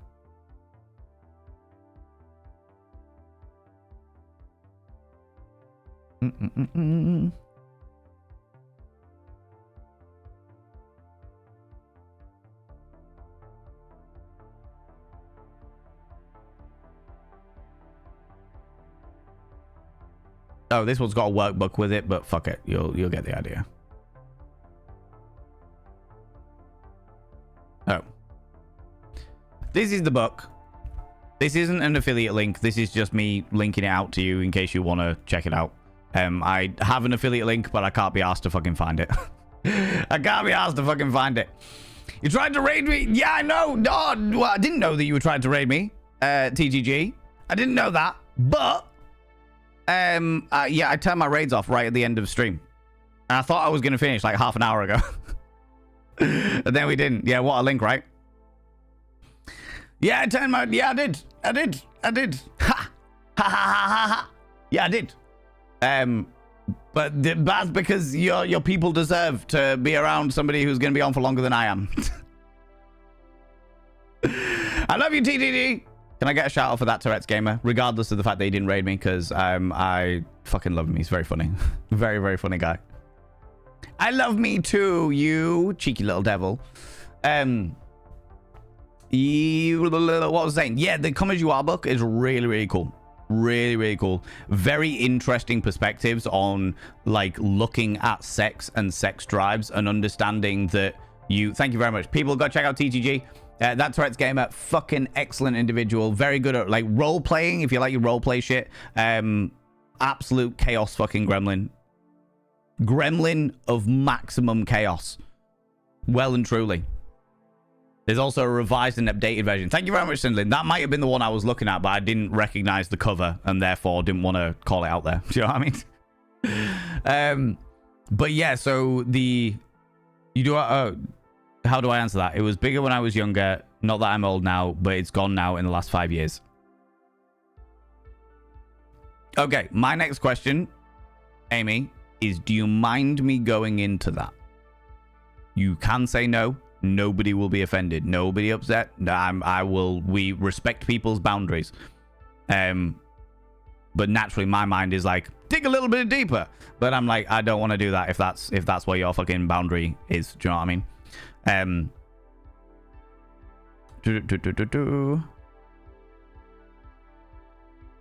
MBTI constructed in World War II by American. Okay, interesting. Neither of them are psychologists. Oh, interesting. Thank you very much for putting that through. Authentic car. Wasn't sure. That's all new to me. Myers-Briggs scenario. Let me scroll down a wee bit. I'm going to try and skip down a little bit. Have some in mind. I got too fucking much. You can have some in mind as well. If only we could give it away, right? Don't mind someone being loud. I have far more trouble with passive-aggressive people when they have to play detective to find out what the hell they actually want. Yeah, yeah, I feel that. Although I'm very much that kind of person. Like, I will be the person that goes, that's interesting. How many times? You're being passive-aggressive, so I'm going to do everything I can to wind you up because I have the charisma to do that. I have the charisma to do that. Whoop, whoop. I've also considered myself demisexual, so... But even so, it's kind of low still. You can ask. I try to answer the best I can. Okay. So, first of all, let's get a general overscope of sex and an understanding of sex, okay? So, most people think of the sex drive. And it's like, oh, my sex drive is so low, or my sex drive is so high, okay? So, that isn't the case at all. Your sex drive doesn't exist. What exists is a sexual accelerator and a sexual brake. Okay? So your sexual accelerator are all the things that excite you. Even like if you're demisexual, it's talking about demisexual, the person that you feel emotionally connected to. That moment where you feel that moment, you see them, and you're just like, oh my God, I feel so emotionally connected to you. I want to share that with you in some kind of physical way. Oh, you know? Fucking sexual accelerator. Okay? The more that you are attracted to somebody, whether that be physically or emotionally or what have you, the more that you're putting your foot down on that sexual accelerator. Oh God, this is excellent. Yeah, this person, get in my panties. Let's go. Fucking sweet. Sell my face and tell me that you love me. Let me wear you like a feedback. Fucking let's go. You know? However, right next to it is your sexual break. And your sexual break is life stress, family stress, work stress, things that are going on in your life that you're not entirely sure about, anxiety, fear, the peer pressure, the pressure to put out. So crude and yet so wholesome, right? It's true. All of these things, all of the things, including the expectation of sex, medical shit. Oh God, yeah, 100%. Medical shit, mental health shit. The world at the moment. All of these things will be pushing on that fucking brake. And you've seen the fucking movies. I don't know whether any of you have done it before. You've seen the fucking movies. Self-image. Oh, massive one. Self-image, self-worth, and self-confidence. Fucking yes. Huge, huge, huge things. Yeah? Diet. And I don't mean that as in, oh, I need to be real thin. I mean that as in, are you getting enough fucking nutrients? All of these things will be on your sexual break. Okay? And you've seen the movies. You've seen it when they put the fucking handbrake on and they just rev the engine and the wheels are spinning, and no matter how fucking much those wheels are spinning, you ain't fucking going anywhere. You can literally be the horniest you have ever fucking been and yet not in the mood.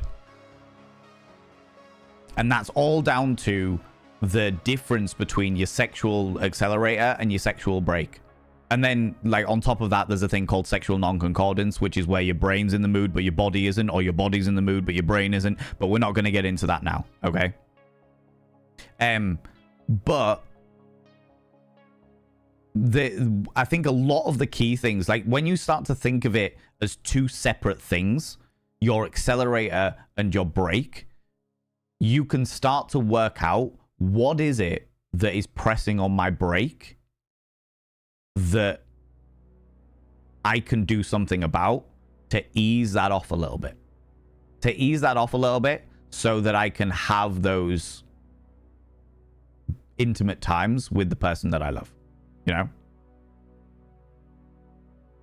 There are other things as well we could get into in regards to like physical love language versus the other love languages, which we talked about earlier, because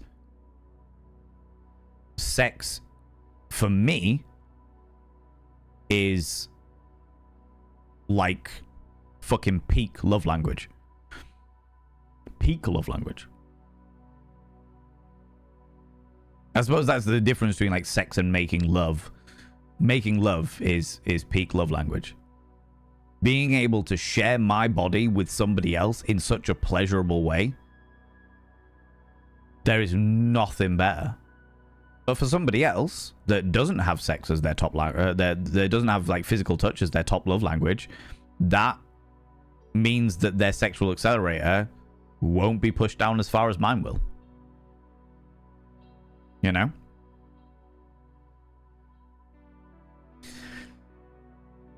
Physical touch is your last love language. I always compare myself to a cat because sometimes I'm okay with being touched and at other times I'm like, get the fuck away from me. Yeah, I can understand that. In which case, yeah, your sexual accelerator is not going to be as strong. I'm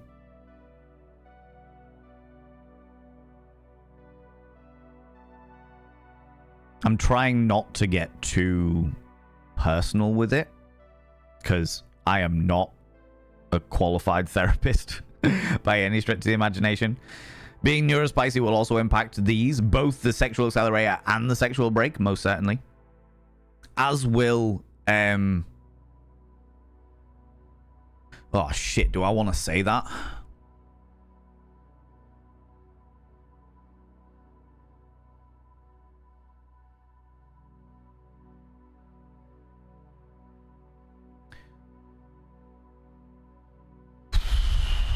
Okay, with the understanding that I am not a qualified therapist, I have had no qualifications in the realms of psychology or mental health or medical health. However, I have done a fuck ton of research into the realms of sex and sex psychology and stuff like that, okay? With that in mind, the information that I am about to give you is that of my own personal opinion based on the studies that I have done. Not the studies that I have done, that's the thing. The studies that I have read and the experiences that I have had. There's my disclaimer in there, all right?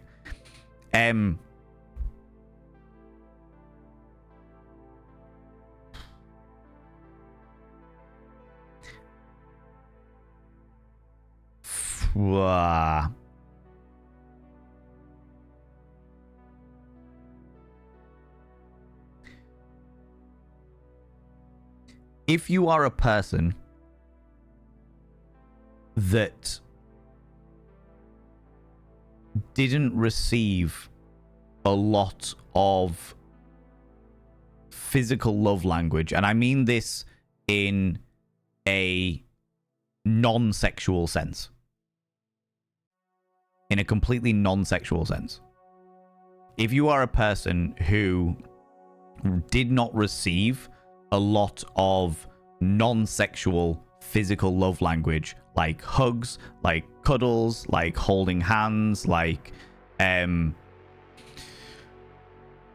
tucked into bed and stuff like that, as a child, you will either have a tendency, from what I've read, to have a really, really low sex drive or a hyper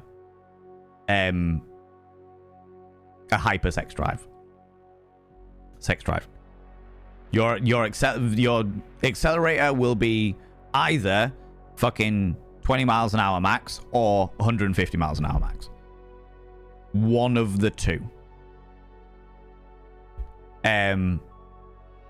Because, again, from what I have read, it tends to be a scenario where many people either search for the physical love that they didn't get from their parents as a child, or they never got it from their parents as a child, so they don't look for it.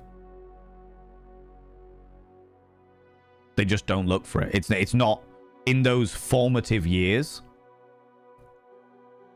The physical love wasn't there. So when they are older, they don't look for that physical love. You know? Well, that makes sense then. Isn't it wild how you're a child for like 5 seconds, but it shapes the rest of your life? Very much so. Very, very much so. And it takes a long time to unlearn that. But.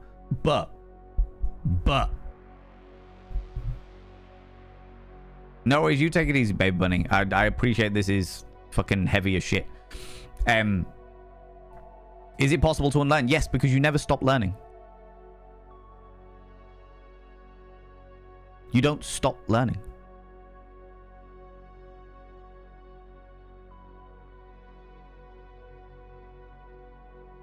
It's harder as an adult. 100%. Because in those formative years, your brain is connecting to shit. Do you know what I mean? Your brain's forming and neural pathways are connecting and doing all the bits and pieces, 100%. But you don't stop learning. You're a sponge when you're a kid, 110%. But you can be just as a sponge as an adult. Or not quite as a sponge, but you can still be spongy as an adult. You know? I have learned so much in the years that I have been streaming that I constantly try and keep learning. I've learned so much about myself in the past fucking 4 years that I never thought would ever be a fucking thing. I've changed so much in the past 4 years that I never thought would ever be a fucking thing. I, as a hypersexual individual, finally found a person where I can get the same dopamine from just being around them as I could from having sex with them. That, never thought that was ever possible. Didn't think it was possible.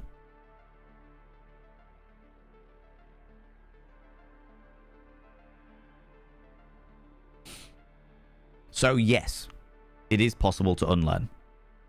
Yes, it is possible to not even unlearn, but understand your perspective, understand the foundation for why certain parts of your psychology are the way they are, and at the same time view them from a different perspective that creates a different outcome.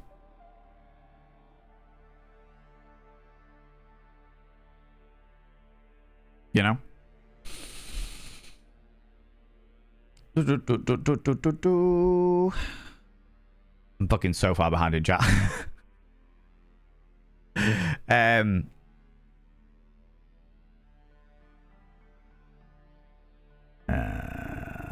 Where was I? There we go. Okay, I'm sort of catched up. My sex drive was so freaking high until I had my son, and then the brakes were hit so hard. Yeah, children will definitely do that for you. But a lot of it when it comes to children side of things is the exhaustion. Children are hard fucking work. Children are hard work. And you will definitely find it if there is... Again, do I want to say this? In my experience, based on people that I have spoken to, if there is a mismatch in parental involvement, and I don't mean that the parents don't love the kid or kids, I don't mean that at all, but if like one parent is doing an awful lot more in looking after the kids than the other parent, like one parent's like a stay-at-home parent and the other parent is a go-to-work parent, then comes back and spends some time with the kids and all fun and games, you will usually find, and again, fucking tarring everybody with the same brush here, but there will definitely be exceptions to the rule, you'll usually find that the person who goes and does the job, then comes back and has a couple of hours with the kids, will have a higher sex drive than the person who's been the stay-at-home person that's been with the kids the whole time, because kids are fucking exhausting, you know? Sexual non-concordance, yes. Oh, I realized Baby Bunny's already disappeared off, but yeah, sexual non-concordance is a thing, yeah. Yeah. We can talk about that some other time if people want to talk about that. I fucking love talking about this subject, so I am more than happy to keep talking about this shit, yeah. I did a therapy last year that resolved a ton of trauma for me. I thought I was grey sexual, but I am so not. Those breaks were on heavy and then released all at once. And I got fucking feral real quick. I love that. Love that for you. Genuinely really love that for you. I also know that while we're talking about sexual breaks, there is also one of the big things that happens with sexual breaks is people being in control of their sexuality. For example, if your partner isn't a very sexual person and you are like, well, I can't get my sex off, maybe I'm not as sexual as I thought I was, maybe I'm actually on the asexuality spectrum somewhere. And then that person, you split up with that person, then you realize, oh, actually, no, this was me just trying to control the situation so that I didn't feel bad about not having one of my needs met. That's a whole thing. That's a whole thing in and of itself. Disabilities can also impact things, very much so. Very, very much so. Various traumas sorts, yeah. So I meant, sorry. May have not phrased it well, but I meant trauma can hit those brakes. Trauma can definitely hit those brakes. Trauma is one of the big things that hits the brakes more than anything else. The one that I think one of the things that hits the brakes more than people are expecting to is expectation to perform. What do you mean by that, Valen? Well, let me tell you, friends. What I mean by that is things are following the motions. You've gone out for a nice meal. You've come back home. There's candles lit. You've had a drink of wine. And you're not in the mood, but... Or you're just a little bit in the mood, but you're not really in the mood. You're like, okay, no, I could possibly get there eventually, but I'm really conscious about the fact that my partner's going to expect sex later. And if they expect sex, then I really feel uncomfortable. Am I going to be able to give them sex? I've been really out of the mood for so long that am I going to be able to be in the mood? Like, even with all the candles and stuff, can I get out of my head long enough to be out of the... Is that something that is possible? Oh, shit. Can I do that? Is that... I'm not sure whether I'm going to be able to do that. Well, the more that spiral happens, the more you are pressing on your brake. Which is why it's important to be with a partner who understands that cycle, that downward spiral, and knows that if things don't happen, that's okay. It might be frustrating, but it's okay. You know?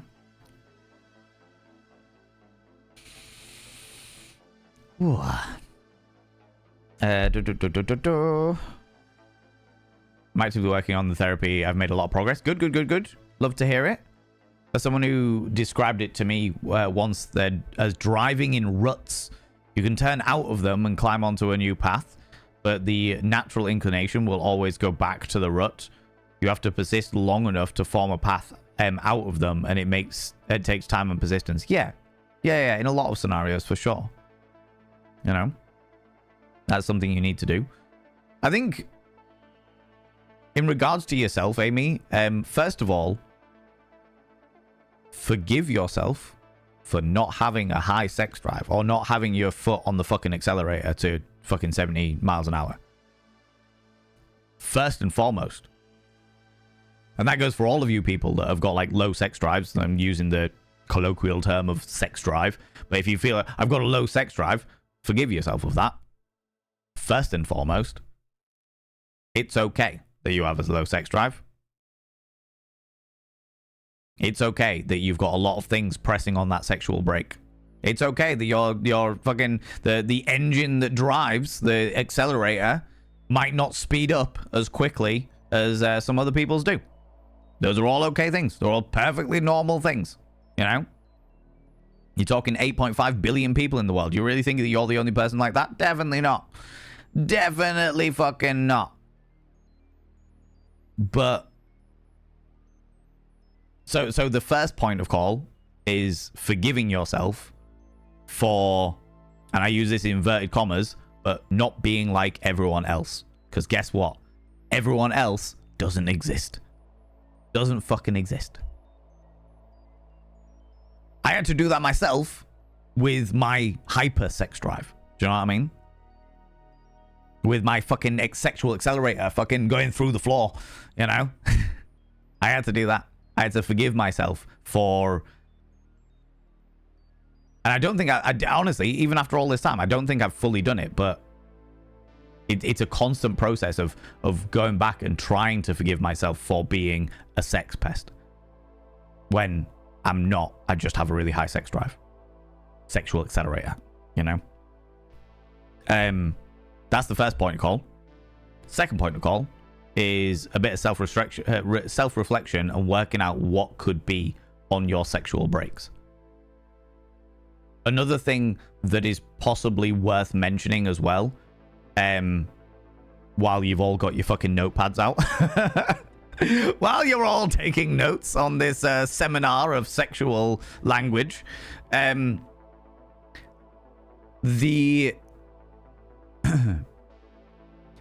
there are two types of like sex language, and you don't have to be one or the other. They can interchange based on what's going on. Thank you very much, Cinderlin, for gigantifying that emote. Professor Valen needs his glasses. There are two types of sexual language. There are two types of like sex languages, and what I mean by sex languages is like different to no. I tell her like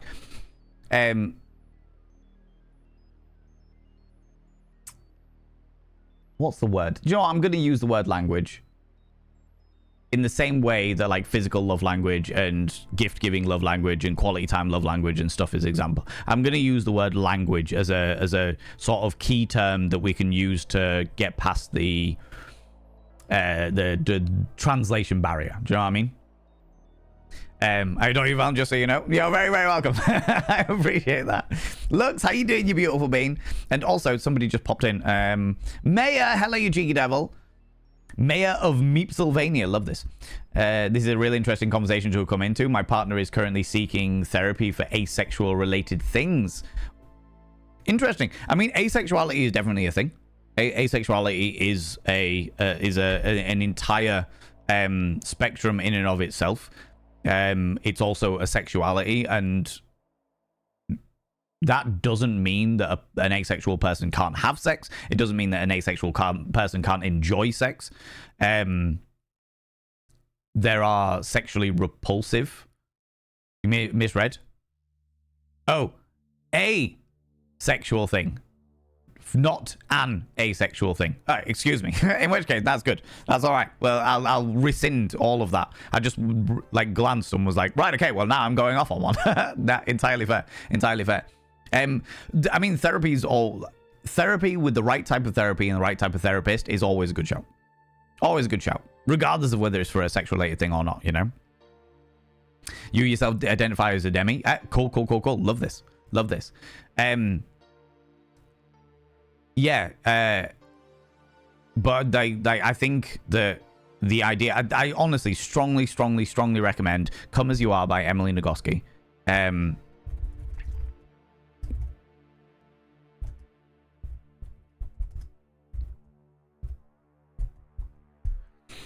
you go. I've typed in the chat. If you want to copy and paste it, I've got affiliate links somewhere, but fucking whatever. It doesn't matter. The more important thing is that people... If you're interested in the subject, read the book, because it's really interesting, really good explaining through a whole load of these different elements of it, you know. But what I was saying is there are two different types of love language of sex languages. Okay, using the word language again as a way of just translating the sentiment that I'm trying to explain.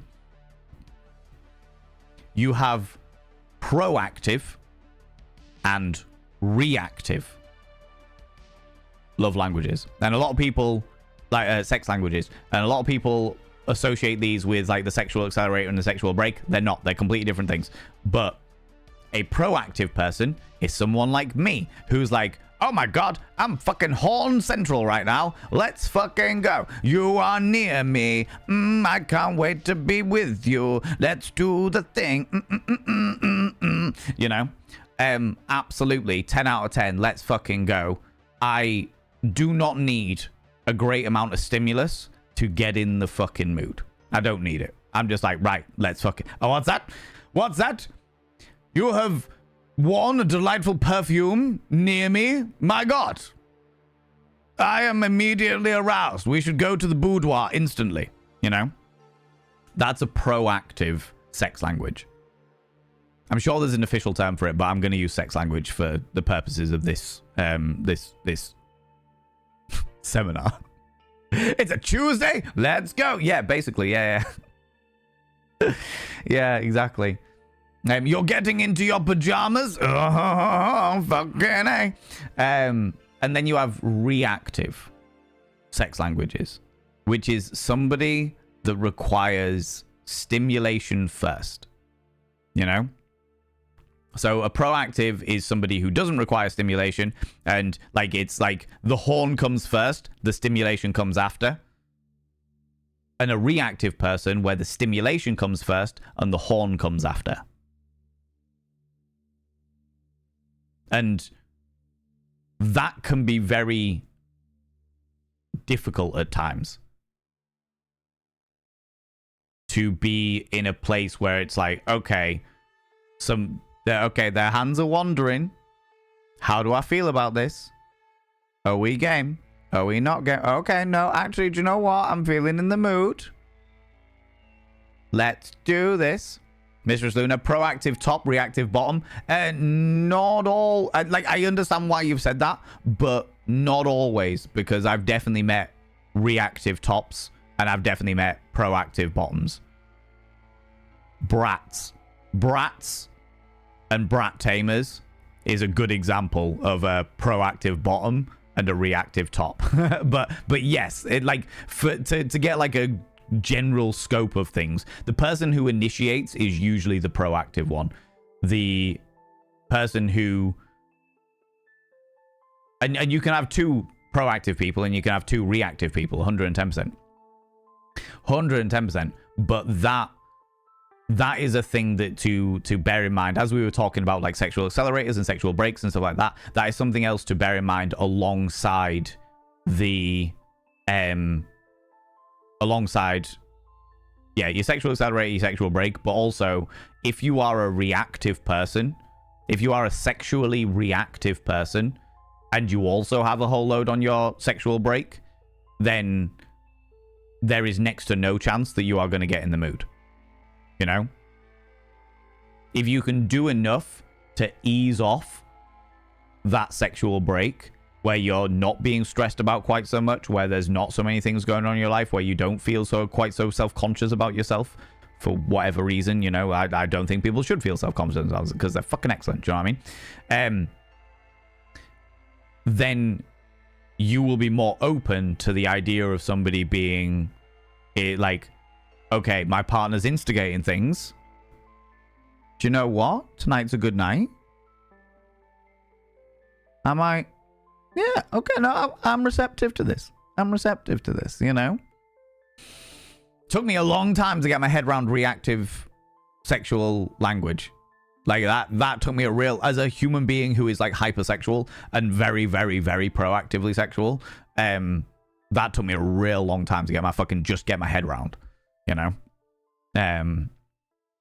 So yeah, just another thing while you've all got your notepads out. just another thing to be aware of, you know? Can you be both proactive and reactive? Yes. Yeah. Depending on situations. Depending on situations. You know? You can be predominantly reactive, where you normally require somebody to start stimulating, generally speaking, but for some reason one day you're just like, I need this person right now. Maybe you've had subconscious stimulation from something. You've remembered a memory of a really passionate time that you've had with them, and it's just reminded you of how much you feel for them and how much you love them and how wonderful it is to have that physical connection between them, you know? But yes, you can definitely be both proactive and reactive. I would say that most people, I don't think there would be anybody. Oh, there we go. There, I was about to say both switch. You're both pro and reactive. Yeah, I was about to say I don't think anybody would be exactly 50-50. I would say that most people would be more predominantly one than the other. You would be like more predominantly proactive, but every so often you're reactive, or more predominantly reactive, but every so often you're proactive. I know that you can be entirely one or the other, but evidently there are definitely people out there that are that can be like a 50-50 split, you know. For sure. Oh man, this makes way too much sense to me. You are all very welcome. This is the reason why I became a sex educator, so I could throw this information around and let people know about it.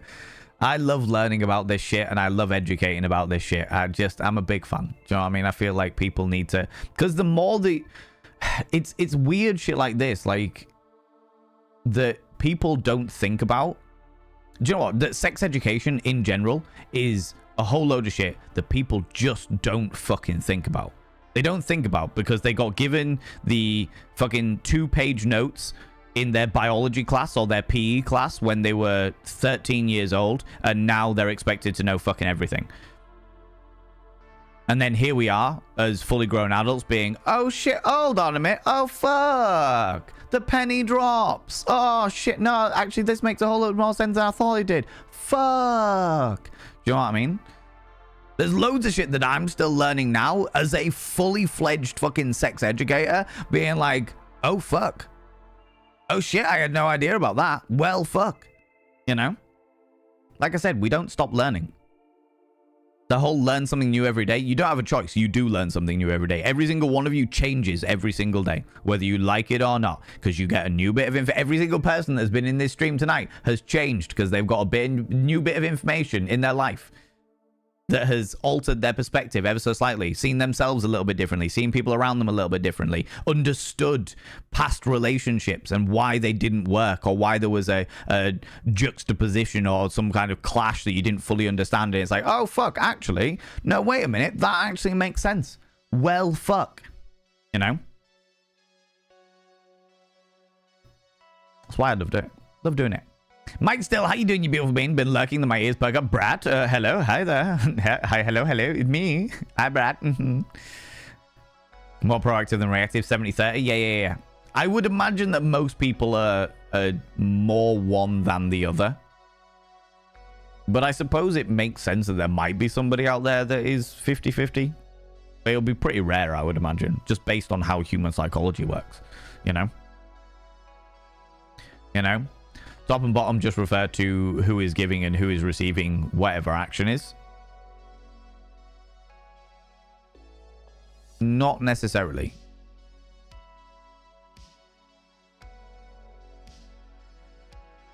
Because you can top somebody. As a top, you could be like, right, bottom, perform fellatio. Do that. Do it, you little horn monster. You know what I mean? Obviously exaggerated sexual scene there, but you get the point. Like it's top and bottom is just who's in charge of the situation, who's in charge of the scene, versus who is not in charge of the scene. You know.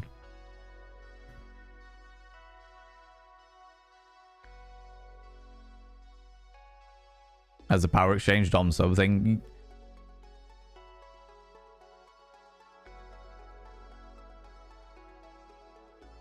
Yes.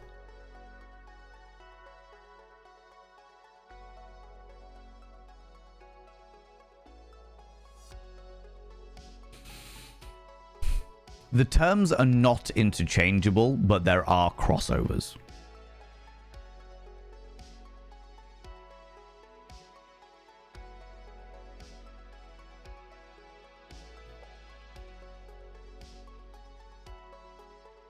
Two different things. Yeah, there's crossovers.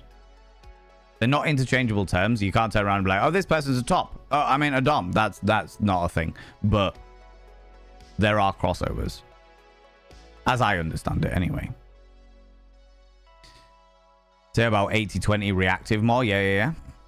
Mostly reactive, rarely pro. Man, thanks for existing. You are very welcome. You are very, very welcome. It makes me very happy to be able to explore these situations with you, you know? Interesting, honestly. I love them discussions so much. Yeah. Is it alright if I repost a large comment on the question you had for me with the name thing? I don't want to disrupt the topic flow.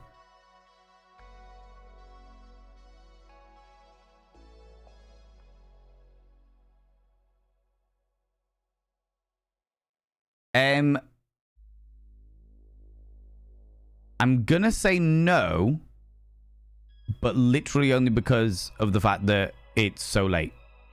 I am interested though. Everything all right? Yeah, I'm gonna say no. Subscribed. Missed kind. Also, have a button press. You cheeky little W. I'm gonna say no, Sage. Purely because of the fact that it's really fucking late and I've overran, and because I'm nearly at 5 hours and this was meant to be a 3-hour stream. So, but I know full well that you'll say it and it'll be great and it'll be a wonderful thing. But I'll immediately start the conversation all over again. I will immediately dig down that rabbit hole. But I'm happy to have the conversation another time. You know. Completely understand. Tried asking earlier, but completely fine. No, I saw that you asked something earlier, and then I completely forgot because I got carried away with something else. But I appreciate you asking. I do appreciate you asking. Might still. I should now inscribe your name upon the mirror of Vane. Yeah. By having your name upon the mirror of Vane, it means you get access to my personal Snapchat. Not a bum Snapchat, you cheeky devil. And of course, you get access to all the sexy little emotes. But the most important thing is you'll roll over every morning, look in the mirror, and go, God, I look rough. But God damn, do I make rough look good. Ooh, sexy. Oh, yes, meow. You know? You know? Appreciate you for being so kind and honest. I do my best. I don't always succeed, but I do my best. You know? Go to bed. Yes, that is exactly what I'm going to do. We're going to call that little thing there, because I have got, well, it's 10 to midnight where I am here, and I've got a real long day tomorrow. Going to see The Boy and McSteffels. As a reminder to everybody, friends, there is no stream over next week. No streams next week, because next week I am taking some time to be with The Boy. I'm going to spend some quality time with him, which is going to be real fucking good. I'm really excited for it. However, we are going to go and throw some love at another delightful individual. Hold on, what was this? Often pair up in complementary ways. Dom top and sub bottom can be way more nuanced. Yes, very much so. Subscribed. Missed kind. You didn't do this. You didn't do this. God damn it, Mayor of Meatsylvania. For those people that are not aware, it was my partnerversary on Monday, and one of the dares that popped in was have the hype train on the cheapest settings. So all of the settings were the absolute bare minimum.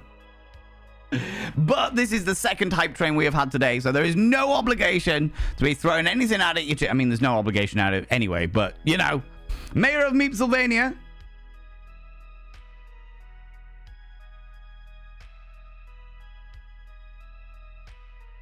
I have now inscribed your name upon the mirror of Vane. By having your name upon the mirror of Vane, it means you get access to my personal Snapchat. Not a bum Snapchat, you cheeky devil. And of course, you get access to all the sexy little emotes. But the most important thing is you go roll over every morning, look in the mirror, and go, God, I look rough. But God damn, do I make rough look good.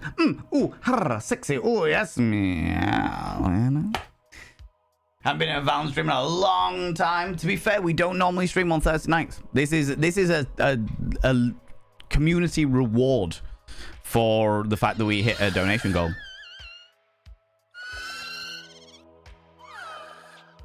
Yeah. That's quite the noises you're making there, Earthworm Jim. Quite the noises. Lux, thank you very much for the 404, you beautiful individual. Good lord. Good lord. Oh my lordy, you cheeky little devils. Right, friends, I realized that we're in the middle of a hype train, but I need sleep. Because this was meant to be 3 hours and I'm approaching 5. Friends, we're going to go throw some love at another delightful individual. But before we do that, damn it, Cinderlin. Second carriage connected. I'm not stopping. I'm not stopping. I'm not stopping, you cheeky little devils. God damn it. Thank you very much for the 200 little panderings. Quack and critter. Panda to it. Heck it, why not? Why not, eh?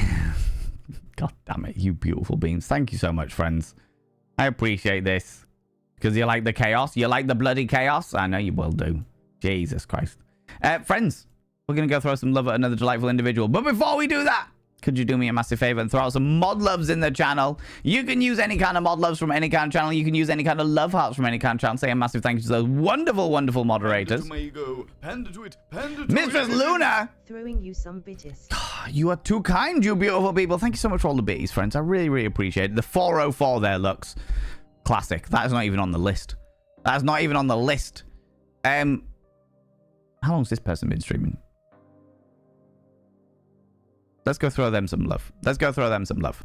Friends, thank you so much for thanking the mods. Moderators, thank you so much for being here. Thanks so much for the raids and sub. No. Thank you so much for all that you do in and out of stream. Thanks so much for all that you do for me behind the scenes with all the tech stuff and just being there for me. Thanks so much for all you do for this wonderful community. I really, really, really appreciate it. All the stuff you do for them in the Discord as well. Right, let me throw some raid messages out there. Thank you for the amazing discussion. Thank you very much for being part of those amazing discussions, Cinderlin. And to all of you beautiful individuals out there. Friends, if you are a subscriber, please copy and paste the first raid message. If you are not a subscriber, please copy and paste the second raid message. That's the first bot of vein raid message for subscribers. Nibbering, you cheeky devil. The second bot of vein raid message for non-subscribers. Let me... Is that how to spell it? Is that how to spell it? Is that how to spell it? Yeah, that's how to spell it. Friends, we're going to go raid the nice lady over there. We're going to go raid the nice lady over there, who is a wonderful, wonderful bean, an artiste extraordinaire. It is their 3rd streamiversary, 3-year streamiversary today, which is very, very exciting. So it'd be nice to go throw them some love, drop yours all off. So if you can stick around for the raid, even if it's on like 5-10 minutes, I would really, really, really appreciate it. Lady over there. If you're not in the raid up here, please click on the link that I have just thrown out there. They are a wonderful, wonderful being. They are genuinely such an adorable... How's it going, Armpit Lover? How you doing? They're such an adorable human being. They are also into sex-positive conversations and bits and pieces. And yeah, they're just a really, really nice person. Have fun spoiling the boy. I will indeed. Thank you so much. Yes, friends, I will not be here next week. I will not be here next week. I will be away spoiling the boy, doing all the bits and pieces. So thank you so much for that. And thanks so much for all the beautiful people that funded it as well. Thanks so much for being here, friends. Thanks so much for the raids, the subs, the gift subs, all the cheeky little bitties. Thank you so much for spending your time here. Thanks so much for the good conversation. Thanks so much for all you lurkers that have been lurking away. Thanks so much for all you VOD watchers that have been watching the VOD and egging me on from the future. Okay? I appreciate you. And to all you beautiful people that enjoyed the game and also the conversation, thank you so much for being a part of it. It really means the world to me. It really, really means the world to me. You people are fucking amazing, all right? I will not be back until a week on Monday, okay? For the next week. Don't do anything I wouldn't do, because if I wouldn't do it, it'll fucking kill you. I'll see you later. Bye-bye.